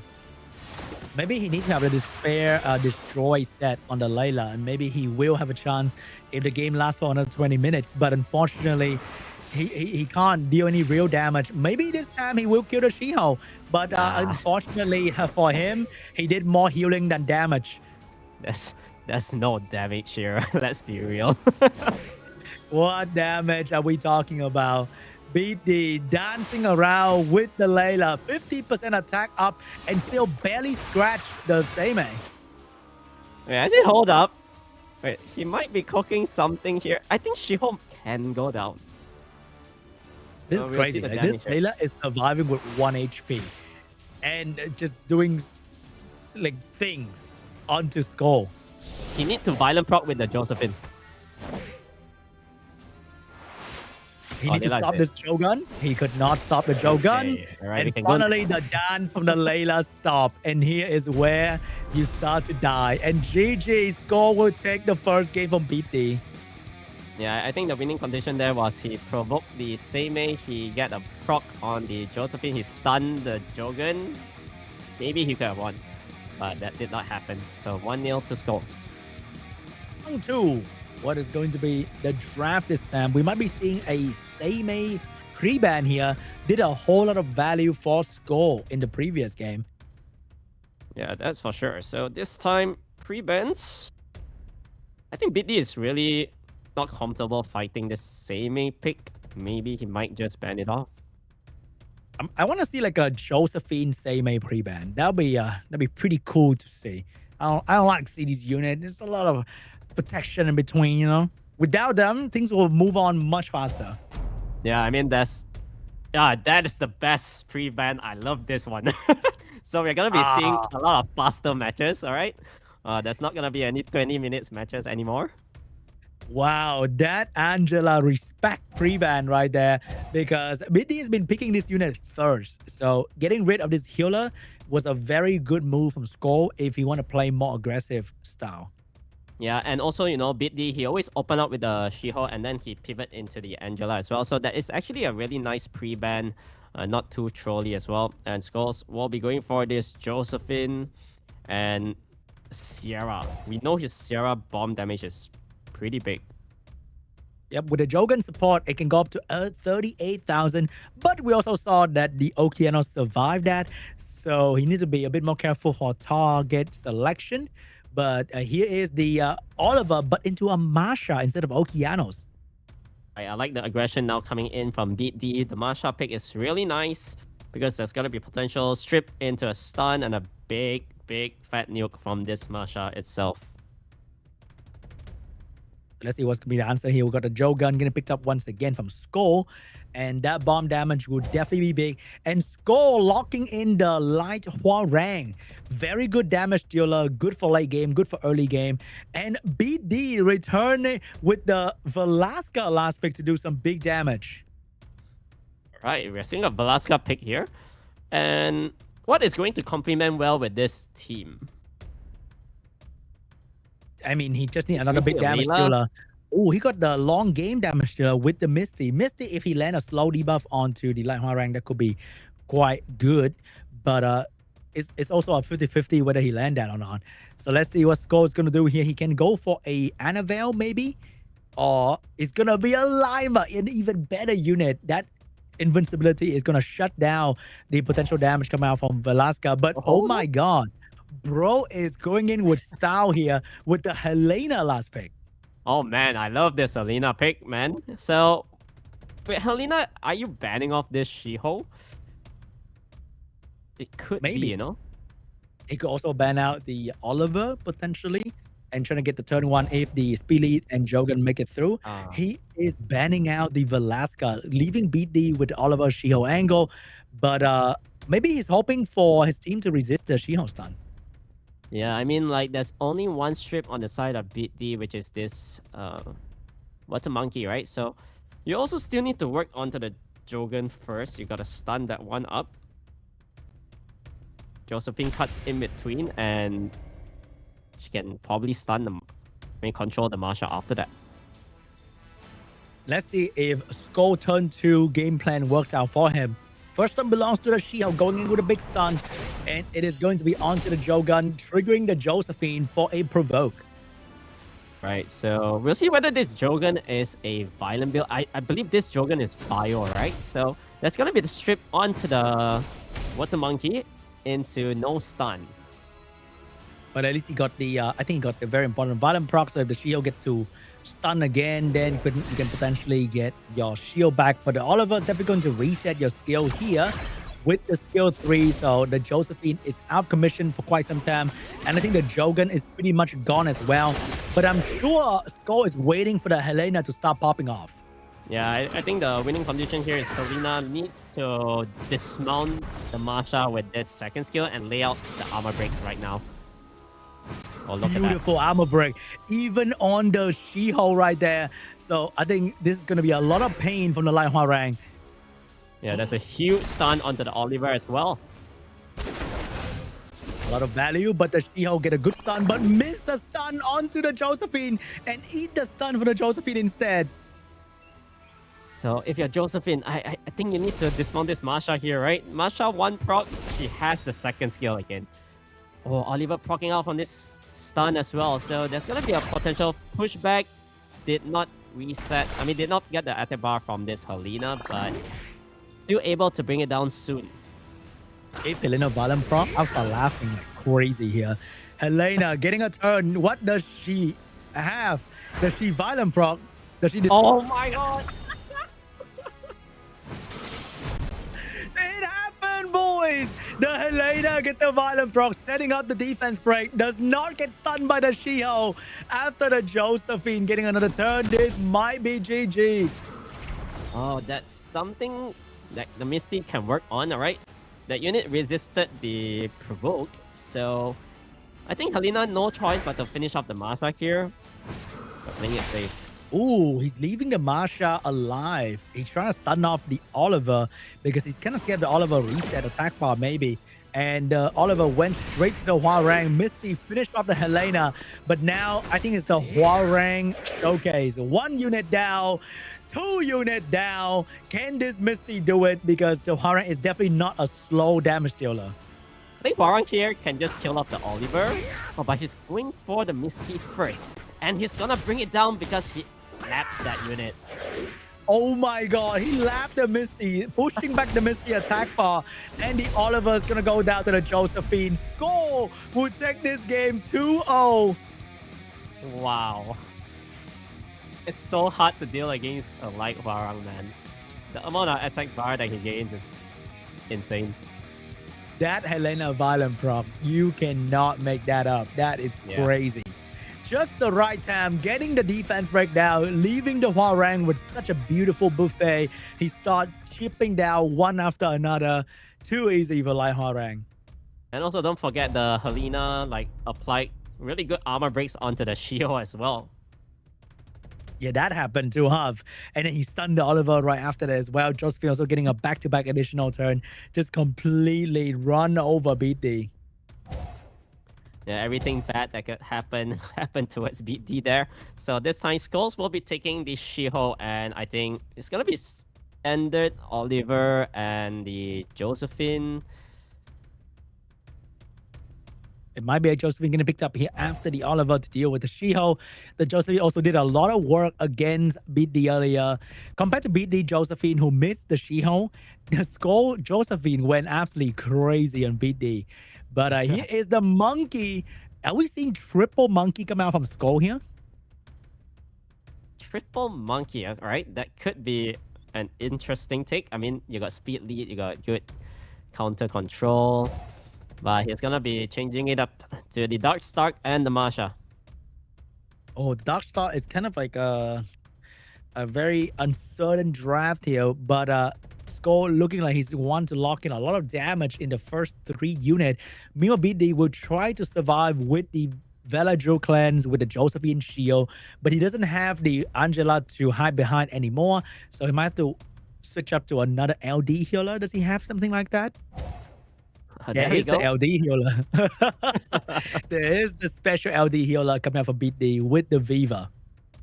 Alright, SCHOLES is gonna go really aggressive here. And I think he's just gonna be locking in something like we see a Chiwu, some sort of strip. And not having to worry about Hey Gang is such a refreshing feeling for SCHOLES right there with the Dark Megumi. So I think it is going to be a Dark Megumi ban, but the Okeanos pick might be counter heavily here. Are we seeing like a strong Chow? There is that Chow getting picked up by BEAT.D. So it is a pretty simple Dark Megumi and Chow ban. Can SCHOLES control BEAT.D? That is the big question because he only has 2 strip into CC in the first turn. Yeah, and we do know Veladro, all this kind of units, they have super high resistance, so it's gonna be a little bit tough to land the strip into stun and whatnot. It all boils down to whether this Vela and the Viva Shell gets the resistance in. Here we go. First turn belongs to the Shiho. Does he get a stun onto the Viva? Skill 3, dropping 0 stun onto the Viva. Shiho now is under the pressure of getting sniped by the Josephine and Oliver here. Yeah, and that's the problem when you're running these kind of lineups, right? So Josephine did not get the stun onto the Oki. However, reset will be applied probably onto the fire unit. Yeah, you do not want to get resetted by on the Veladro of the reset. So Veladro get a free immunity here, and I think the team of BEAT.D is very stabilized. SCHOLES lost 2 strip without achieving anything whatsoever, and both the Dark Star and the Masha are definitely not built to go through this layer of protection.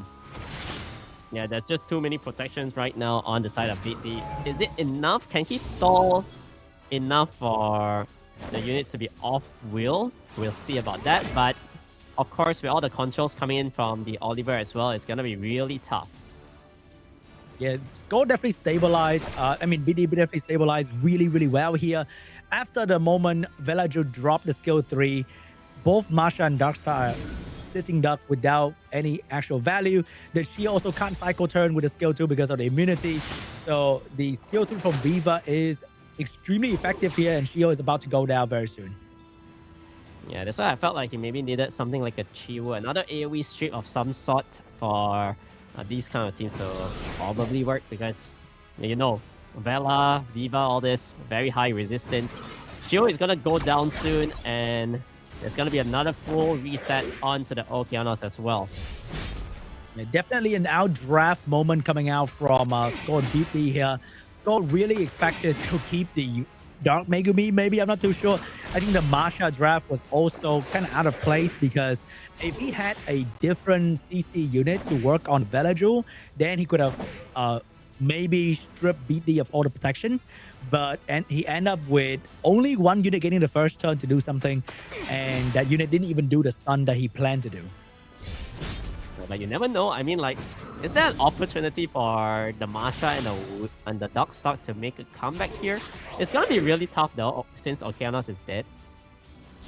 Yeah, I don't think that's going to be very possible here, because Masha is definitely going to struggle to hit through this immunity without any layer of strip. The Darkstar definitely can do some damage, but because BD has 2 healer on his team, and they can easily work on the damage that was done by the Darkstar and the Masha. The lack of defense break and the abundance of immunity on the side of BD really tipped the favor to BD side here. Alright, so Viva is just gonna play safe, go for the heal, and this Josephine has been moving twice every single time. So there is a small window here, but the Masha used the skill 2 already, so he can't even capitalize on the lack of immunity in this very small window, and he is going to get provoked once again, and that's a Steel Rune Josephine, which means that Masha is getting stunned without any chance of coming back. Okay, here we go. There's gonna be a potential switch. You don't even need it, because this mounted form Masha is so squishy. There's gonna be big stuns placed by this Darkstalk, but Velagio will be moving next for the cleanse. And it's 2-1. And that's GG. BEAT.D will take game 3. Alright, so really nice drafting in this one for BEAT.D. Yeah, not sure what was Skull plan right there, but he definitely did not have a plan after the Shiho skill 3. Went for the stun, did not get it, and the entire draft fell apart immediately. Yeah, so we'll see what the pre-ban is going to be this time. So far, it has been all LD options coming in from BEAT.D. He did not want to deal with the Seimei. Same goes for the Light Huarang. Now it's gonna be the Jogan. Alright. Finally, the Viva are getting the respect it deserves. So that's a lot of unit coming from BEAT.D core draft, getting pre-ban here from Skull. First pick for BEAT.D. He still has the Shiho option to open up. Right, Shiho is always nice. And Skulls, I think, yeah, pretty standard. Gonna be seeing Sierra Josephine. I think Skull definitely have the turn 1 angle if he wants to, because we saw the Dark Megumi. So if you want to go for double speed lead into AoE strip, that is an angle, but the Shiho will definitely be a unit to counter that if BD go with his own speed lead as well. Yeah, that is for sure. So we do know he has Dark Megumi, right? Will he bring it into this one? It's gonna be tough, right? What other turn 1 contests do you have? Alright, so going for a Velagio, very safe bet again coming out from BEAT.D. Yeah, the Velagio definitely did a lot of protection in the previous game, and Skull will now drop in the Lima finally, and he will have an equally good AoE immunity unit, and that Okeano is definitely going to do a lot of work against the Velagio with the skill 2 reset if he is allowed to do so. BEAT.D going in with Fire Monkey and Rakuni, trying to bruise it out. Definitely going to be a ban on the Ciara. So I think Skull will probably need a Chow ban the Oliver here. Will he actually ban the Sierra though? I think it's very comfortable fighting it, right? He got things like Rakuni. The Mei Huang shouldn't die towards a single bomb without attack buff. So that is going to be the Fire Legolas getting last pick right there. Maybe Oh, switching to I an think it has to be the LD. Alina. That slow is going to be super scary. And he also has the Oblivion to shut down the Rakuni as well. Yeah, this Alina is looking pretty scary here. You know, if Villaggio is banned out, you'll lose your immunity user on the team. Alina also can Oblivion your Rakuni as well, or even your Meiho Wang. I think it might be a Shiho ban here from Skull, and BEAT.D has no way to stop any of these things to happen turn 1. But he's going to ban out the Fire Monkey here. So Skull is definitely going to receive the stun, but if he can provoke the Villager, stop it from doing some crazy immunity, then that's going to be pretty good. Okay, so Shiho needs to stun the Lima, and he gets it. So potential strip incoming. Oh, awkward time, and I think the turn 1 favor BEAT.D here. Get a free stun, no crazy violent procs, and the strip from Josephine did not work. No extra turn from Josephine as well. So protection is established, but Okeanos and Sierra can try to open up a window into the Oliver here. I think, wait, hold up. The Oliver might actually go down here because it's quite squishy from the looks of things. This bomb might bring it down, you know? I think I might just send the skill 3 from the Okeanos right there just to do a bit more damage, making sure you kill the Oliver, because you still have the Lima skill soon to maybe stabilize a little bit. But the Oliver is going to survive. We have the Rakuni as well for the heal. So Oliver looks pretty healthy even looks of it. Yeah, Oliver back to around half HP here. Rakuni single heals is good. Yeah, I think Okeanos just had to send it, right? The third skill, the Rain of Stone. Yeah, I don't think there's a lot of window for him to like full stun. Like that would be a greedy save, to be honest. So he sent it, do pretty good damage onto the Oliver. Oliver is about to go down here unless the Villager get a proc to heal him back. Oh, the Rakuni is going to do that instead. And that is not looking so good for Skull. Yeah, Lima getting at 1 HP right now. It's so low on health, but this Josephine can't get the controls in. Oh, hold up. Lima is not dead just yet. And she contributes a little bit of damage onto the Oliver, taking away the immunity from the Villager as well. Villager might actually unalive himself if he get a violent proc here. Wait a minute. He's spreading his damage a little bit here and there. So Oliver is still alive.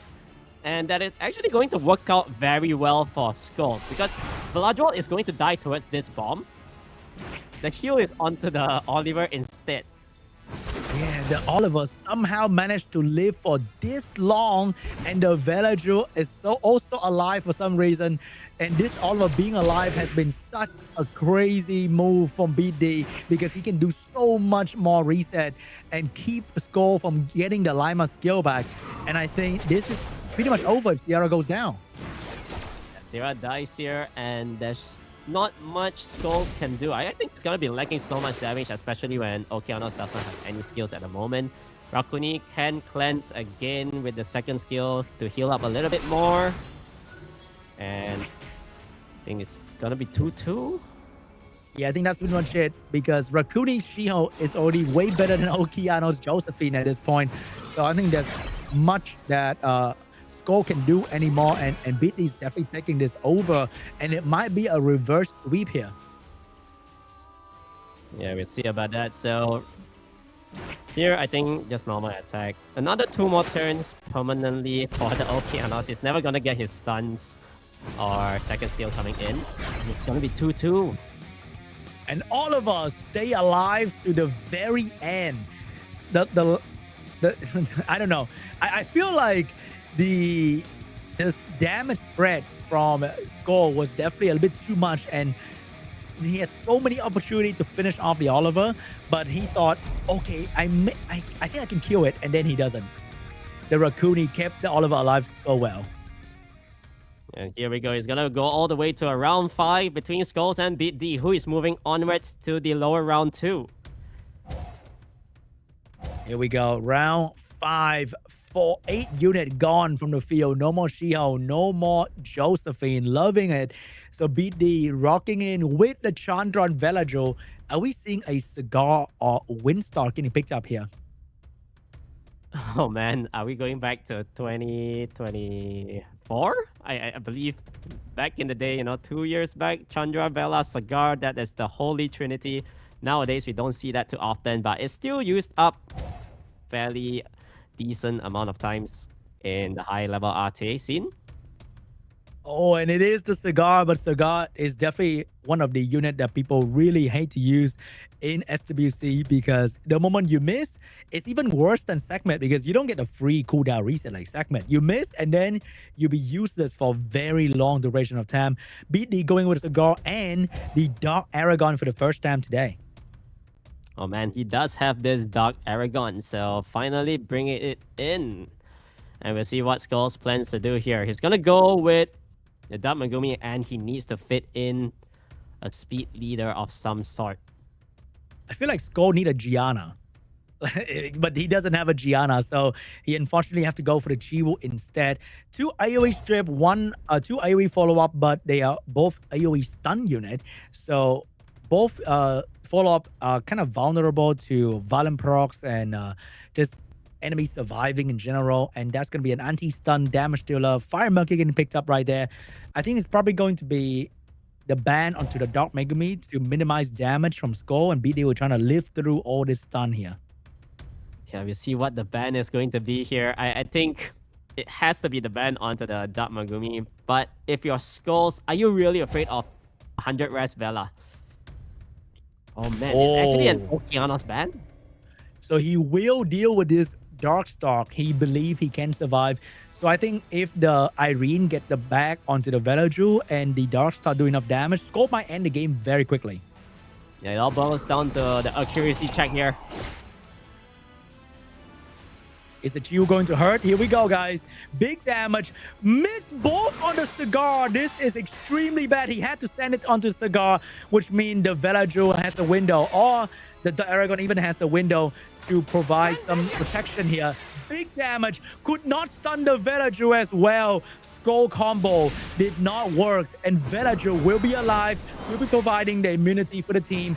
And I think that is pretty much all the damage that Skull could do in the first turn.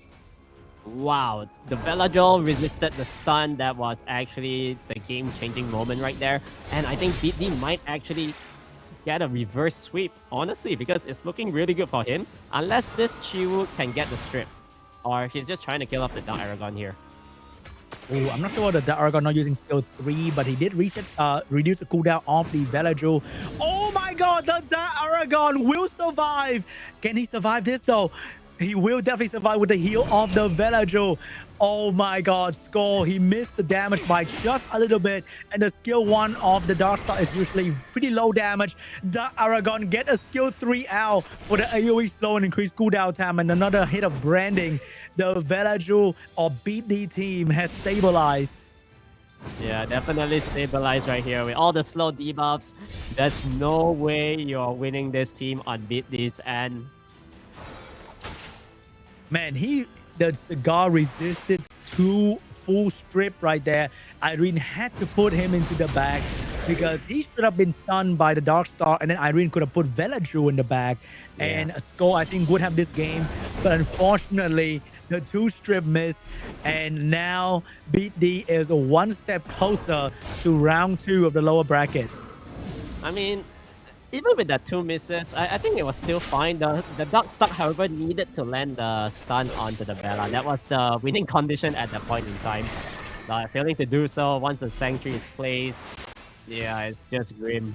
It's all over. Darkstar overall has pretty bad performance overall in all different kind of regions. Like, he has the potential, but he stopped at being the potential. Kind of like Chao back in the day. Yeah. So there we go. BEAT.D will progress onwards to the lower round 2. Congratulations, BEAT.D. Bro is still in here with us.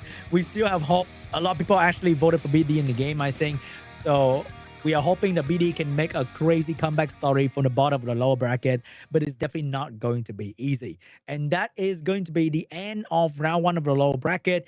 In the next part of the stream, we're going to get to see the final of the upper bracket as well as the lower bracket round 2. But before we go into our very short break, I think we are going to get a promo code on stream. Yeah, I think most of you guys have been waiting for this one. So we should be having the first coupon code of the day. Once it's shown on the screen, make sure to just collect it. Or if you're using iOS, there'll be a link in the YouTube chat as well. You can just click it and bada bim, bada boom, you get your free scroll. And here's the result. We have a beautiful reverse sweep from BEAT.D, and we say goodbye to Skull. He will fall out of SWC, and we hope to see him again in next year. Yeah, once again, I think all these players played a really good match in terms of all their best of 5 series. So earlier we did see Prima winning 3-2 against KING.D, moving onwards to the upper final, and he's going to be fighting Ek, who destroyed ANGRYBIRD 3-0. On the lower round 2, IROHA will be up against ANGRYBIRD, and BEAT.D moving onwards to be fighting KING.D over there. Wow, the battle of the D in the lower bracket round 2 here. We might be seeing a rematch soon if BEAT.D and his old opponent make it to the next round. But that is for the future Shambi and Cray to worry about, because we're going to have a short break, and before we get the promo code here, or after we get a promo code here. Yeah, we'll get the promo code first into a break. So make sure to just collect it. It's going to be popping up soon, all right? Yeah, huge shout out to all the viewers from a different part of the world. For the Asia side of the world, I know you guys are watching it in a nice Sunday afternoon here, but a lot of you guys are definitely watching while trying to open your eye on your bed at 4 a.m. I don't know where. So appreciate you guys tuning in and enjoying the stream, and we hope that you guys are having a good time. Yeah, so here's the event coupon code SWC2026 KR26 for 100 energies, 1 MS, and 5 summoners or emblems. Yeah, key in that code, get the emblem, so that we can get even more rewards on the Emblem Road event. And that is the promo code. Don't worry, guys. They will probably appear in in-game chat, Discord, community, Reddit, or whatever. It's going to be everywhere. But now, let's go to our short break. All right, don't go anywhere.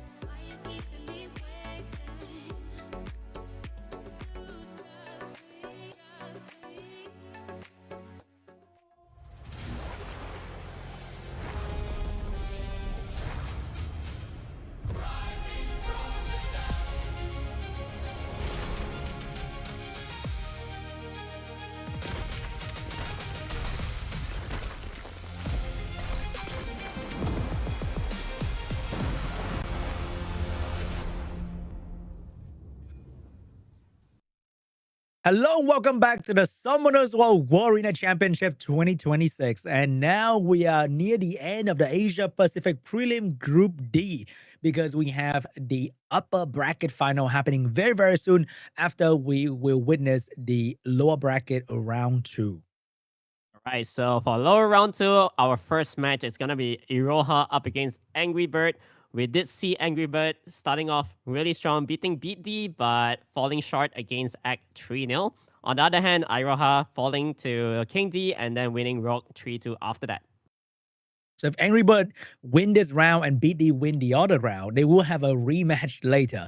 Today, we see a lot of close best of 5, all of them taking it to game 5. Very, very intense matches. Also, a couple reverse sweep as well. So even if you win 2 matches in a row right off the bat, it doesn't mean much in this bracket. Yeah, I mean, like, SCHOLES, honestly, I thought he had the upper hand, you know? He was leading very comfortably 2-0. And then after that, falling short with his cleave comps. I think at one point, he dropped it a little bit weird with the Masha Dark Start kind of thing, which didn't really did too much. I think it was for the round 4. And then, round 3, it was his first loss, that one. And then he just didn't have enough damage. The Viva Shell Villaggio just sustained the team so hard. And after that, for the round 5, he tried to cleave with the Dark Start, but did not get the win. Yeah, I think they definitely needed something like a Maximilian, Nephthys kind of thing. Right? Yeah, ended with, like, I don't know, a Savannah, a Tayor. That's going to be so beautiful. But you can't be too greedy in SWC draft, so they couldn't commit to the full cleaves. Their cleave become a little bit wonky at the end. Yeah, it was just lacking that last touch, like one more AoE damage coming in. So now we're going to be seeing IROHA opening up with the Josephine and going very passive with this Angela as well. Going for Tianlang to counter the likes of that Fire Megumi. And usually this is like a recipe to be cleave, but ANGRYBIRD is also a bruiser player, so he's not going in with super strong AoE cleave or debuff unit, but he's locking the double monkey for some single target pressure. Yeah, so double monkeys here, Mei Hoang, really good bruiser damage dealer that is going to be working out pretty well against IROHA's lineup. But now we're going to be seeing that Atamiel. Earlier we've seen this unit destroying the opponent so hard. We also have a Gurkha here to provide some very, very scary provoke. And that's going to work really well against the enemy. But the Tianlang also nerfed the Atamiel and Gurkha at the same time. So some might say this is a little bit of an awkward combination with an early Tianlang pick. Yeah, I mean, like, Tianlang is going to counter his own Gurkha. But we'll see how well it works out, right? So on paper, it does not seem that good. But maybe practical is going to be different. Of course, Chow will be the force ban right here.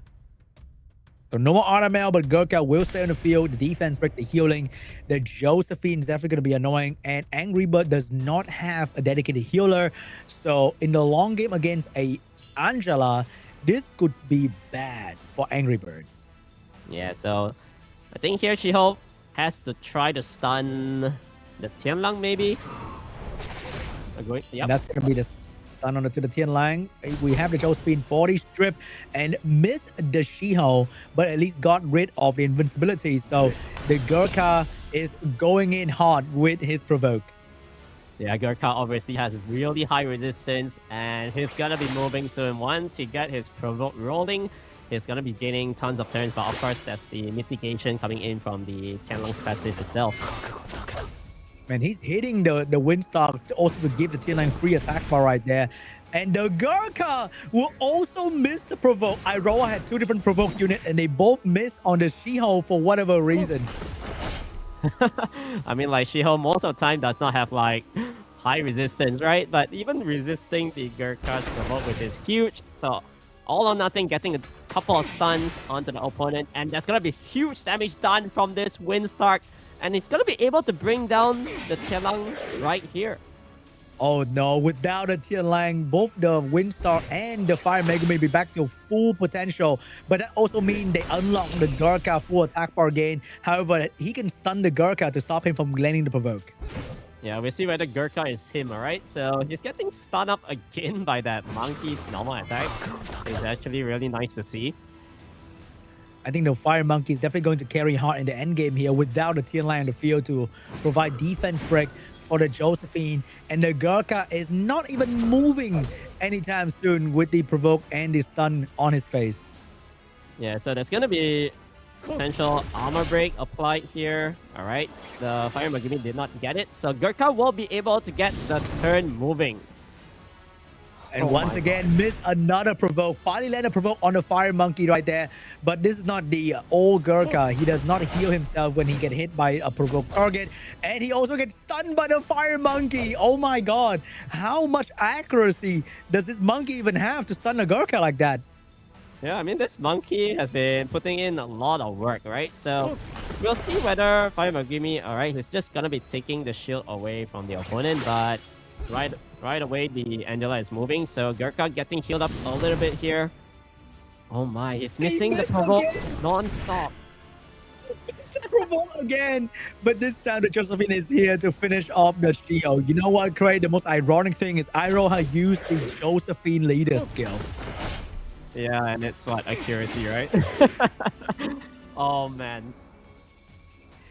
Then that's it for the Gurkha performance in this match. He is down, and Fire Monkey Windstalk somehow is still standing strong here. And there's no stopping this Windstalk from chopping down this Angela. Yeah, I mean, like, Josephine has no choice but to always attack this Windstalk because of the threat state that he's gaining every single time. And it opens up the opportunity for these 2 fire units to do so much damage onto the Angela itself. So, really unfortunate scenes that the Gurkha did not get so many provokes that he needed to kill off the shield earlier on. And you can see here, 1 hit, 13,000. Josephine is down to 1 HP, and that unit is gone. And Angry Bird will be taking game 1 away from IROHA. The triple LD could not stop the advance of the meta Angry Bird. Yeah, man. Oh, Gurkha. I think if he landed the provoke early on, he could have actually finished the rest of the entire team easier, you know. Didn't have to continue working onto the shield for so long. And here comes round 2. The pre-ban will be the Darkstalk and the Lima. So no more Darkstalk for Angry Bird. I'm not too sure if Angry Bird is going to pick the Darkstalk anytime soon, seeing the performance in all the other matches here. First pick for Angry Bird, is it going to be the Windstar? It could be. Another good bruiser would be this Singza as well. So IROHA will be taking away the Mei Ho Wang this time. And gonna be bringing in the Josephine to get a lot of shields because all these kind of units stun most of the time. So another bruise around here, and this time we're seeing the Gapsu getting picked up by ANGRYBIRD. So that is a healer in the form of cleansing, single target damage as well, and also the Annabelle getting picked up to deal with the Josephine and the monkey. Here we see Gianna being used for the first time today in APAC Group D together with the Layla to counter the first three coming out for ANGRYBIRD. Yeah, so finally we're seeing some sort of aggression trying to get turn one with this Gianna and Layla, but that always opens up that option with the Aya, right? Aya is going to be pretty good here, you know, there's going to be tons of debuffs coming in from the Layla as well as the Gianna, right? So Aya Juno is picked, locked in for ANGRYBIRD. Very, very solid last pick. The Dark Demon coming out for IROHA is also going to be the force ban here because there is no way to deal with this Dark Demon. So that's going to be the Win Nobara getting banned out together with the Dark Demon. IROHA will get to keep his Layla Gianna. That looks pretty good into ANGRYBIRD team, depending on how much the anti-cleanse will work out for IROHA. Yeah, we'll see about that. So over here with the speed lead coming in from ANGRYBIRD, his Juno actually moved in front. So just gonna go for the predicted future, getting the stun onto the Layla. That is a very important stun right there, because the moment Layla goes, then ANGRYBIRD cannot really contain the unit anymore. So he gets the provoke onto the Annabelle, but this Annabelle might actually get a sleep onto the Josephine as well. Yeah, we'll see whether the counter stun comes in or the sleep. Oh, none of that. Oh, the Gianna resisted the Gapsu skill 1 stun, and she gets a bomb and stun, which means Layla is getting a full bar here. Oh, he missed the bomb from the Gianna, and he had only 1 stun, so that's not a lot of attack power for the Layla, but she gets an additional turn as well. Oh man, that's the Gianna that I experienced a lot, you know? You only stun 1. However, Layla now will be able to apply all these debuffs, which is going to hurt ANGRYBIRD really bad. You know, all these slow debuff, making it so that they're gonna be moving a lot less. And also the Wind Monkey, the counter potential to Layla, is being stunned up, so nobody's really stopping this AoE coming out from IROHA, and IROHA is free to just send the damage wherever he wants, and Layla will keep the pressure on this monkey. The Fire Monkey will delete the Wind Monkey. IROHA looking really, really good right now. ANGRYBIRD does not have damage to take out IROHA at all. Yeah, so here, I guess Juno can heal up a little bit, but you're still lacking so much damage. The Gianna is so healthy as well. And probably the Annabelle is gonna be going down towards the bomb soon as well.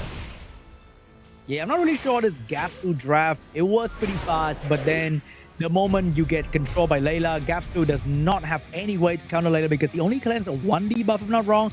And 1 debuff in the Layla bajillion number of debuff does not mean anything. Yeah, I mean, like, honestly, Layla is always so good against Gapsu. Gapsu cleanse is just 1 debuff on the lowest HP ally, so that doesn't mean anything, right? That unit, the Layla, normal attack sometimes can even land like 3-4 debuffs. So it's gonna be a Gapsu pre-ban this time. I feel like that is like an ego pre-ban. It's like, I beat you, I don't care, but since you play with this unit, you seem to like it a lot, I'm gonna ban it so you feel bad about it. I think that's the pre-ban for Gapsu right there, because I think if you pre-ban the Wind Monkey or even the Wind Star, it might be more detrimental to the draft of ANGRYBIRD. Yeah, I mean, he didn't have any issues whatsoever to deal against that Gapsu, but here we go. We're going to be seeing the Singza picked up when the opponent goes for a Josephine. Okay, that's really interesting. Oh, an early Ragdoll. It's like going back to like 2019 with this early Ragdoll into like a Wusa back in the day. And that would be an insane draft. But nowadays, I'm not too sure about this early Ragdoll. We got the Fire Monkey and the Angela getting picked up here. So he's stealing away the good Bruiser pick from ANGRYBIRD, and he can still have 2 CC last pick unit. Yeah, and I think here ANGRYBIRD is going to go for a Fire Legolas because there's going to be a little bit of debuffs, I mean, like buffs coming in on the side of IROHA. However, are we actually going to see this Rika picked up? Wow, this is like super old school vibe from both players here. The early Ragdoll into a last pick Rika. Well, that is crazy. Are we seeing a Molong from IROHA? I mean, Gianna makes sense. The only thing that is stopping IROHA's team right now is that Raccoon, right? And it's just a clan, two buff clans, two debuff clans on one unit. I feel like he could have last picked the Layla once again, maybe, but you can really go wrong with the Gianna as well. So last pick Chow is really, really good. I think that might be a Chow ban.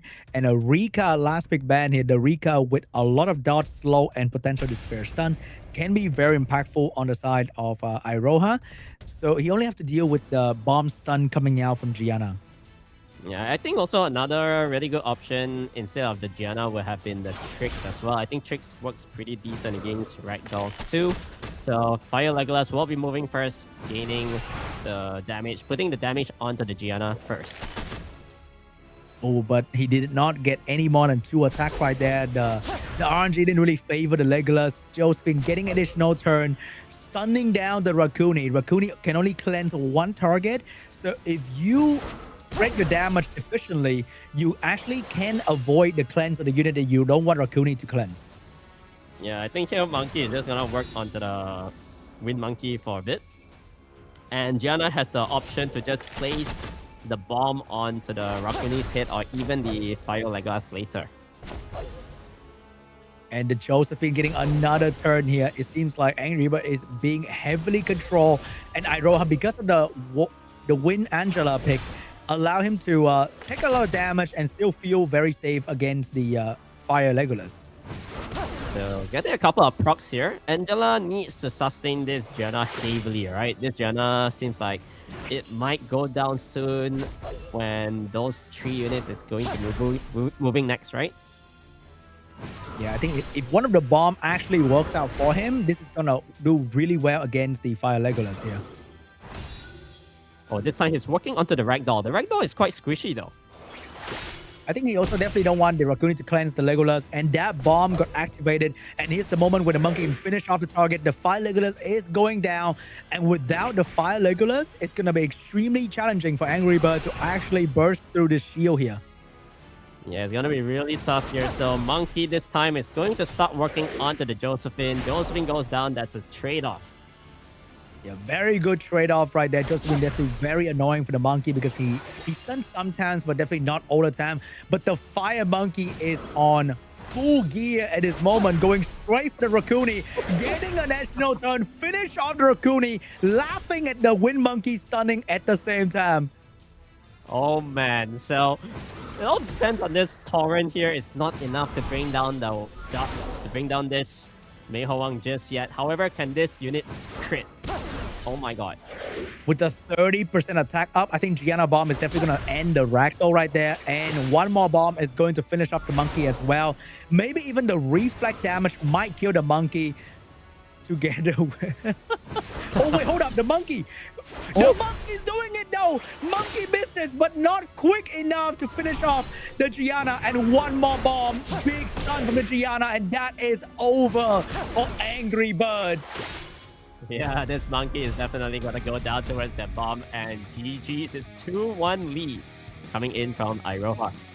We are seeing a lot of Bruiser masterclass here coming out from these 2 players, with IROHA and ANGRYBIRD both going heavy Bruiser and healer. Yeah, I love it when these 2 Bruiser lineups like match up, right? So it's gonna be like stalemate for the first couple of minutes, but once the attack increases like 20%, then you actually see some sort of like potential burst onto a single unit. Yeah, when the monkeys start going crazy, it is very, very hard to really prepare for the damage because they defense break into their own follow-up, and the follow-up usually can one-shot you in the later part of the game. And here we have a Ragdoll pre-ban and the Angela pre-ban. So I feel like this is going to be a race to whoever get the Raccoon and Annabelle first. Yeah, I think there's not many healers-ish left in the field since Gapsu and also the Angela is gone. So this time, ANGRYBIRD will be taking the Josephine, and oh my god, IROHA is gotta go for the Water Gandalf and Bulwark. That's an EO for me, bro. That is like, ew, really? Really? You're doing that? We got heal for days here from these 2 units. So over there, we got even more buff for the Bulwark to enjoy. It feels like he is going to ban the Bovert. Yeah, I think it has to be a Bulwark ban here, right? It's gonna be benefiting him so much. There's gonna be shields from Josephine, the threat state from the Windstock as well. So IROHA will go a little bit aggressive here with the Julian. There's nothing stopping him from moving. Really good damage output into an armor break before coming in from this Singza. So what is going to be the counterplay for this amount of passive here? Are we seeing some Dark Gojo action? I don't think that's gonna show up though, but we definitely need to deal with this passive healing somehow. Imagine a random fire assassin, bro. That'd be crazy. Tasarian could be an option here, right? You got Rakuni for the boost. You can potentially Oblivion 2 units, but he's gonna go for the Fire Legolas and Annabelle instead. Not sure about this Gurkha though. It didn't really land much earlier, and also we have Fire Legolas picked, but the Gandalf is actually banned now. Maybe he was expecting the Fire Legolas to be banned, but Rakuni is going to be the ban, so there's no buff for him to steal in this position. So that's gonna be a little bit awkward for the Fire Legolas. I think Fire Legolas is just gonna die on turn 1. Wait, let's see. Oh my god, you might be right. Fire Legolas is being heavily focused here, and he will survive, but it's before he dies, he will grant Bover 2 free stack for fun.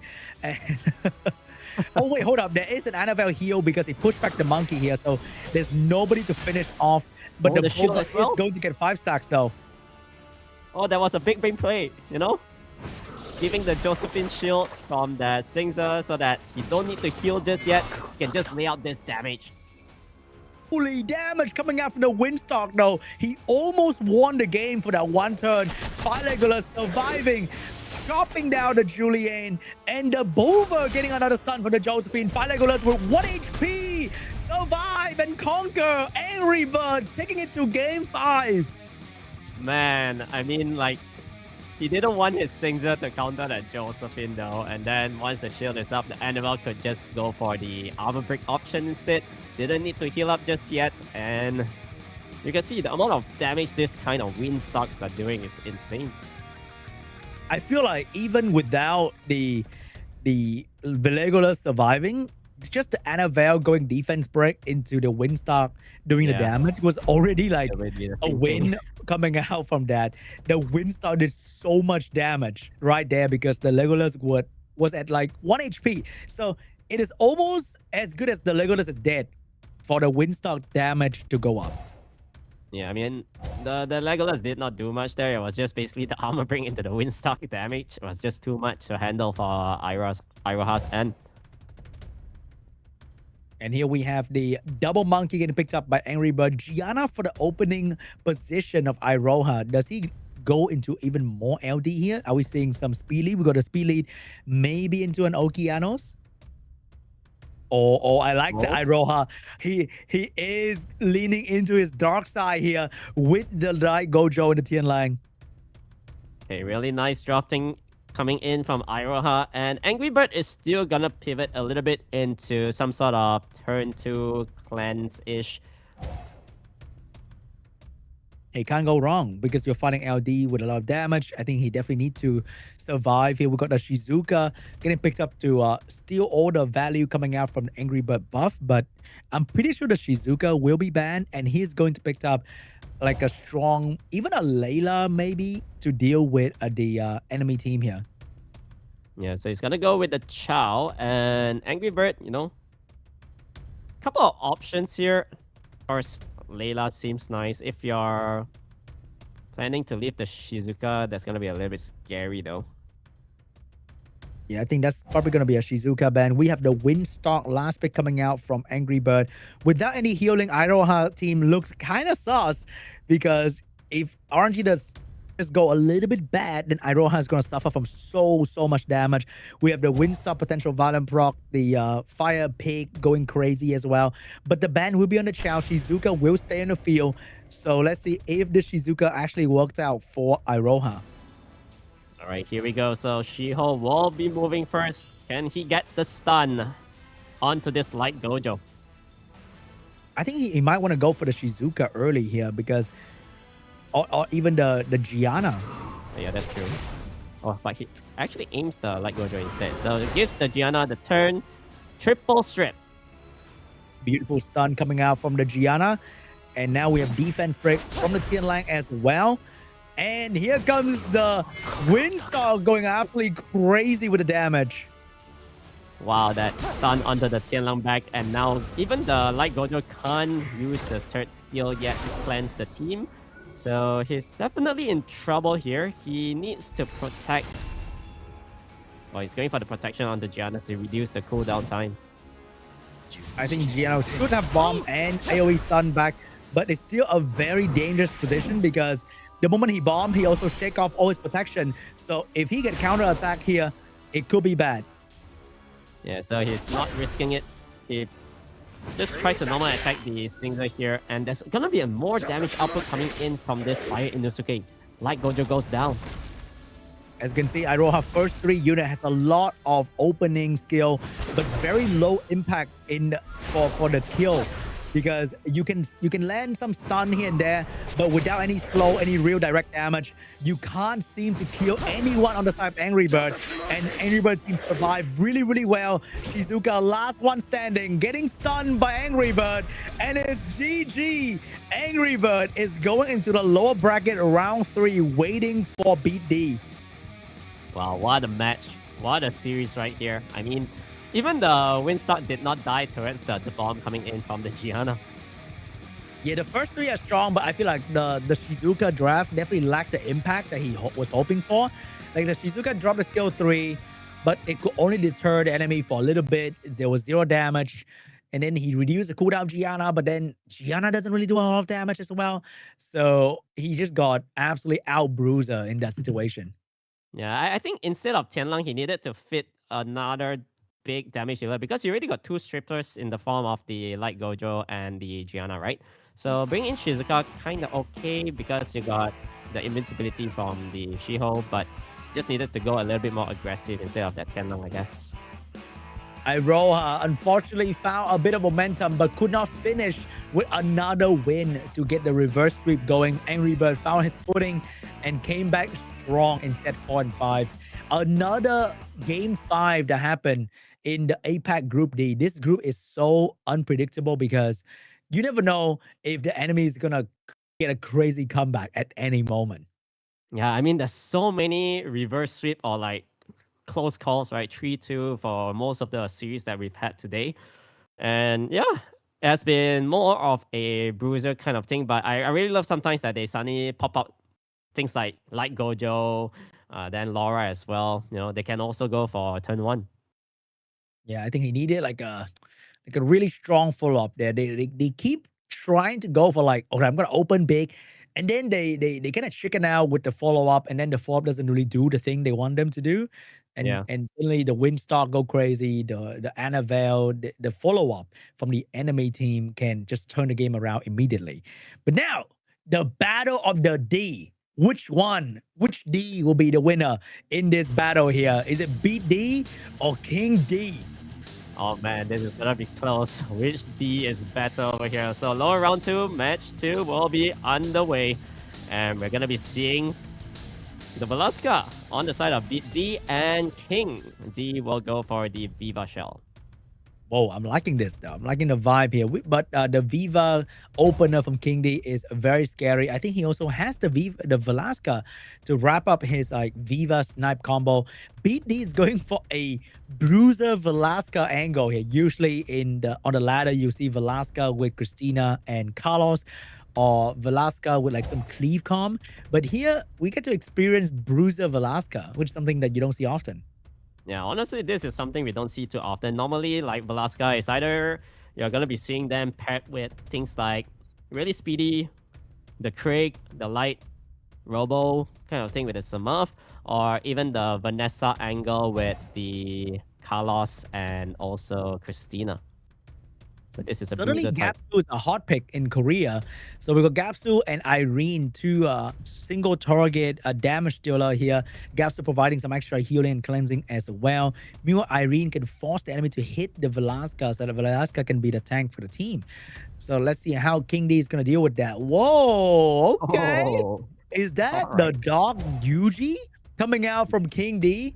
And we have a Layla last pick against BEAT.D. Oh man, Dark UG's damage output is gonna be so scary here. But he's also gonna be quite squishy against the potential branding into the Velasca nuke, right? Yeah, I'm not exactly buying this Dark Yuji pick though. I feel like he might do a lot of damage, but I bet that he's going to not do a lot of damage and then he will die to a Velasca skill too because he's going to be very squishy. And you can't afford to build him bruiser like because I don't think I think if you do small damage, you don't get like the cooldown reduction for the skill 3. Yeah, I think so too. So maybe his option here is for Viva swap or a Bulwark 50% into a potential kill. That could be something that is going on for KING.D's end. And once you get the kill, he should be able to have the Ender buff. He wouldn't die that quickly. There's literally not many strips on the side of BEAT.D as well. But I would love to be proven wrong. And this Dark UG is going to Black Flash over BEAT.D right here. So here we go. Big skill 3 from Irene. And she will put the Viva in the bag. So say goodbye to any snipe potential. But maybe the Bover plus the Dark UG will be able to do it. I mean, definitely not on turn 1 because the Bulwark is slower than this Dark UG, okay? So there's nothing much you can do here, but just gonna go for it. There's no damage done onto the Gapsu. Yeah, after that hit, Gapsu lost 0 HP while UG lost 20%. So I'm not sure what's the plan here, but at least the Bover is there to cover Dark UG. Yeah, I mean, he's not gonna go down anytime soon yet. Probably just hold on to the Velasca skills. You're not busting anyone down really with the sacrifice. All right, maybe we get to see another skill 3 very soon here come out from Dark UG. But the more damage you do, the faster Velasca can achieve the skill 2 maximum stack. That's going to hurt a fair bit. Oh, okay, there we go. So something at least working on the side of KING.D now. He got 3 stacks. He can heal up a little bit. Oh, but he's just trying to steal the shield away from the Velasca. All right, the shield is really keeping this unit alive here. And maybe... Oh, the snipe! The snipe angle happened. And the Irene will not die just yet. She will get her back before she dies. And that's the best because you cannot hit her to reduce the back duration. Wait, but he switched the target to the wind pudding instead. He did not put anyone in the back. So Irene will stay alive. And there is going to be a shield for Irene. The Dark UG lost the shield. And Velasca going in with a violent proc to finish him off. The snipe actually was for BEAT.D. Wow, what a return snipe right there. Oh my god. So it's still not over. I mean, the Bulwark here can reduce the HP, but that's nothing much you can follow up after that, right? And the Velasca took enough turn to get the skill 2 back. So if you're not careful, you might die. And Irene stabilized the small little heal coming out from the wind pudding and the Gapsu allowed Irene to have a bit of HP. But the Gapsu's in danger here. He might go down. But unfortunately for KING.D, he has no real damage from these support units. All these units are only doing about 1k. There's no way to kill off the Gapsu from here because with the shield, Angela getting the additional turn. Oh, this is rough. Oh no. When you are down to 2 units, this Velasca is going to hurt real bad when she gets to move, especially with the Gapsu branding as well. That might happen. Yeah, he's just waiting for this Bulwark to be back. And with the Velasca moving pretty soon here, that unit is branded as well. There's gonna be a really big nuke onto the Bulwark space. Oh, that's a lot of damage. There is a bit of healing right there. But KING.D does not have the damage to kill the Irene anymore. And the moment she puts someone else in the back once again, that might be an opening for Velasca to snipe the other 2 units.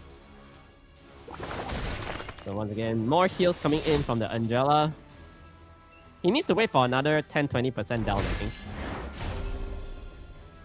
Here we go. Can she do anything with the skill 3? Not really any target to use it right here. Not a good time for the skill 3. And this Irene will soon get the backpack. And even with Bover, he can't really burst through this amount of healing and shielding coming up from BEAT.D. Yeah, so even with Bulwark at 5 stacks now, We'll see how much the heal is and how much HP this Velasca is going to be reduced.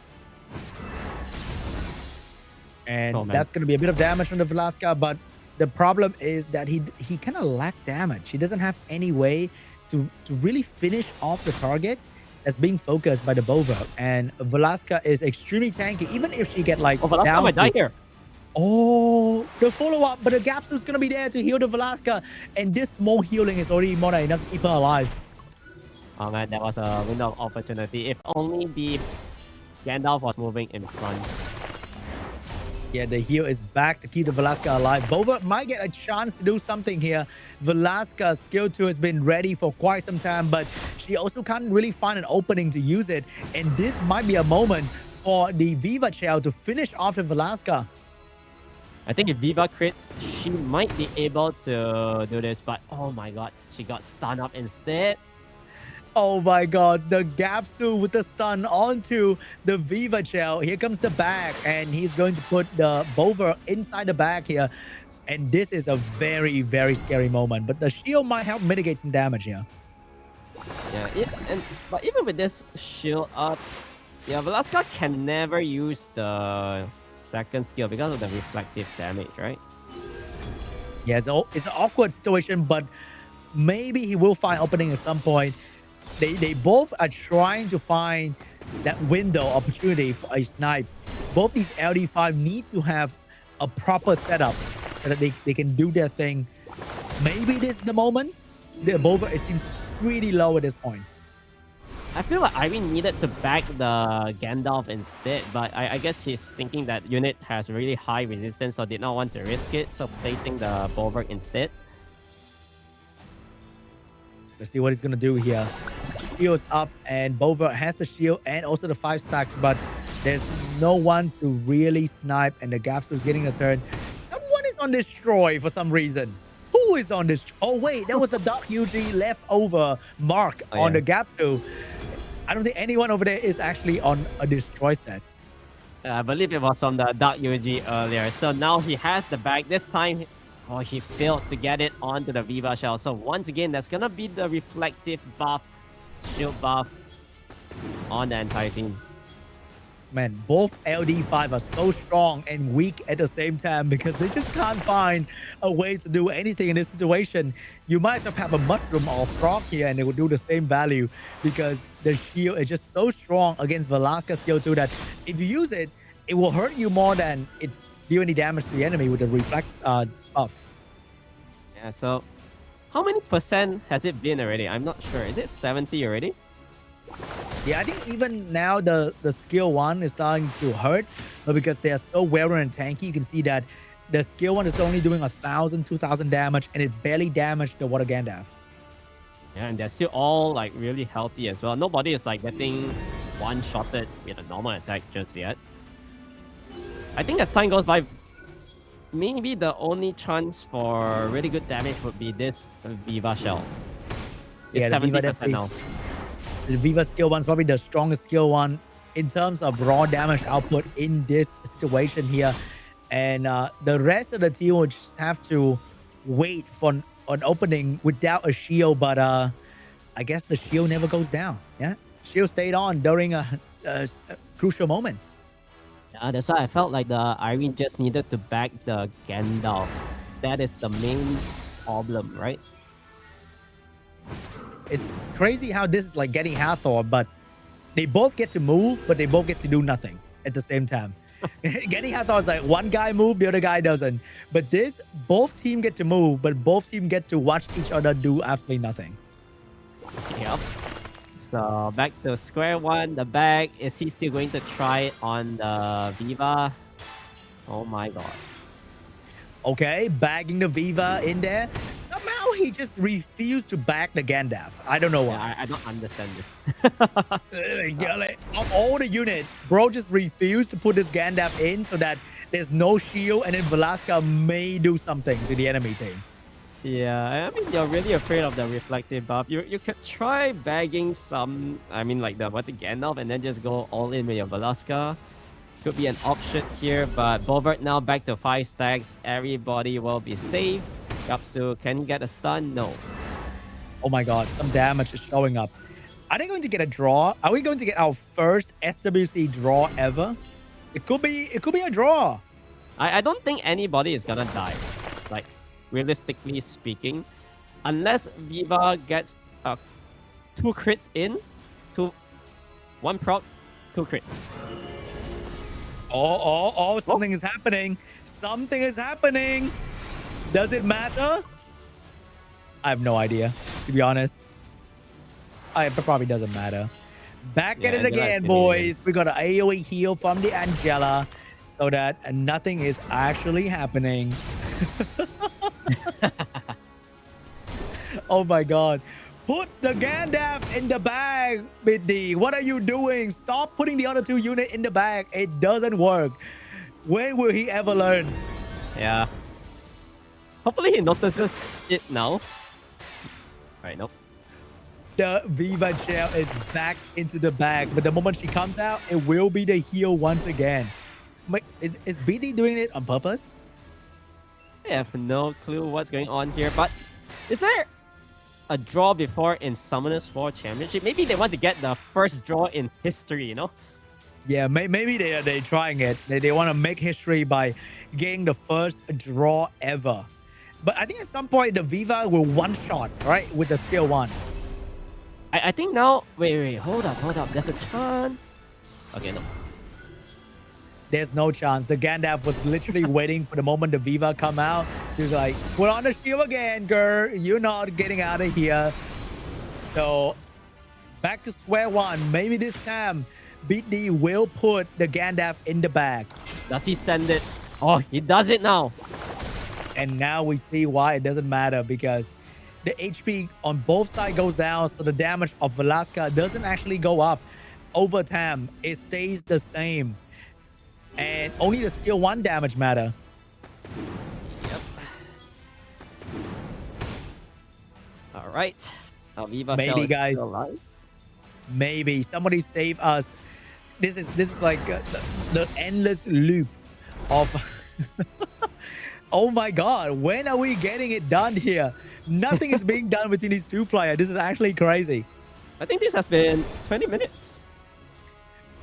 Here comes another bag coming out from the Irene. If he does not put it on the Gandalf, I will personally fly to Korea and put BEAT.D in the bag, bro. I swear if he doesn't put the Gandalf in the bag.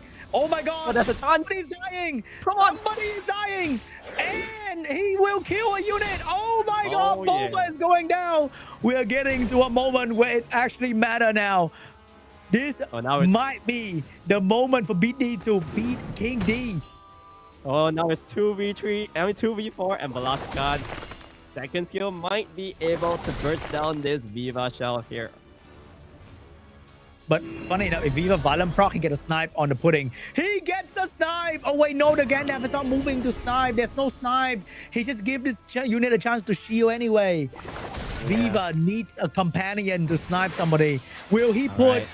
He finally put the Gandalf in the bag. Thank God, BEAT.D. GG, BEAT.D will take game 1. Oh man, that was a really, really interesting match 1 between here. So, BEAT.D outperforming KING.D. But we are going to a game 2 here, and getting 1 win in APAC Group D does not mean anything, because this is the game 5 factory. We are always getting to game 5 in Group D. Yeah, that is for sure. So I guess we're going to be seeing more kind of bruiser-ish. We've seen things like Water Gandalf picked up more often now. Can we see like a Water Gandalf pre-ban? Correct? I beg for Angela Water Gandalf pre-ban. Oh, that is what I've been hoping for a long time. Can we do it? Do they have what it takes to pre-ban those units? Because they use those units a lot. So there is a chance they will actually ban a counter to those units and pick more healer after that. Oh man, they're taking their time on the pre-ban as well. So it's going to be the Viva Shell and the Chandra removed. Actually, a Chandra pre-ban coming in from the King itself. Right. which means we might get to enjoy another round of beautiful Velasca, Angela, Bova, Gandalf coming out of this. But there's no more Viva Chow. But I think Viva Chow didn't really do a whole lot in that game. A lot of snipe happened, but it couldn't succeed with the Viva Chow having no follow-up. Yeah, the Viva definitely for sure did not have any follow-up, so not too sure why he wanted to pre-ban that unit. I guess just does not want the opponent to have it this time. Taking the Angela here and a Belio. Okay, that's really an interesting Belio. A little bit too early, but of course it's really good against the single Velasca picked up on the side of BEAT.D. We have two healers. Two healers. You kidding me right now? You know what? I would take Oliver, Shiha, Okeanos, okay? I'm sorry. Oliver, Shiha, Okeanos, Windstalk, Fire Megumi. I don't mind any of that. But give me all of those, okay? Starting off two healers. Over there, BEAT.D is going in with a Fire Monkey and a Velajo for more protection. Okay, so double fire. Do we see more water units on the farm of Annabelle? Or, yeah, I mean, another healer, I guess, might as well. Okay, Seimei. All right. What is this, KING.D? Do you really want to be here for another 30 minutes here? We got a damage dealer finally coming out from KING.D, and that is going to be a Chow. And excuse me? Okay, BD, I respect that. That is going to be a Ciara and a what? Oh, wait, hold up. That's a light Siri. Yeah, light Siri. Wait, hold up, Ciara. I like the Ciara. Oh my god, we got two ignore defense unit coming right up from BD. This is amazing. I like that. KING.D is going too defensive here, allowing BD to lock in two ignore defense unit, and that will all go into the Chow if the Chow survive here. Yeah, so with the Leo pick, this Leo is gonna be force ban, and I don't see how KING.D can sustain with this Chow though. I feel like the light Siri burst into the Velasca nuke should be able to bring down the Chow pretty quickly, especially we do know Mei Hoang gets good crits against water as well. So if Chow goes down quickly, maybe he has a good shot at winning. But there's also gonna be revives from the Seimei though. We got the Chow getting banned, so BEAT.D will get a quick snipe on this Chow here. Velasca is gone, so no follow-up coming out from the Velasca. But I'm not sure how KING.D is going to do this, because I think when you revive the Chow, the damage is going to be not as good because you don't have the Chow passive in there to boost his damage according to his current HP. So here we go. And the Chow is gone. Now BEAT.D will just have to wait until Sonia get another skill 2. I don't think anyone on the side of KING.D can survive a Sonia when even she get like 10% attack. I think the game is over already. I mean, the moment Chow dies, where is your damage?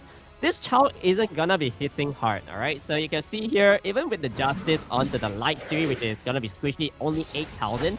And maybe now with the Armor Break as well onto the Abilio, right?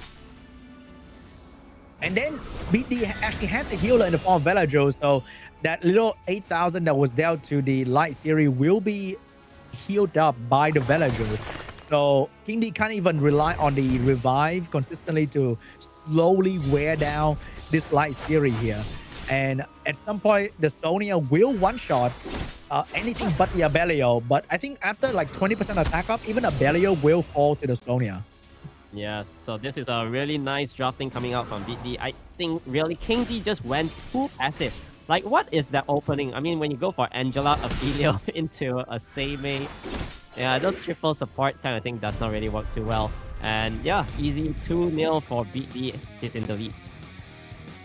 I'm so glad that BEAT.D actually picked up 2 damage still right there, because he could have gone with Gandalf and a Bova in the last 2 picks. And you know what? It kind of makes sense. You got the Bova to deal with the Angela, that kind of stuff. But BEAT.D actually picked up 2 ignore defense damage dealer and went very aggressive with the last 2 picks.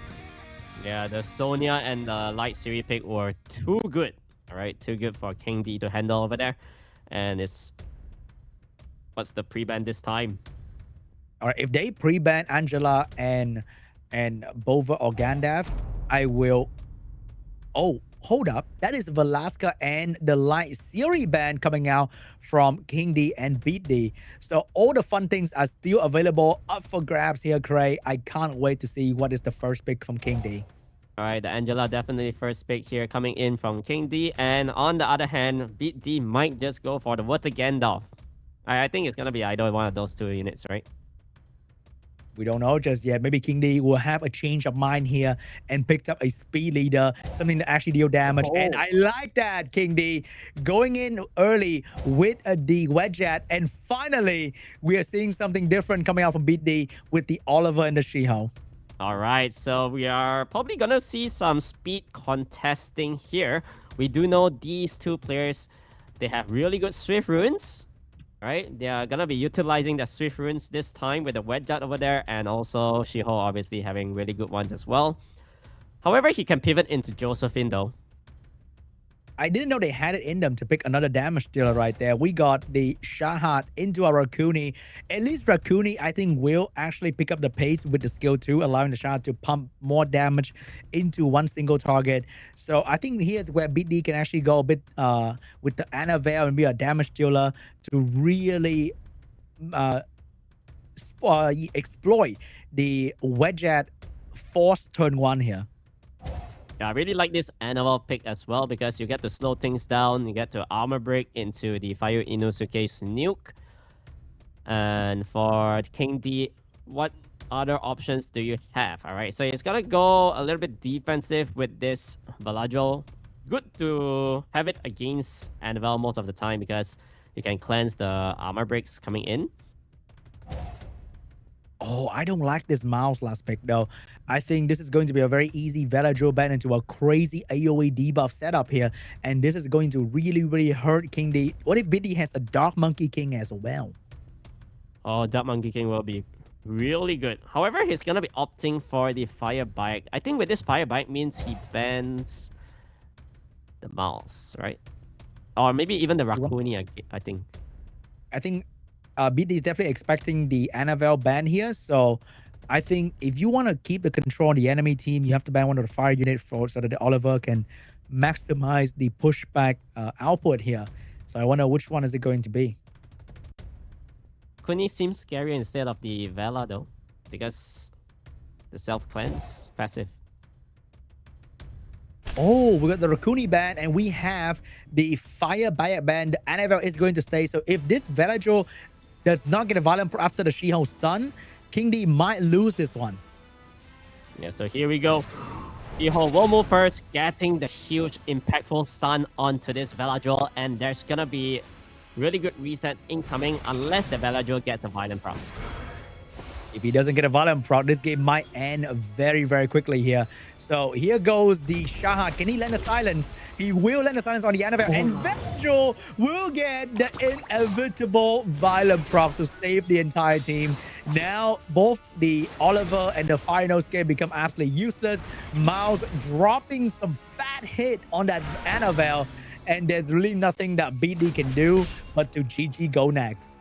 Yeah, that is classic Veladro for the most of you guys. All right, so proccing out a stun, 2 turns every time, Miles as well. It's pretty much GG. Yeah, there's no way to make a comeback. Miles has been moving twice every single time. Oliver almost dying here. Will go down towards the dot. Same goes for the Annabelle. Look at that. KING.D with the Pram violent proc coming out from the Veladro. 2 turn every turn Veladro, 2 turn every turn Miles. There's nothing that BEAT.D can do but to draft better next time, I think. Man, how do you draft into that? Like, how do you even expect that? Like, I think on paper, BEAT.D got the right draft. Okay, BEAT.D got the right draft. He got the right plan. He stunned the Vela, and the draft was supposed to go his way with all the setup going really, really well. But KING.D just 180 no scope BEAT.D in this situation, and you can't really counter that. yeah, I mean, there's no way. It's like, you know, you close your eyes, blind shot, and you got headshot by the Vela. so there's nothing much you can do. KING.D taking this one. This might lead to a reverse sweep. We've seen that many times before in SWC APAC Group D. So BEAT.D need to lock in for this one here. Alright, so What other pre-bans are you afraid? I mean, you need to remove... Do you remove things like Veladrol? I mean, I wouldn't mind a Veladrol pre-ban here because it definitely did a lot of work for KING.D. And it's one of those rare units that can instantly turn a game around with the skill 3. And that is definitely going to be on the pre-ban list, but it will be the Shahat and it will be the Sonya. Okay, so with this Sonya pre-ban, it means that KING.D might go on the Bruiser and this time again, I think. So we'll see. Oliver picked up on the side of BEAT.D. Is KING.D going in with the turn 1 team that he just did, or will he retreat back into the Angela Abellio first pick here? He might go Bruiser, you know, so he's got to go with the Windstark. Maybe a Vanessa. All right, fitting in Rakuni makes sense. You got some sort of good single target heals. BEAT.D is going to take away the Mei Ho Wang here. I feel like he could steal the Veladrol here if he wants to. And he still have like the Annabelle last pick, but he will go for the Angela. So both teams have locked in their main healer. Okay, do we see more heals coming in? Or do we see things like another fire unit on the side of KING.D? Maybe, yeah, Fire Inosuke is okay to deter the Oliver a little bit sometimes with the passive. Are we going to see a Bover as well? But for the 4th pick, it will be the Wedgeat. He is picking up the pace here for this round. He will have a lot of attack bar and 2 strong damage dealer. BEAT.D with the Rika. Something from 2019 here. Loving it. But is that going to do enough damage against this Fire Inosuke? I think Rika and Trix will work pretty well here at the end. And then you just ban off the last pick, right? I mean, there's going to be slow debuffs that make it so the Rakuni can't cleanse too much. However, he's going to go with the Veladrol instead. Maybe he was expecting the Veladrol to come out in the last pick, and he do want to ban the Fire Inosuke or the Rakuni. So he kind of steal the Veladrol right there. And the last pick from KING.D is going to be the Water Gojo to deal with the heavy fire coming out from the enemy team. Yeah, I think BEAT.D already locked in his ban over here. It would be the Water Gojo, right?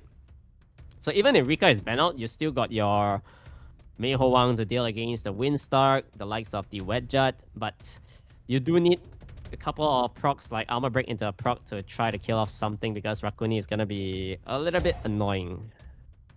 So it's going to be the Gojo ban. It will be the Mei Ho Wang ban. So Rika is going to stay. But Rika in the modern day, I'm not sure if she's going to do enough damage on the enemy team here. And we don't know if the Rika's on the spell of violence. We haven't seen a Rika in quite some time. So let's see if this Rika is going to be able to do enough. Yeah, most of the time, I think RTA Rikas, it should be a Vile build.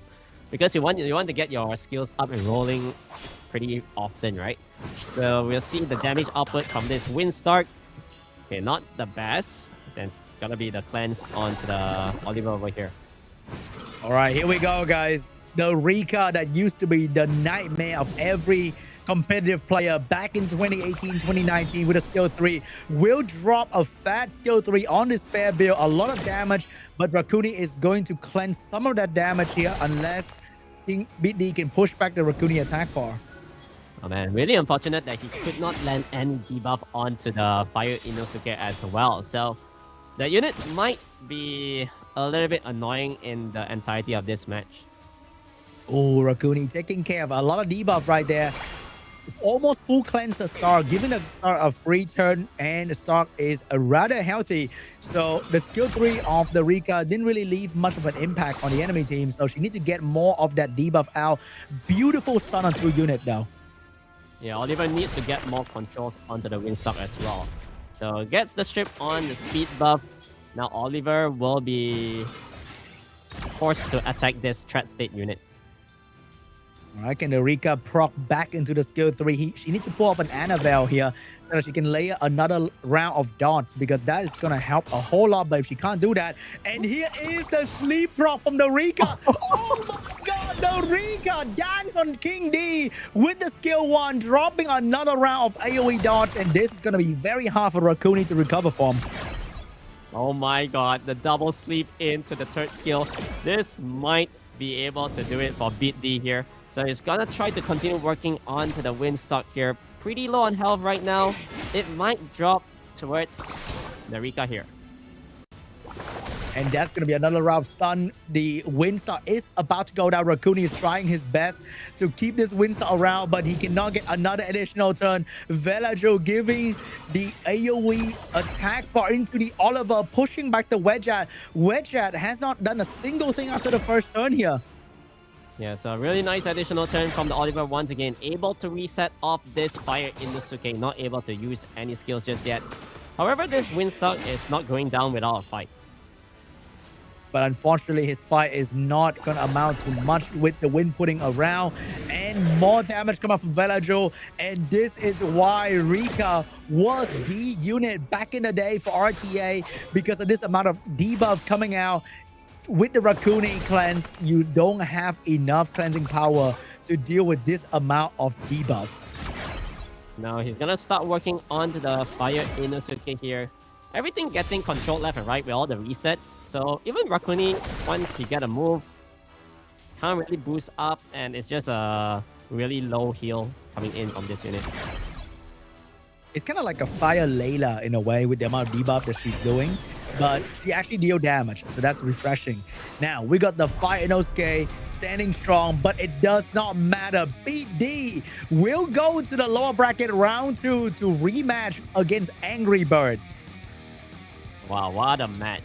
I think the starting was a little bit slow, but it definitely picked up the pace, right? I mean, we did see, I think KING.D, of course, his second match in that best of 5 series was a little bit too passive. You know, he went for the likes of Abilio, the Angela, and Seimei. So just got fully hard countered by those kind of snipe ignore defense lineups. And yeah, just couldn't get his bearings right after that. Yeah, we probably got the most insane game one. That just happened. And we never want to see that ever again. All right.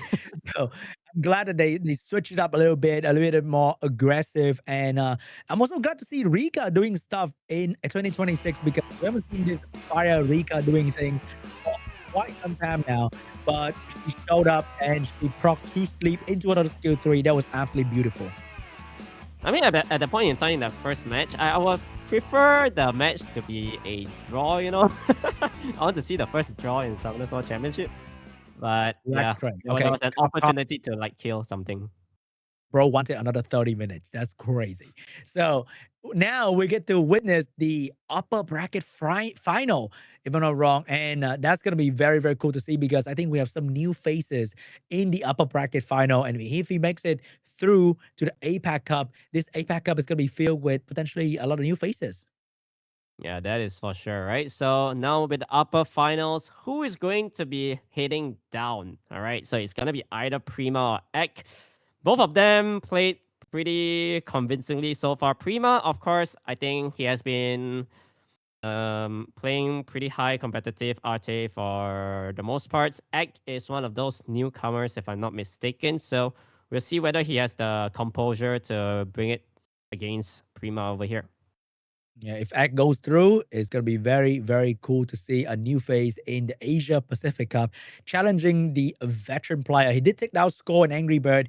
If ANGRYBIRD beat BEAT.D and Act lose later, there could be another rematch. So a lot of rematch might be happening in the lower bracket final. But for the upper final, let's see if we get to Game 5 once again because APAC Group D has been filled with Game 5. You win 2 matches, it doesn't mean you're going to win the third one immediately. Reverse sweep can come at any point in APAC Prelim Group D. Yeah, so here we go. We should be able to get this match underway. The upper finals for the Asia Pacific Preliminaries Group D will be starting.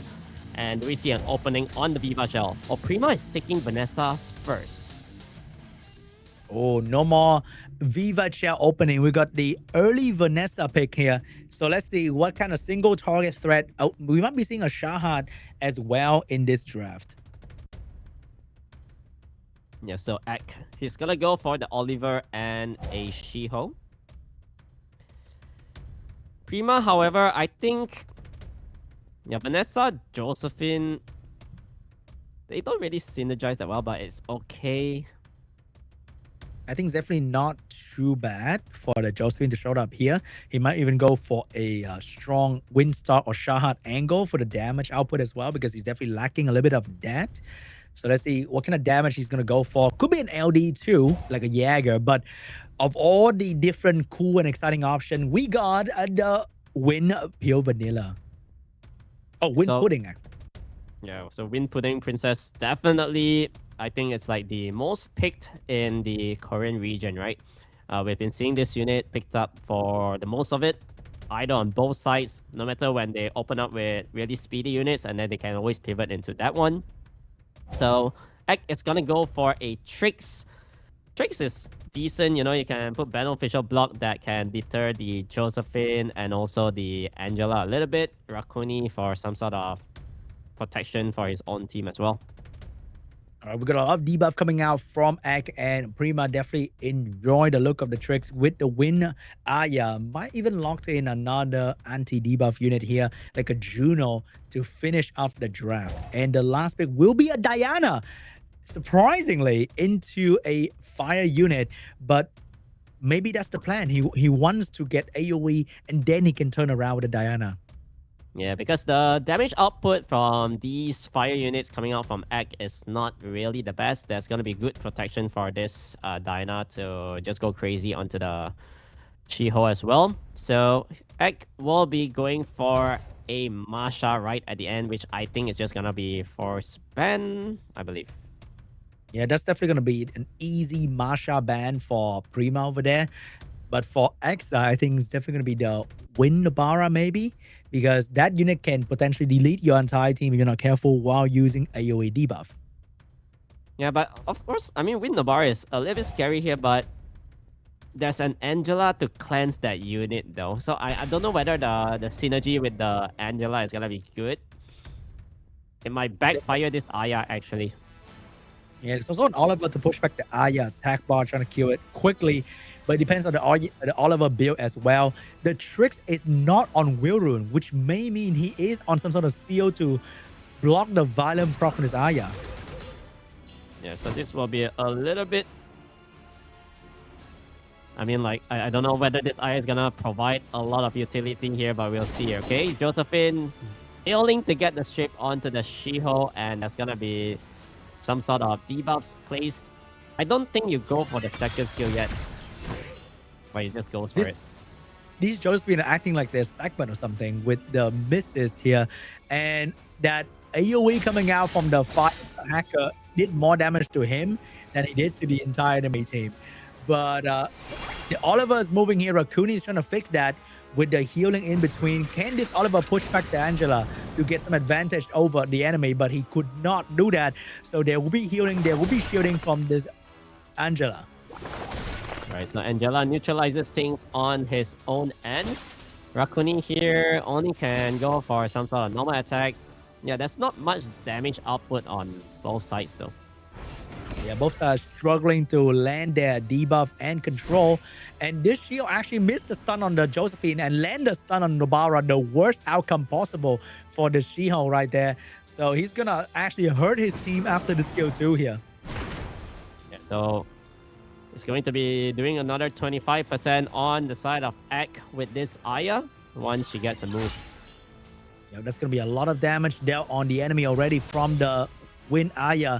And the Angela, while keeping her alive, also not really cleansing any debuff, which is great for this Aya. She gets to do her damage and get healed at the same time after that as well, which is really, really beneficial for Prima. So I think Shiho here. Do you just go all in onto the Josephine here? Try to just do as much damage as you can. I think that's the only way, because the Vanessa seems tanky, and then at least you can control this unit with your Oliver and whatnot. This Oliver finally landed a very crucial pushback and reset on the Josephine to keep that unit down for a much longer period of time. And the Fire Hacker also get a violent proc here to lay the AoE slow debuff on the enemy. But that comes with a cost. The Aya get a turn, do a lot of damage, and she might get a violent proc to finish off the Fire Hacker here. Alright, so do you just reset the Vanessa? Alright, you got it. And Josephine, ooh, is still alive. she's not gonna go down because Angela will be cutting in between for a heal. And that shield is also very thick to keep this Josephine alive. Shio with a skill 2 available, and he can stun the Josephine to keep her down without her passive. And Oliver with the pushback, and he's going for the reset on the Vanessa. He wants to kill something here. Not sure if that's a good play though, but at least he has the push from the Rakuni to allow for the team to move again. And this is going to hurt Prima. But oh It's no, not over oh yet no. though. It's Aya. I can feel it. It happened to me before. I can feel it. It's coming, Cray. Oh, it did not happen. So alter ego attack, Aya will go down, and now it's just left with Vanessa and the Angela. I don't think it cuts it from here, right? Because Oliver is gonna survive. Let's be real. I don't think it dies here. Rakuni is moving next. If Ek doesn't have a Rakuni, I think Prima would have won the game at this point. But the Rakuni has been keeping the team barely enough alive so that they can do the damage to finish off Prima unit. Yeah, the Rakuni has been keeping the entire team on its end. So Trix will be able to move here. But with all the branding, yeah, as time goes by, these damages are just too much to handle. Rakuni with the boost onto himself, facing more heals. Yep, it's keeping the Oliver alive. The buff block from the Trix is keeping the shield away from Prima as well. And Prima just can't get a break. The constant reset, keeping the Vanessa from doing any real meaningful value here. And I think that's pretty much it for Prima in this game. Raccoon is getting another turn here, boosting itself to get a lot of healing for the team. And Ek will get a game 1. Yeah, really nice drafting here. Able to counter the Angela really hard with the Trix. Yeah, and that's what I mentioned earlier in the stream as well. You know, I think Trix is one of those underrated units. It highly counters things like Jaeger, Angela, a little bit here and there. So we'll see. Maybe we see a Trix pre-ban. We could, you know, because it has been basically Angela gaming for the most of it. We need to say Trix and Angela pre-ban. Or better yet, Angela Rakuni pre-ban. That'll be the dream pre-ban, in my opinion. Do we see that happening though? So pre-ban will be locked in, and it's gonna be the Viva Shell and actually an Oliver. Oh, Viva Shell pre-ban right there. We didn't see the Viva Shell show up in the previous game draft, and that Viva Shell will never show up once again. Oliver out of the first pick material as well, which might lower the value of this Shiho first pick here. Yeah, also lower the value of turn 1s in general. So Prima, what other options? All right, Josephine, Fire Megumi, probably you can steal some sort of invincibility away. I wouldn't mind like a Josephine and a Ciara first pick here for some nice damage. We got a Josephine and Vanessa first pick for Prima over there with the Shiho. I think he can actually go for the Ciara, but knowing Korean, we might be seeing the win pudding in the middle here. Yeah, I don't think he's gonna go aggressive with a Ciara pick. Of course, I think at this point in the competition, not many people are risking it. But wait a minute. I like that though. I like that Ciara early pick though. Maybe a Jogun. It will be a Jogun pack as well. Loving the Ciara Jogun coming out. So Prima will have to counter this. Maybe we see a Hey Gang. Maybe we see some sort of high base speed. We could see an Ethna as well if Prima has that unit available to deal with the Shiho in the early game. It will be a Masha. I'm loving the aggressive answer to the enemy here, but Masha doesn't really do too well into a Shiho just yet. Yeah, and like what I wanted to say is like not many people are risking it for turn 1, especially with Ciaras, because one missed bomb, it could cost you the entire game. That's why I think we are seeing a lot of like really safe plays with Angelas and whatnot, just to draw things out. And you know, as time goes by, it all boils down to whoever gets the armor break in at the right timing into a kill. We got free double water last pick from Ek here with a double fire come out from Prima. And that is going to be the Chow and the water Zenitsu. That's going to do really well into the Josephine and the Fire Megumi. What about Prima pick last here? It does not matter anymore. It will probably be banned now. And the double water from Ek will have a very strong impact on Prima's draft. Yeah, I think here Leo is definitely for sure gonna be banned out. And we'll see the double water whether they can do good damage and bring down something quickly on the side of Prima. I think it's going to be the Windstalk ban here into maybe a Chow ban. Water Zenitsu has been a bit low impact for these drafts. So that's going to be the ban for these two players.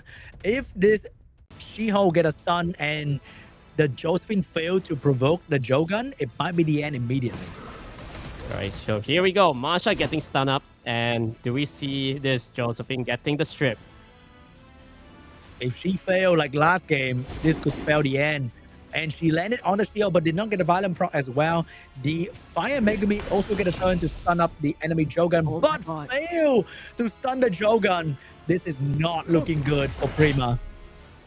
Yeah, so now the Jogun is gonna be moving. There's only one more chance here if this unit is on Despair. Can he? Is it on Despair? No. He tried to go for the increased cooldown time play onto the Sierra, but did not get it. And the Jogun can seal a target here and maybe get a quick kill. He will miss the Josephine as well, but he will get the strip, take off all the shield from the enemy unit, and here comes the Water Zenitsu with AoE stun. Triple stun. However, this Fire Megumi procs again. So it's gonna control the Sierra for a fair bit. And there's gonna be a kill onto the Masha here, I believe. Wow, that is a very lucky Fire Megumi back-to-back violent proc there to shut down the Sierra, or else I think the Vanessa would be on the ground right now. Masha losing her beast is pretty big too. Shio has a skill 2 available, and there's no wind unit to stop him from missing a stun. Yeah, so now what do you do with this wind? What does Zenitsu? Oh, big Despair stun onto the Fire Megumi this time. We got a bit more turn coming out from the Joga, but no seal just yet. And here comes the Vanessa looking at the Sierra. Sierra's not going to go down, but the attack debuff is going to nerf this bomb damage quite a fair bit. Yeah, that's why I think going for the controls onto the Fire Megumi makes more sense. However, Sierra might just go down here towards the Masha though. That's really huge damage done. And now if you're the Water Zenitsu, you still got your 2 water to deal against the 3 fire. I think you got to start working onto the Josephine. Oh, he got an easy kill on the Josephine here, and that bomb is definitely going to finish off the Fire Megumi as well. Water Zenitsu would definitely win the Josephine 1v1 battle and even take down the Masha at the same time very easily here.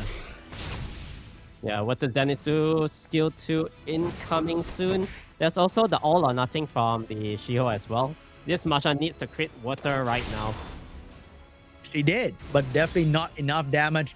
And the Water Zenitsu will finish off this Josephine with the skill 4.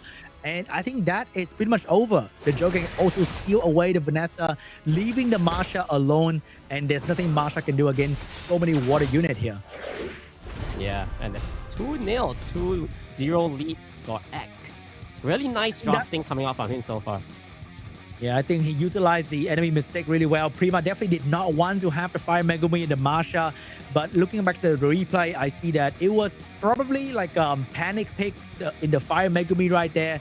Definitely not the play you want to make, and it definitely led to the easy double water draft from Act to win the match at the end. Yeah, so can Prima make a reverse sweep right now? He needs to lock in, all right? So last round pre-bans, he felt like he needed to remove the Oliver, but is that the unit that you really need to ban out though? So this time he's gonna be going for the Jogun, and Vanessa gone from the picture as well. Oh, no more Jogun means no more Sierra, potentially. So we might be seeing some crazy Bruiser gameplay here. Prima with the first pick. Is he locking in the Shiho away from the enemy? He might be, you know? I think first pick Shio will never ever go wrong. So there's also no more Oliver to be picked up as well. But no Oliver means Josephine is going to be unbeatable. So we might be seeing a Josephine answer with a Sierra or some sort of other Bruiser leader skill here. I think Josephine Mei Ho Wang, if you're going for those kind of Bruiser route.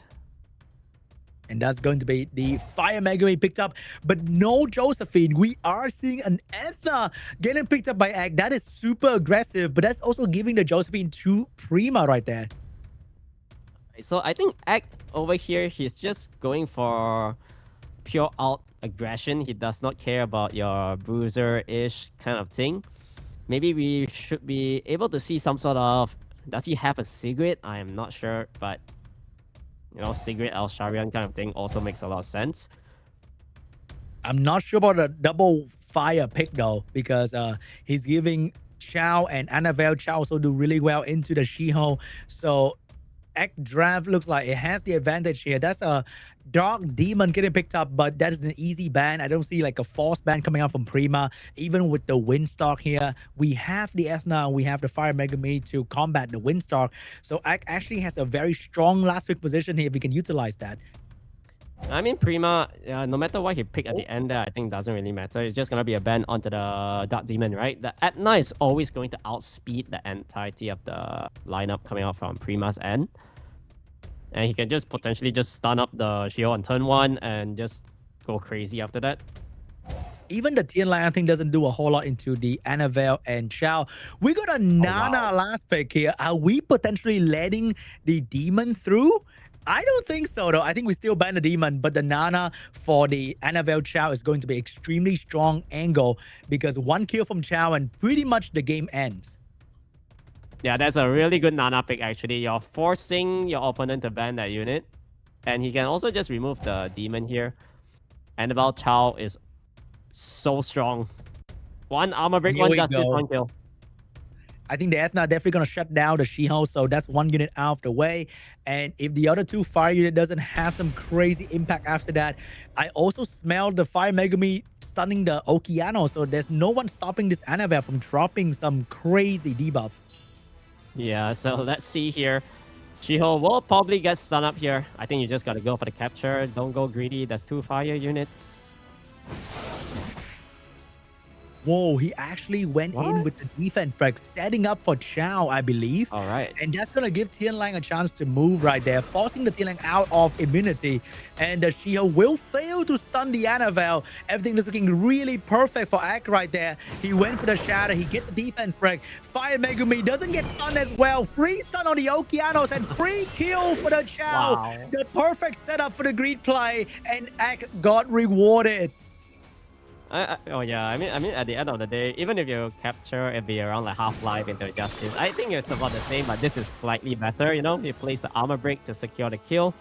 And now it's gonna be so hard for Prima to make a comeback here, especially when your Okeanos is gonna be dropping towards the Chow real soon.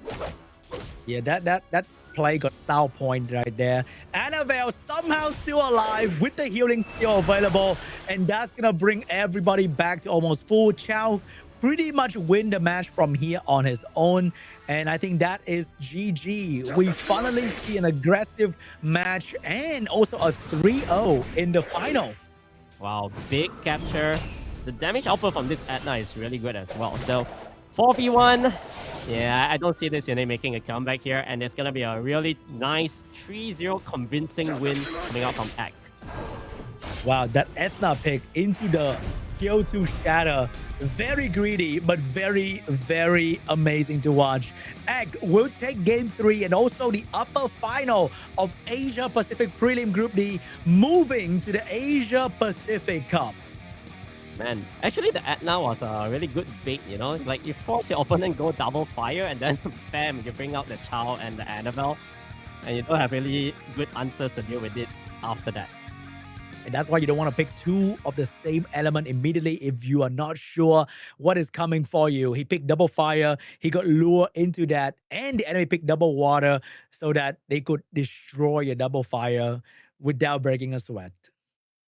Yeah, so I believe now we only got about 2 more matches left, right? The lower round 3 and the lower final. So before we go to the lower round 3, we will probably go for a short break here so that they can prepare for their epic lower bracket semi-final and final. It's gonna be insane. We have I think, was it BEAT.D and ANGRYBIRD in the lower bracket? Wow, that is going to be a rematch between BEAT.D and ANGRYBIRD. ANGRYBIRD beat BEAT.D 3-2 in the quarterfinal, but they end up meeting one another again. That has to be fate. Yeah, and also make sure to just stay tuned all the way to the end. We will be having the draw for the qualifier at the end after all the matches are done as well. All right. And before we go there, here's the result of the previous game. Act got a nice 3-0 against Prima. And Prima be going down to the lower bracket. It is not the end for Prima just yet. He will be the final boss for the lower bracket player waiting in the final. We've seen player go down to the lower bracket, but still managed to secure the victory. And BEAT.D is writing a comeback story right here, just like Etowaru yesterday. But unfortunately for Etowaru, he did not made it through against the final boss. But maybe this time BEAT.D might be able to and secure the ticket to the Asia Pacific Cup. So 3 players left, 1 slot remaining. Who would it be?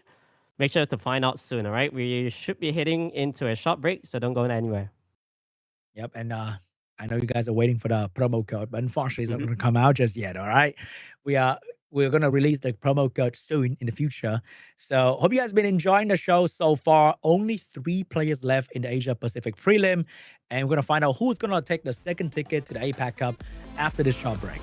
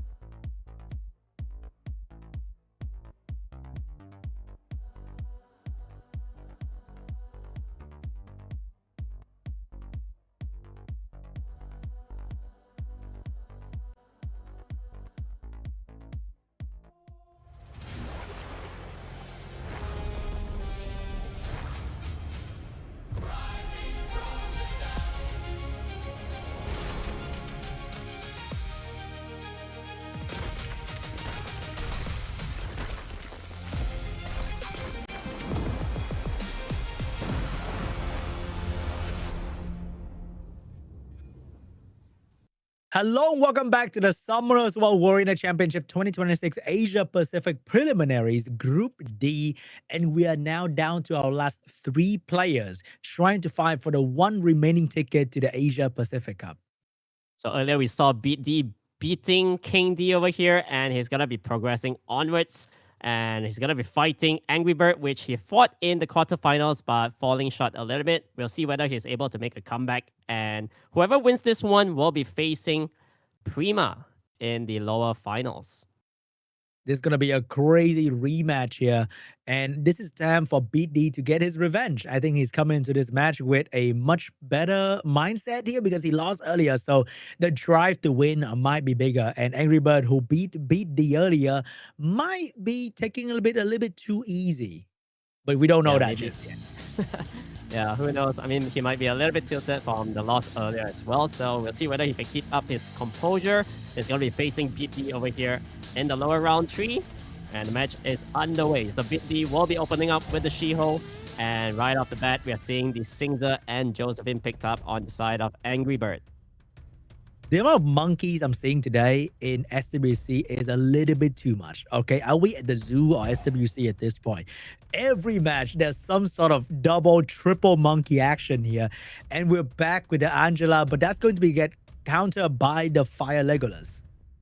So yeah, the only monkey that we haven't seen is the light one, which is a little bit sad because nowadays the light monkey is not too good because there's so many things that can counter it. Things like Juno, the Josephine, obviously. And yeah, it's just a weaker Hato, I'd say. Yeah, I think the skill 2 is definitely going to be a bit awkward when you have AoE sleep, but the skill 2 is AoE stun. So you definitely don't want to wake the unit out sleeping, but then you don't use skill 2. So it's like, what are you even doing after the skill 3? So he's struggling with a bit of an identity crisis for sure. Over there, we got the Layla with a crazy AoE slow and at the Velaju for more protection. So I think this is going to be a Fire Legolas ban. Yeah, the Villager looking really good over here with the full cleanse into the 3 turns immunity.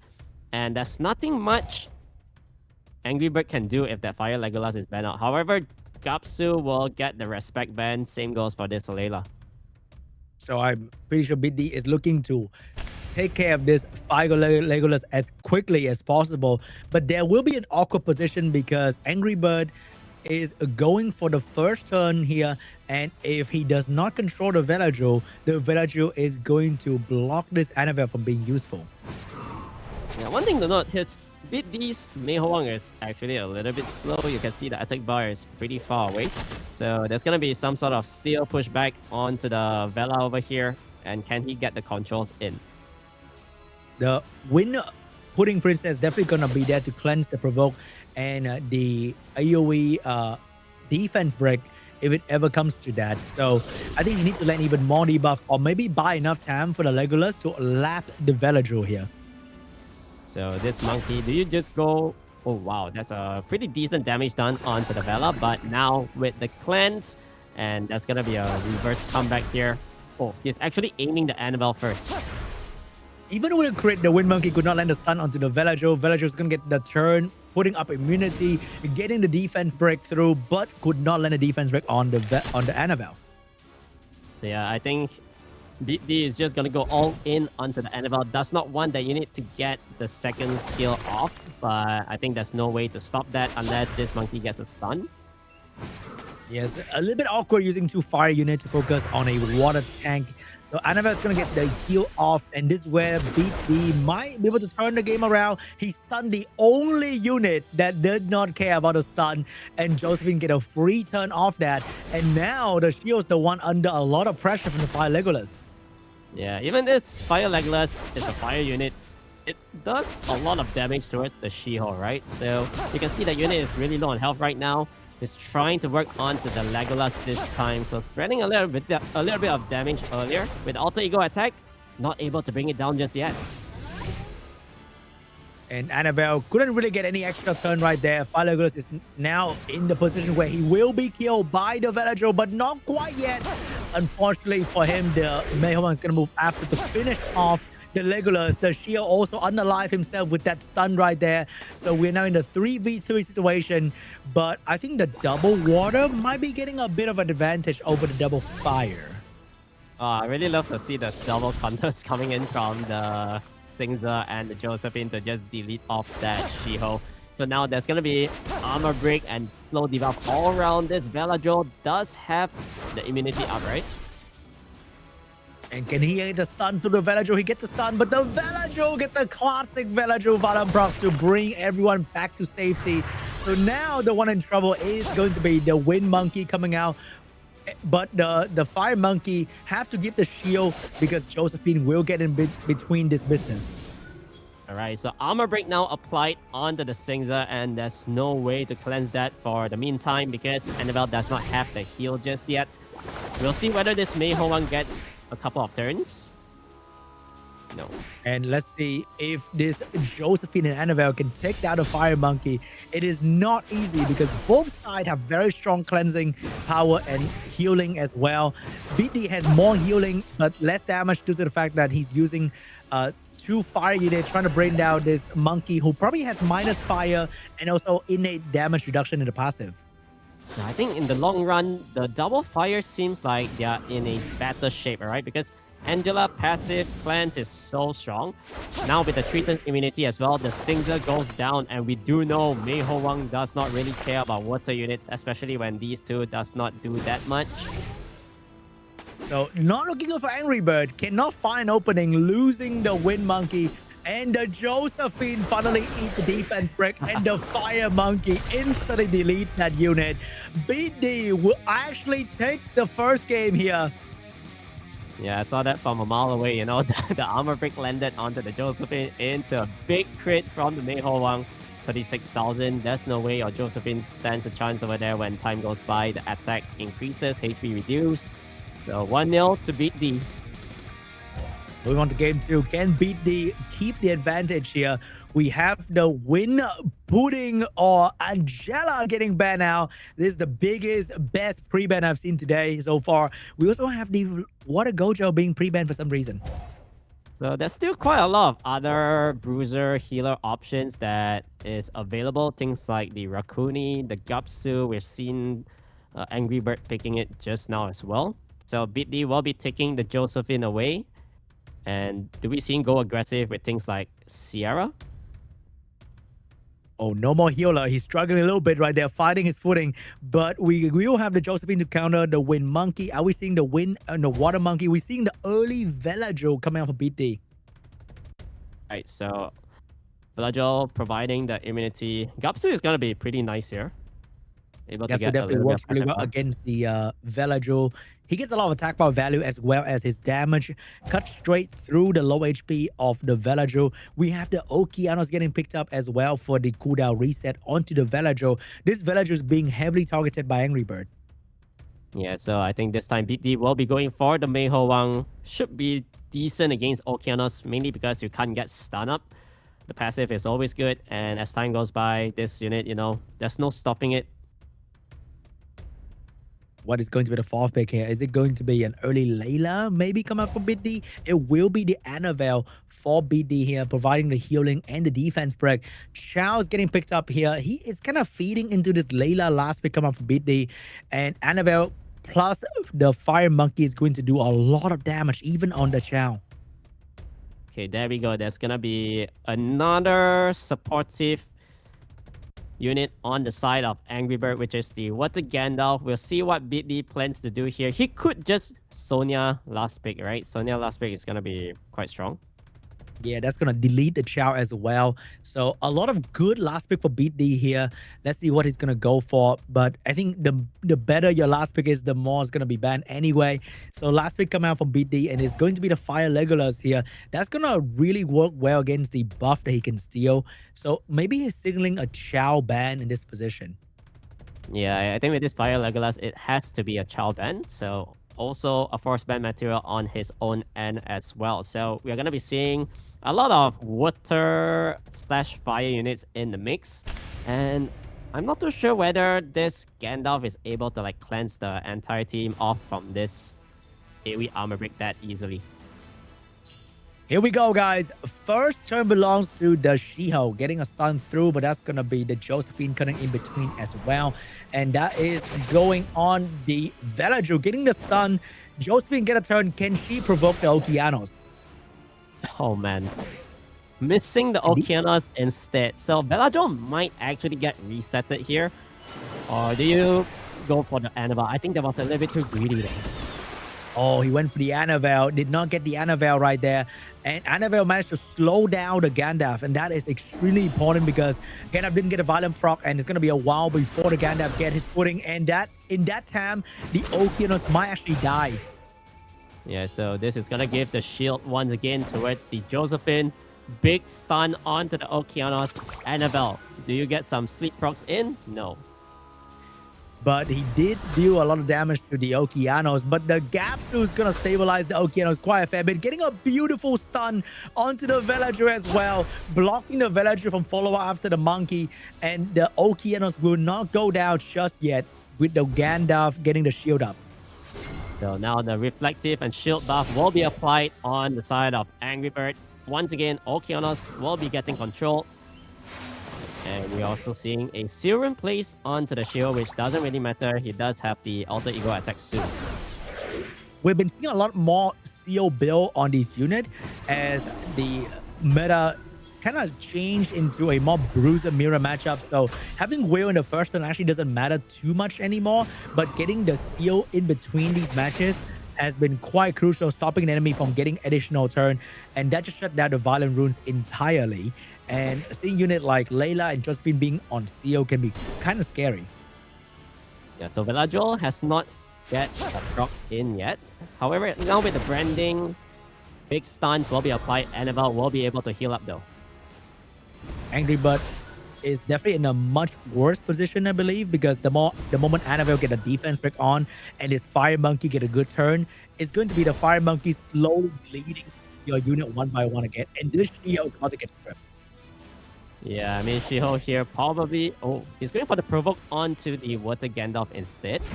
And now he just needs to wait for the synergy between the Annabelle and the Mei Hoang. One armor break, I think the Mei Hoang is going to do so much damage now, especially when 20% increase already in terms of the attack.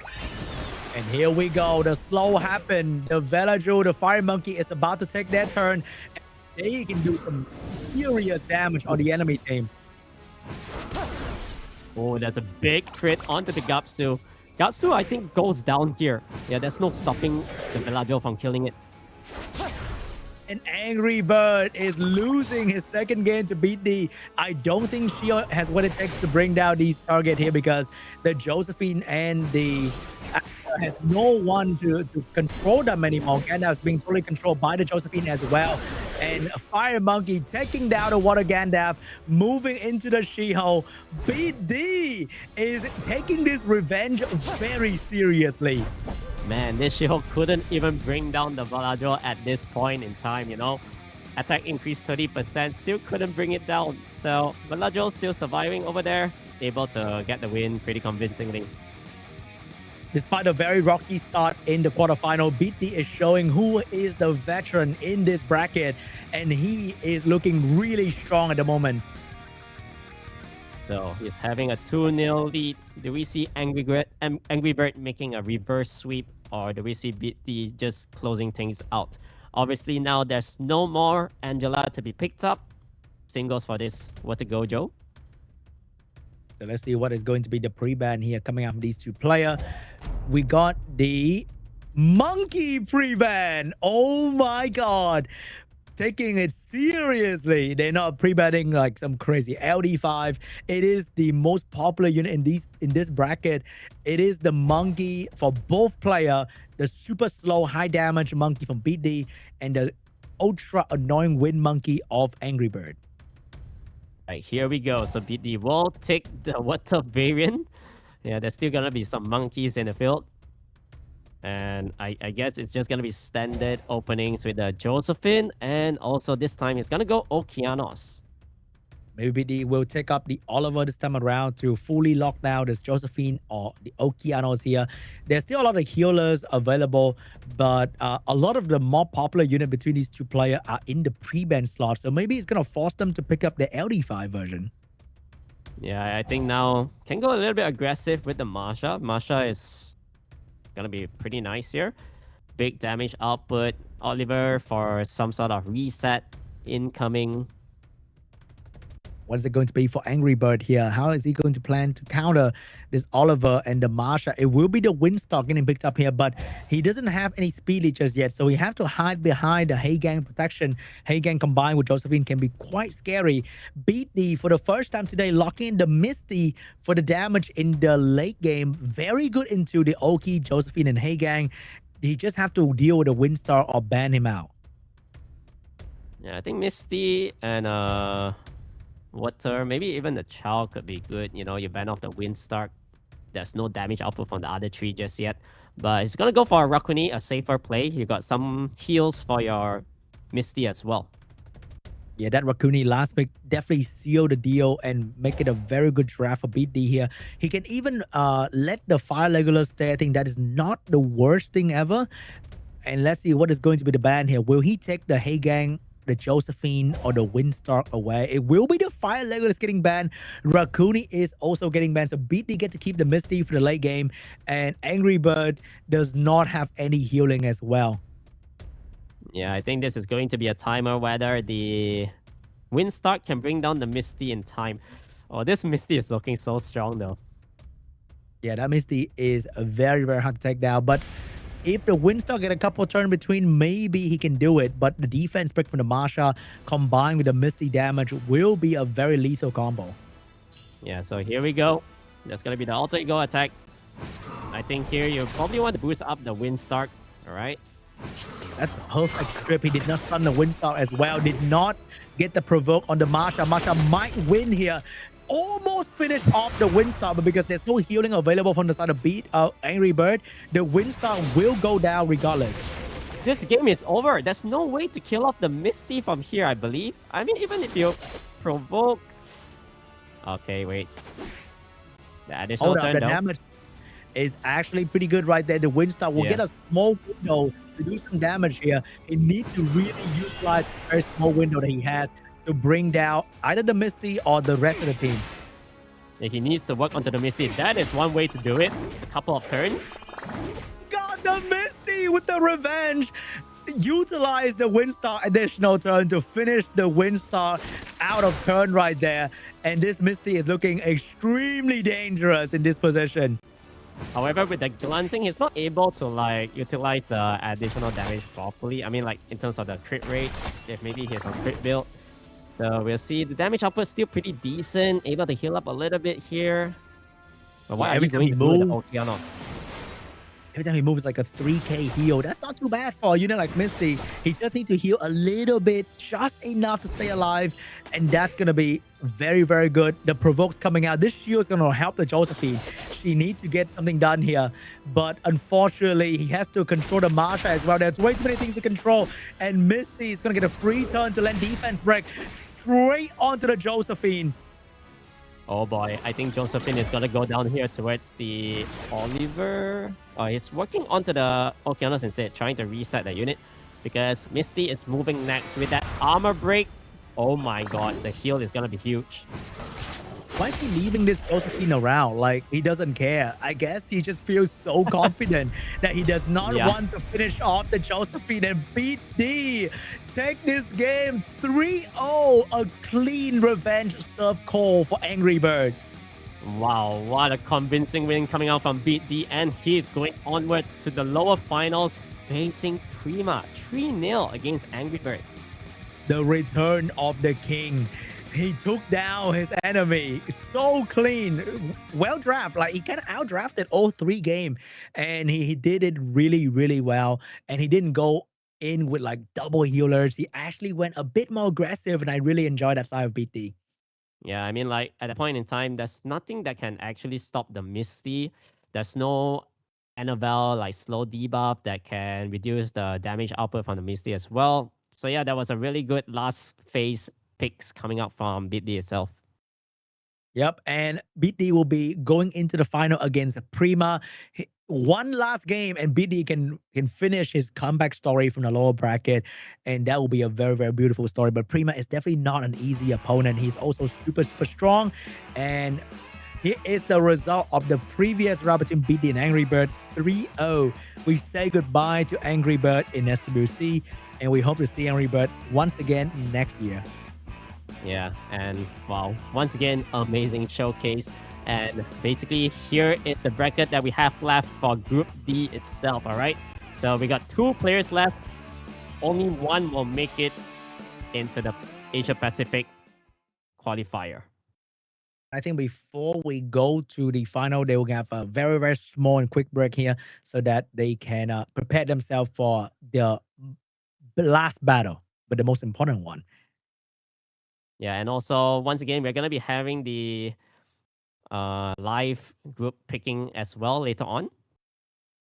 Yeah, we can see because this is going to be the last person to qualify for the Asia Pacific Cup. So the live bracket draw will happen at the end of the stream as well. So if you are curious who's going to fight who, you can stay tuned for that as well.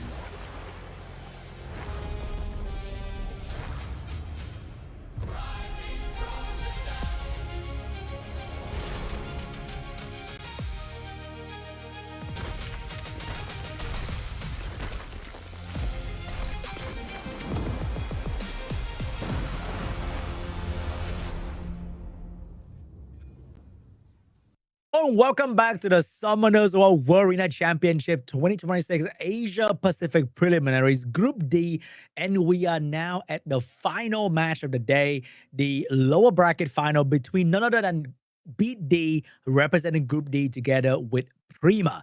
BEAT.D is writing an amazing comeback story here, Craig.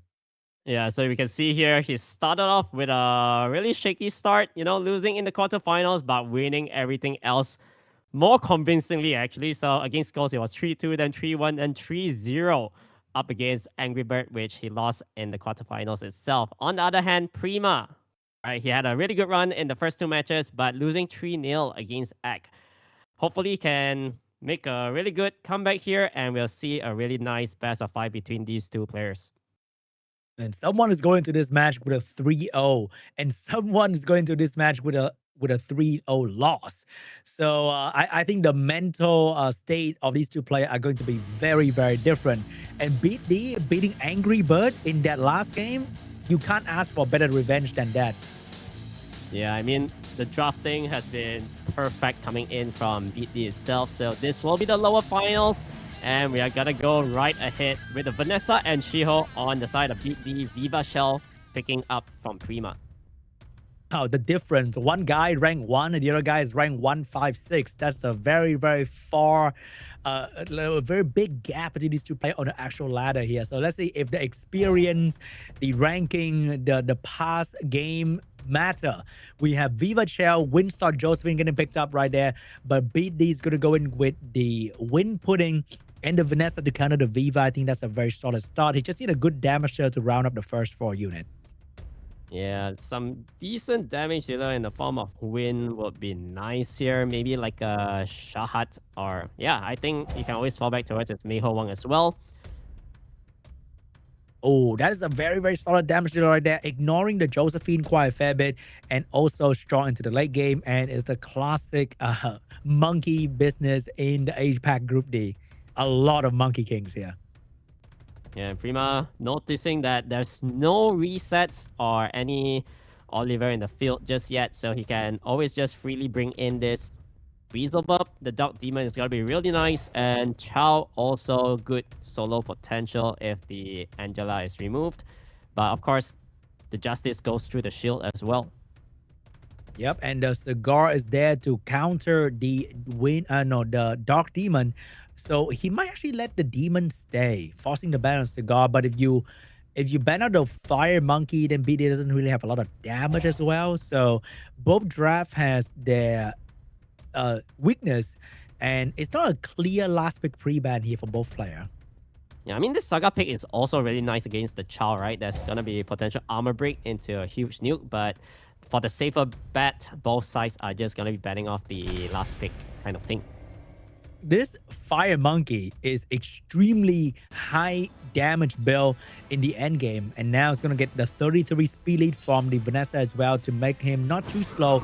Look at the speed on the Monkey, man. Even with the speed lead, he's barely catching up to the speed of like the Windstalk over there. And that is actually gonna pan out well, I mean, like, at least he moves after the Viva Shell, so he can't get sniped right off the bat. But of course, there's a Vanessa for protection here as well. So just a little bit of poke damage done onto the Viva Shell. Do we see the armor break landing over here? Defense break standing into the Windstalk, however, missed the Windstalk. No defense break. So that is like one of the defense break source from BEAT.D. The other one is going to come from the Monkey skill too. But somehow the Fire Monkey is being provoked by the Windstalk. And here is the perfect snipe on the Vanessa. You cannot ask for easier snipe than this. Taking down the Vanessa. And that is a very good start for Prima. And now even this Shio is in trouble because now next turn, Chow does have the Justice, and that is going to pack a punch onto this Shiho. I think it should be able to bring it down, unless this Angela gets a couple of turns in. But maybe this Fire Monkey is going to be the true carry of the match, because I can see the Fire Monkey one-tapping the Windstalk here without much problem. Could not finish off the Windstalk. The Windstalk will get another turn here, doing some nice damage onto the Angela. And the Shiho is going to go down to the Chow. Things are looking really bad for BEAT.D. Right, so Viva is gonna be a little bit slow here. Did not get the provoke, so it's free reign for this Mei Hwang to finish off his meal over here. Male one looking for finishing touch here on the Windstar, and he will try to bring down 2 fire units. Definitely not going to be an easy task here for the Fire Monkey. That's a really nice armor break landed onto the Viva, but however, there is the plan. So I think Monkey needs to bring down the Chow as soon as possible though. You gotta shift your target. Shifting the target back to the Chow right there. Not sure he's going to make it, but the Chow is going to hit really hard. This Monkey is on Nemesis though, so he's going to gain some nice attack power from the Chow skill too. Okay, we'll see whether the Monkey gets a big crit onto the Chow this time, or however, he's shifting back towards the Viva shell. So Viva next turn does have the skill 2 up and running. That's going to heal her up a fair bit and buying more time. Yeah, I think he wants to take out a Viva Chow because you don't want to be unexpectedly sniped, because you can tank the Chow hit, but there's no way to tank this Viva skill 3. So getting rid of the Viva might be the better play here. The Josephine at this point is kind of useless, but the Viva is going for the snipe onto this Angela, but there's no follow-up to finish off the Angela here. I mean, if this Chow gets a big crit onto the Angela, imagine. Do we see that happening? Monkey, do you wake up the Viva shell here? Is there any disadvantage to wake up the Viva? He went for the skill 1. He's saving the skill 2 for the heal. Chow going with a big skill 2 here. And that is almost enough to finish off the Monkey. But the Monkey is alive and send back a skill 2 on Chow. And the Monkey can also do very good damage on this Chow. Oh my god, imagine the Monkey landed the armor break. There would have been a little bit more damage done. Oh my god, a huge crit onto the Chow. Chow might actually go down here. But the unlucky stun forced the Josephine to move right there and stopping the Monkey from potential violent proc. Monkey, if you crit, you win the game right now. He failed to crit. Chow get a turn right there, sending the Justice back into the Monkey. But the Monkey is so well ruined that he's not going to go down to a Chow. And the Monkey will lap the Chow here. If he crit, he wins the game. Yes, the Chow here is going to heal up a little bit. Can he get a violent proc? He does not get it. So Monkey now, if he crits the Chow, he wins. Can he do it? Big skill 2. He finished off the Chow. BEAT.D Monkey with the Mei Hwang is way too big for the Chow to handle. And now he can freely focus on the Viva Chow. And the Josephine is nothing but a fly in the wall that he can ignore the entire game. Wow, that crit onto the Chow 3 times. Amazing stuff. That has to be the most well-built Fire Monkey in this entire game, tanking this Chow the entire time, finishing off the Viva Chow, and now he will slowly devour this Josephine. BEAT.D Fire Monkey is a different breed. Man, I'm lost for words, honestly. I mean, like, that Mei Hwang is run up so tanky, and he has really good damage output as well as time goes by. So fast too. There's no stopping that unit. Wow, I really want to see what he's built with. We know that he's probably like plus 100 speed, but the stats, the other stats have to be extremely.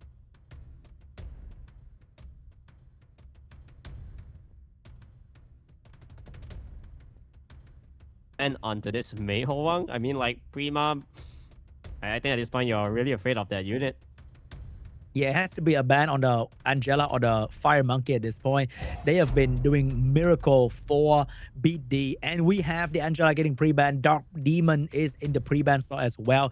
This Dark Demon has shown up so many times today, never getting through, never seeing the light of day, and it's probably one of the most picked and most banned unit in this bracket as well.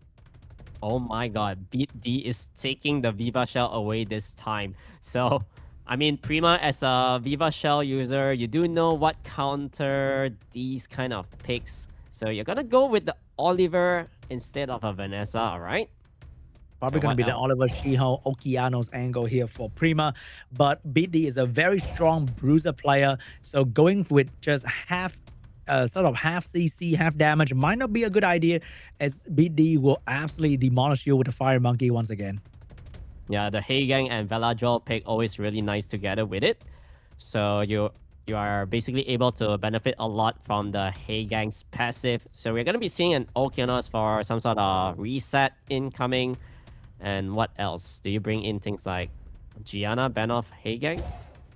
It will be the Fire Legolas to push back the enemy, doing good damage, and also prevent certain things like the Water Gandalf to take over. We have this Paul Phoenix in picked up to deal with Oliver Okeanos, but BD team seems to be low on damage. He's relying too much on the Viva, I think.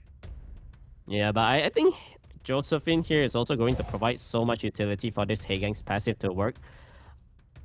Eventually, he should be able to out-sustain and probably kill off Prima, because Prima does not have any heals just yet. He's on a timer.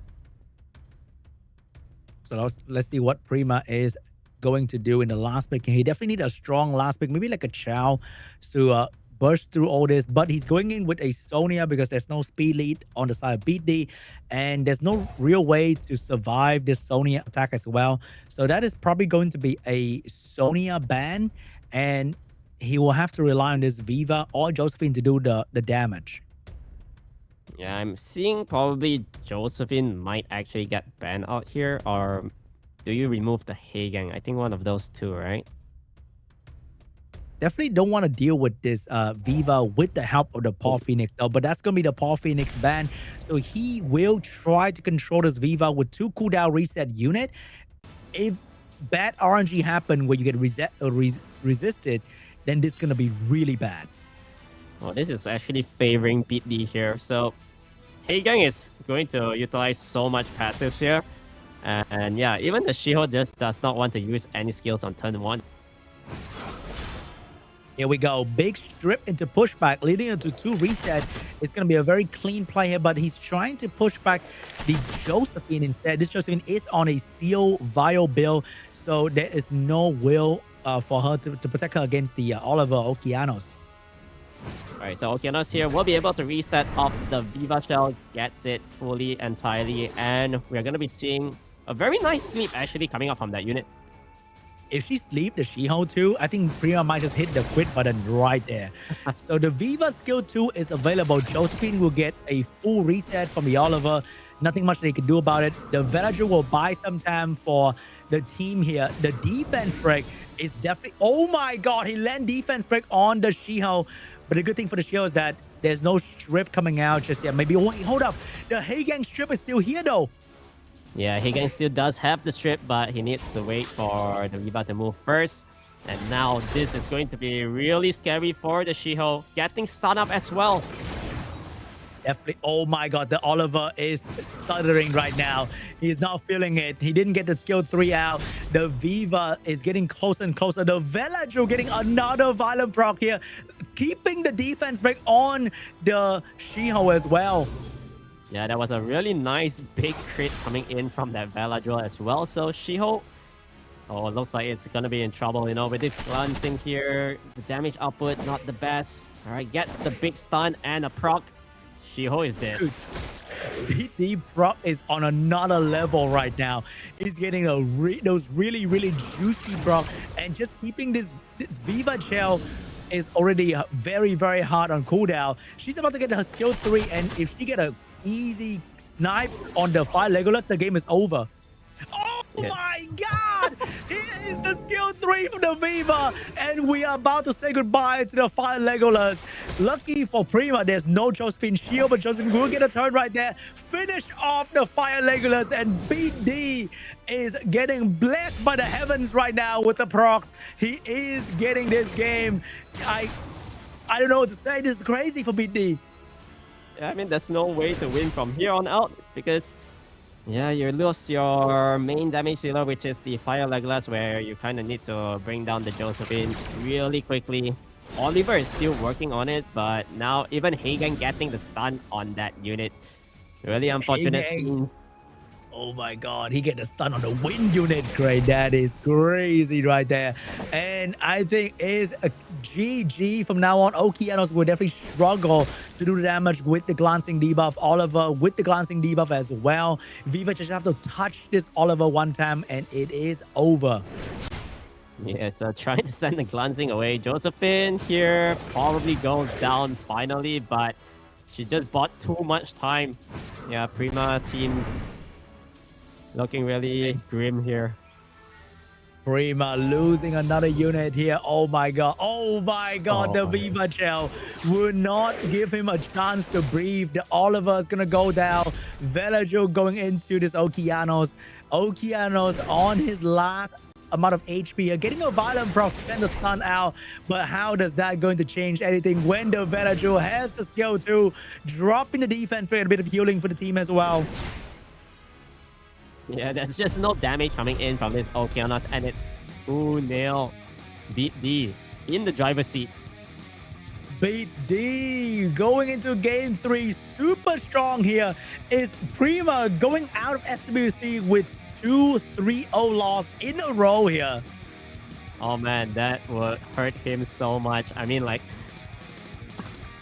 couple of hours ago, he was like really chilling up there, you know, in the winner bracket, and then once you fall down 3-0 to act earlier, and then now you're fighting BEAT.D.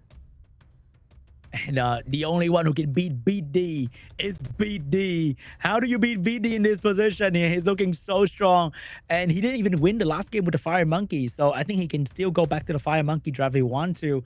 And I think we are seeing maybe a She-Hulk pre-ban here. Oh, it's going to be a Viva and Dark Aragon pre-ban. I think Prima didn't really know what to pre-ban. And he think he will have the Viva Shell this time around. But unfortunately, BEAT.D got his good result with Viva Shell and will not let Prima use the Viva Shell again. So Prima will be taking... Do we see She-Hulk? You know, standard stuff. All right, Vanessa instead. And BEAT.D is going to go for the other... opening, you know, Oliver, She-Hulk always really strong. Let's see what Prima decides to do against the She-Hulk here. We got the Josephine getting picked up as well, and we don't have the Wind Pudding, so he will have to go for a different option for the Bruiser here. There is a Windstar available. Let's see if he decides to lock that in. I think Windstock is nice, right? You got good damage. You can threat state control the Oliver a little bit. But he's going very early Leo though. I'm not too sure about that early Leo, right? Maybe because he's so addicted to the Viva Shell pick. So there's always Leo option to go for, but there's no Viva Shell here. So the Leo, I'm not sure how's that going to turn out against the Fire Monkey and Raccoon here. Looking really good. Any damage Leo can do, Fire Monkey can fix, Raccoon can fix that. There is our first ever Tessarion getting picked up together with his Leo to deal with the passive here. But that, I think, is a very easy ban for BEAT.D. Yeah, unless you got another Oblivion unit, Dark Gojo, or he's gonna go for the Fire Inosuke instead. I think it's definitely a Tessarion ban here. And if you're BEAT.D, you can just capitalize on this one, bring in another very good fire damage dealer. You gotta be joking right now. We got a Fire Gojo. This might be the first and the last and only Fire Gojo pick in the entirety of SWC here. But that can only be achieved by having Leo on the field. So I think that is going to be a Tessarion ban. And this Fire Gojo can probably one-tap anything on the side of Prima. Oh my god. He actually has a Fire Gojo ruin up, by the way. That is crazy. Alright, so it's gonna be let through as well. Dude, if that Fire Monkey hit that hard, I think the Fire Gojo is going to be equally tanky and also hitting crazy amount of damage with his passive. Oh man, I think Prima just lost at the drafting phase here. That Leo pick was just a little bit too early. Now you're like... You do not have good damage, and you're susceptible towards the big burst coming in from the Meihoang as well as this Fire Gojo. Let's see how it is Fire Gojo going to perform here. I'm expecting some insane hit. Follow after the Fire Monkey. Oh my god. He even got the resistance from the Josephine right there. This Fire Pig needs to really do something. But wait, why did he...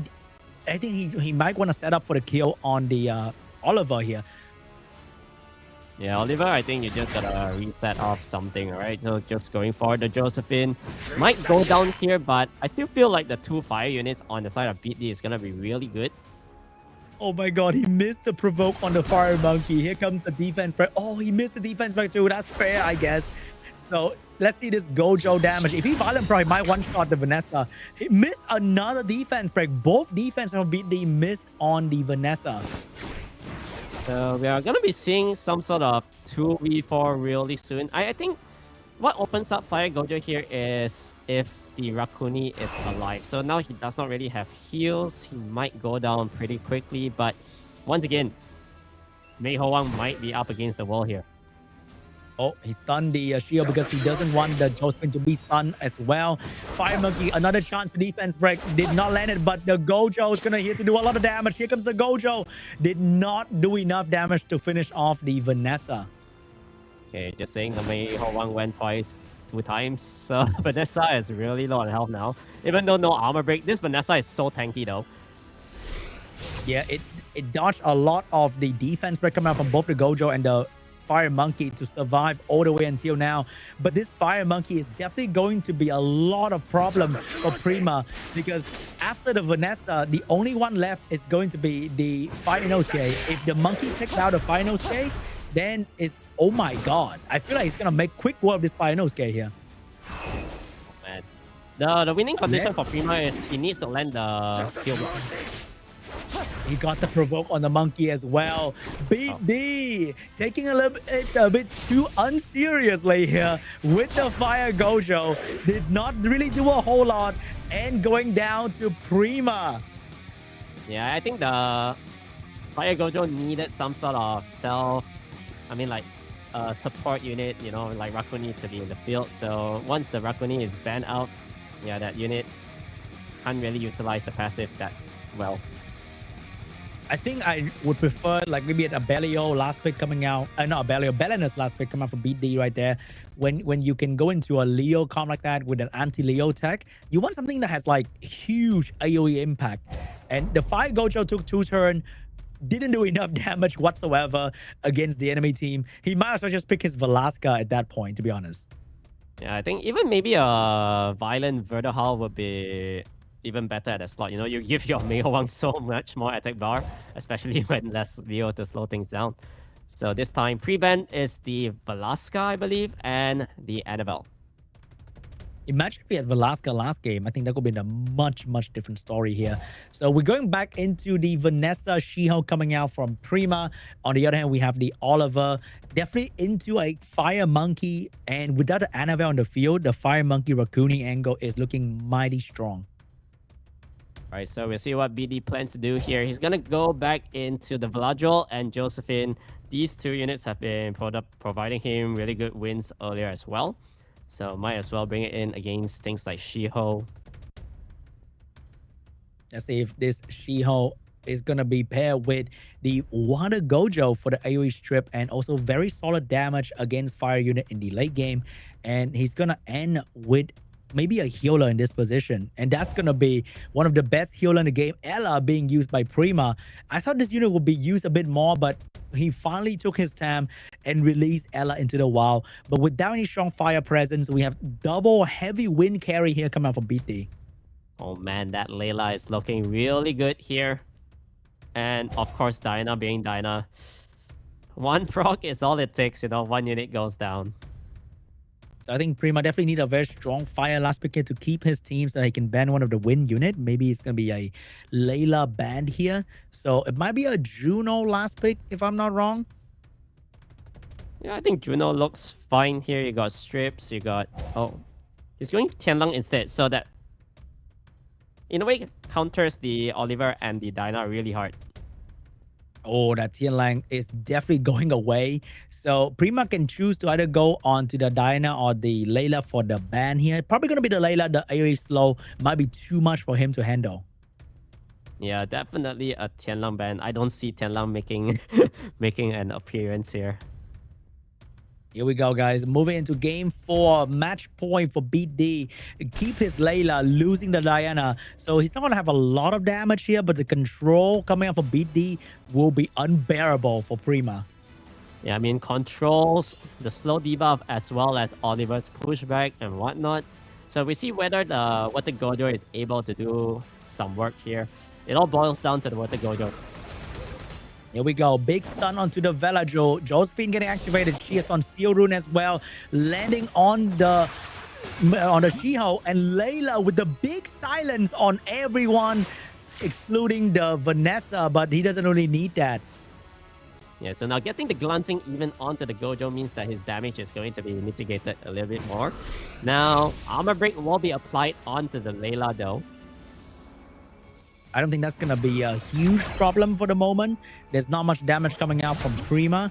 And Layla, oh, here comes a quick Vio coming out from the Ella to provide some healing for the team or immunity.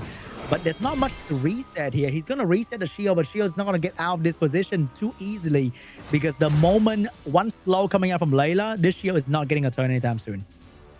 Yeah, Layla needs to land some flows all around. And yeah, Josephine gets the counter stun onto the Gojo there. And that glancing, stopping the Shield to get an easy stun on the Josephine. The Josephine will get his passive back. And Velajo will soon provide the immunity for the team as well. And Layla is about to unleash another skill too. Yeah, so Vanessa just tried to get the normal attack reset onto the Velajo, but failing to do so. Now, once again, all the debuffs are applied. Crazy bar for the Layla, getting the glancing onto the Shiho so that his damage output will be way lower than expected. And if he's stunned, the Josephine is ready to unleash the shield once again. Yeah, so he has no choice but to just go for the alter ego attack, try to do as much damage as he can, trying to bring down the Velajo, which is the only heal on BEAT.D's end. BEAT.D is struggling to do a lot of damage though. He's doing a lot of control, but on the damage side, definitely lacking a little bit here. And Ella is providing a lot of healing for the team.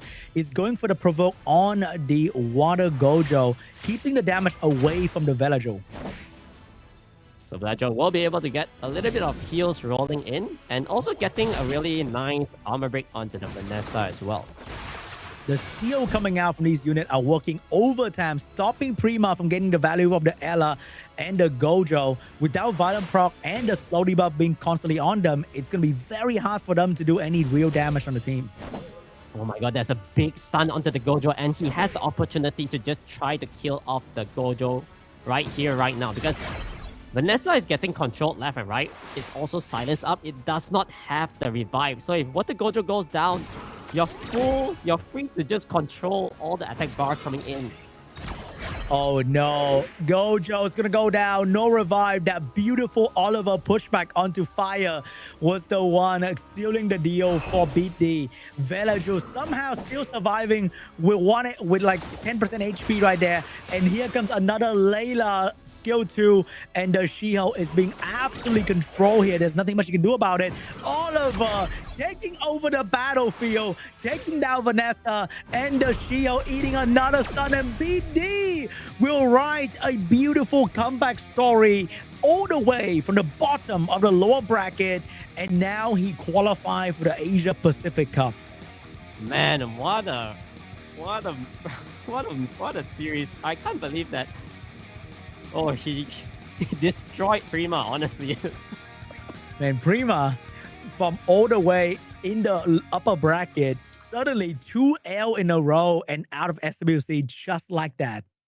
Yeah, man. Oh my god. Wow, what a comeback. I mean, like, you lose in your quarterfinal match. Your mental situation shouldn't be that great, like going into the lower round. But man, he took it one game at a time.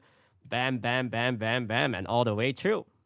That's a champion mentality, baby. We lose, but we pick it up immediately and we win 4 or 5 games in a row against some of the strongest player from the Korea server, and we make it to the Asia Pacific Cup. This might be the year of BEAT.D.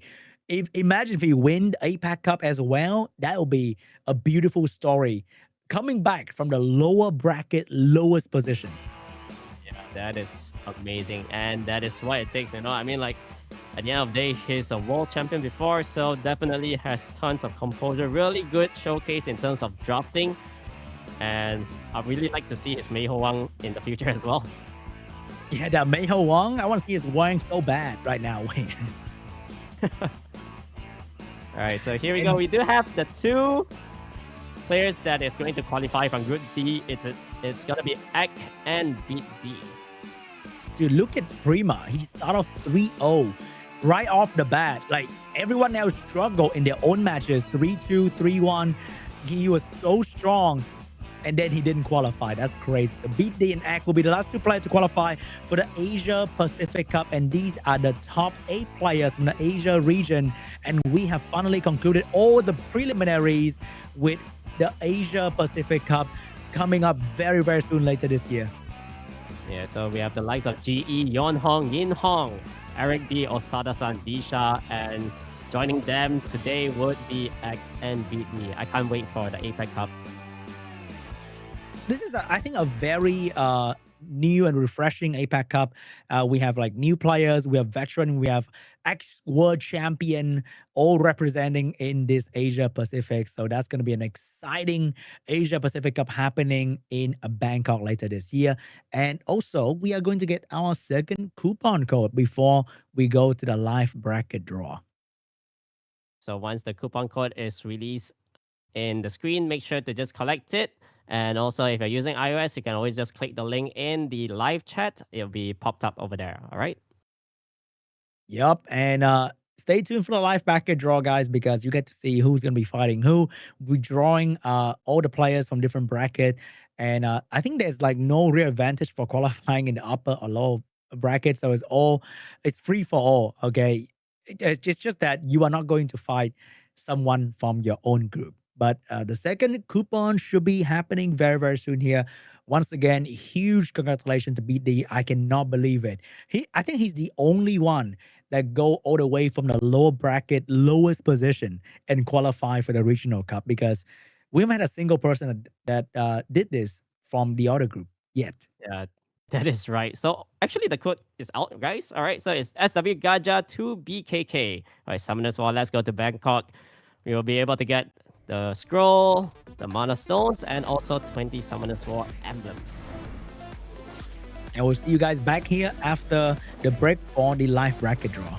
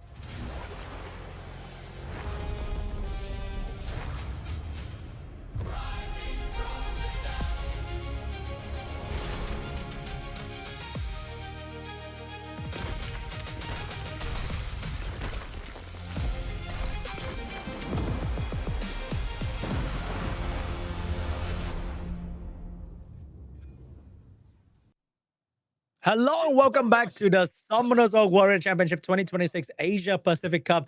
And we are now ready to pick our players for the APAC Cup bracket. So that is what we are witnessing right now. We will have the group box on the right-hand side. We have the player box on the left-hand side. So they're going to draw the group first, and then they're going to draw the players. Yeah, so basically the group log contains 2 slips for each of the preliminary groups labeled A, B, C, and D. Each of the 4 player lots contains 1 slip with the name of a regional cup participant from their corresponding preliminary group. So we'll see what they are going to be picking up from the group first. So let's see who is going to start off first to be the first match of the Asia Pacific Cup 2026. It's going to happen in Bangkok in person once again for SWC Regional Cup. They always have it in person. They are always going to be a live, a very, very cool event. Me and Cray, I and Cray have been very lucky to go to some of the events, and we always have a good time over there, right, Cray? Yeah, that's for sure. I mean, like the events always the venue has been always really nice as well, and then they put in too much effort. Honestly, the Too staff, much. Wow. Okay, really buddy. a lot Too of much. it. Yeah, Yeah, I the mean, like all event the staffs, Bangkok you was know, it's not amazing, easy right? to arrange these kind of venues, and also like having everything really smoothly for you guys to watch online as well. Yeah, it was an awesome time in Bangkok for one of the World Final, and the stage was huge with crazy, just amazing seats for so many players to watch. I think in Bangkok there was too many people that came to the show that they had to set up like a TV outside for the people who came. Expect someone to leave, maybe to get a free seat in there to watch from outside the venue. It was a crazy time. Yeah, and also the venue was so huge as well, and it was packed to the brim. So, and also the stage lighting, everything was on point. So here are the 8 players for the Asia Pacific Cup. Starting off with Group A, we got GE and Yon Hong. Group B with Yin Hong and Eric B. Group C, Osada-san, Visha. Group D with Egg and BEAT.D that we just watched earlier. So I think literally it's all to play, but all these players have been proving their worth. Honestly, I think all of them played superbly well, and we are gonna be seeing the start of the draw. Last year, one of the player from the Asia Pacific Cup, Pooh from Vietnam, actually became the world champion. So we might be seeing a world champion being drawn right now. All right, so here we go. We are gonna be taking one of the group over here. What is it going to be? Start off here. Who is going to start off the Asia Pacific Cup? It's going to be someone from Group C, the Japanese group. So it's going to be between either Osada-san or who was it again? Visha. Yeah. So it's gonna be either Osada-san or Visha starting the first match. I think this is going to be the first time Osada-san make it to the Asia Pacific Cup here. And that's going to be awesome to watch. He brings an amazing play style. But Visha will be the one starting off APAC Cup in the first match. All right, so we'll be able to see who his opponent is. All right, so we're going to be taking another group lot over here. And if it's Group C, we'll be doing a redraw on it. Let's see which one is it going to be right there. And it is going to be someone coming from Group D. So it's going to be between Egg or BEAT.D. And it is going to be Japan versus Korea. And do we see BEAT.D opening up against Visha here, you know? It's 50-50. It's going to be Egg. Visha will be fighting Egg in match 1. Oh, okay. Visha against Ag for the first round. Ag did amazing job in the APAC qualifier. He did not have to go down to the lower bracket. He won all his matches leading up to the Asia Pacific Cup. Very, very strong player. Yeah, he won all his matches really convincingly, and now we're gonna be having the match 2 draw right here. So, do we see either Group A or B? All right, so Group A, this will be either Yeonhong 187 or... Let's I'm see not which one is it mistaken, going to be. Is it GE or Yeonhong here? G. All right. Oh, it's gonna be Yeonhong 187 starting off the match number 2, representing Group A. I think this is gonna be the Southeast Asia group for this match here. Okay, so who will be Yeonhong 187's opponent? Let's take a look at the group. Is it going to be Group B? It will be Group C. So I think that is going to be Osada-san. Wow. All right, so we're going to be having Osada-san up against Yeonhong. This is going to be really interesting, a really nice match to watch, this one. This side. I'm right behind him, guys. I'm right behind him. Oh my God, it looks so wrong. All right, so we got our first 2 matches here. We got 2 more to the side. And let's see who is going to be representing in match number 3. It is going to be Group B. So I think it's going to be between Yin Hong or Eric B for this one. All right, so here we go. Who is it going to be? Could be, For maybe it's match going to be 3. BEAT.D. That is Oh, going to Eric be B. Eric B representing Group B. Wait, we have Eric B from Group B. We have BEAT.D from Group D. Is that a conspiracy theory here? How come it's a Osada-san C coming from Group C like that? Osada-san. All right, so wait. Okay, Let's see here we who's- go. Eric B's opponent will be coming from Group A, and that means he's gonna be fighting GE. All right. Yeah, that's gonna be GE from Group A for Eric B. I think there's no easy matchup here for any one of them. The people who qualify for the Asia Pacific Cup are all very, very strong, and they have some of them even have their own unique style as well. And they have plenty of time to prepare for the Asia Pacific Cup. I think at least like more than a month before Yeah. the cup even happened. So that's a lot of time. And before the cup even happened, we will have like a balance patch at the end of next month. So that's going to be like a small shift in the meta potentially. So there's a lot of homework to be done for the player in the Asia Pacific Cup. And match 4 will be between BEAT.D and Yin Hong, I believe. Yeah, so these are the 2 remaining players. He's gonna be fighting it out against Yin Hong. All right. So I think there's also a strategy between like when you're entering the quarterfinal. I mean, like the Asia Pacific Cup. I've talked to Pooh about this. He mentioned like starting in match 1 or match 2 would be the best because you're able to like just go ahead with your matches, and if you win, you're able to like prepare really well for your remaining matches. You got that downtime between match 2, 3, and 4 to prepare for the opponent. Yeah, I think that definitely going to be an advantage because I think going first or going third doesn't really give you any extra value in terms of like experience because you are here, you are so strong, you only know the meta in and out. I think getting more time to rest in between is going to be more important. And starting off strong with your in match 1 will definitely give you a lot of confidence if you win as well. Yeah, so once again, match 1 will be Visha up against Ek. Match 2 will be seeing Yeon Hong fighting it out against Osada-san. Match 3, we have Eric B fighting GE, and last but not least, BEAT.D will be challenging Yin Hong. So that will be the bracket for the Asia Pacific Cup happening soon in October with a very, very cool live event in Bangkok.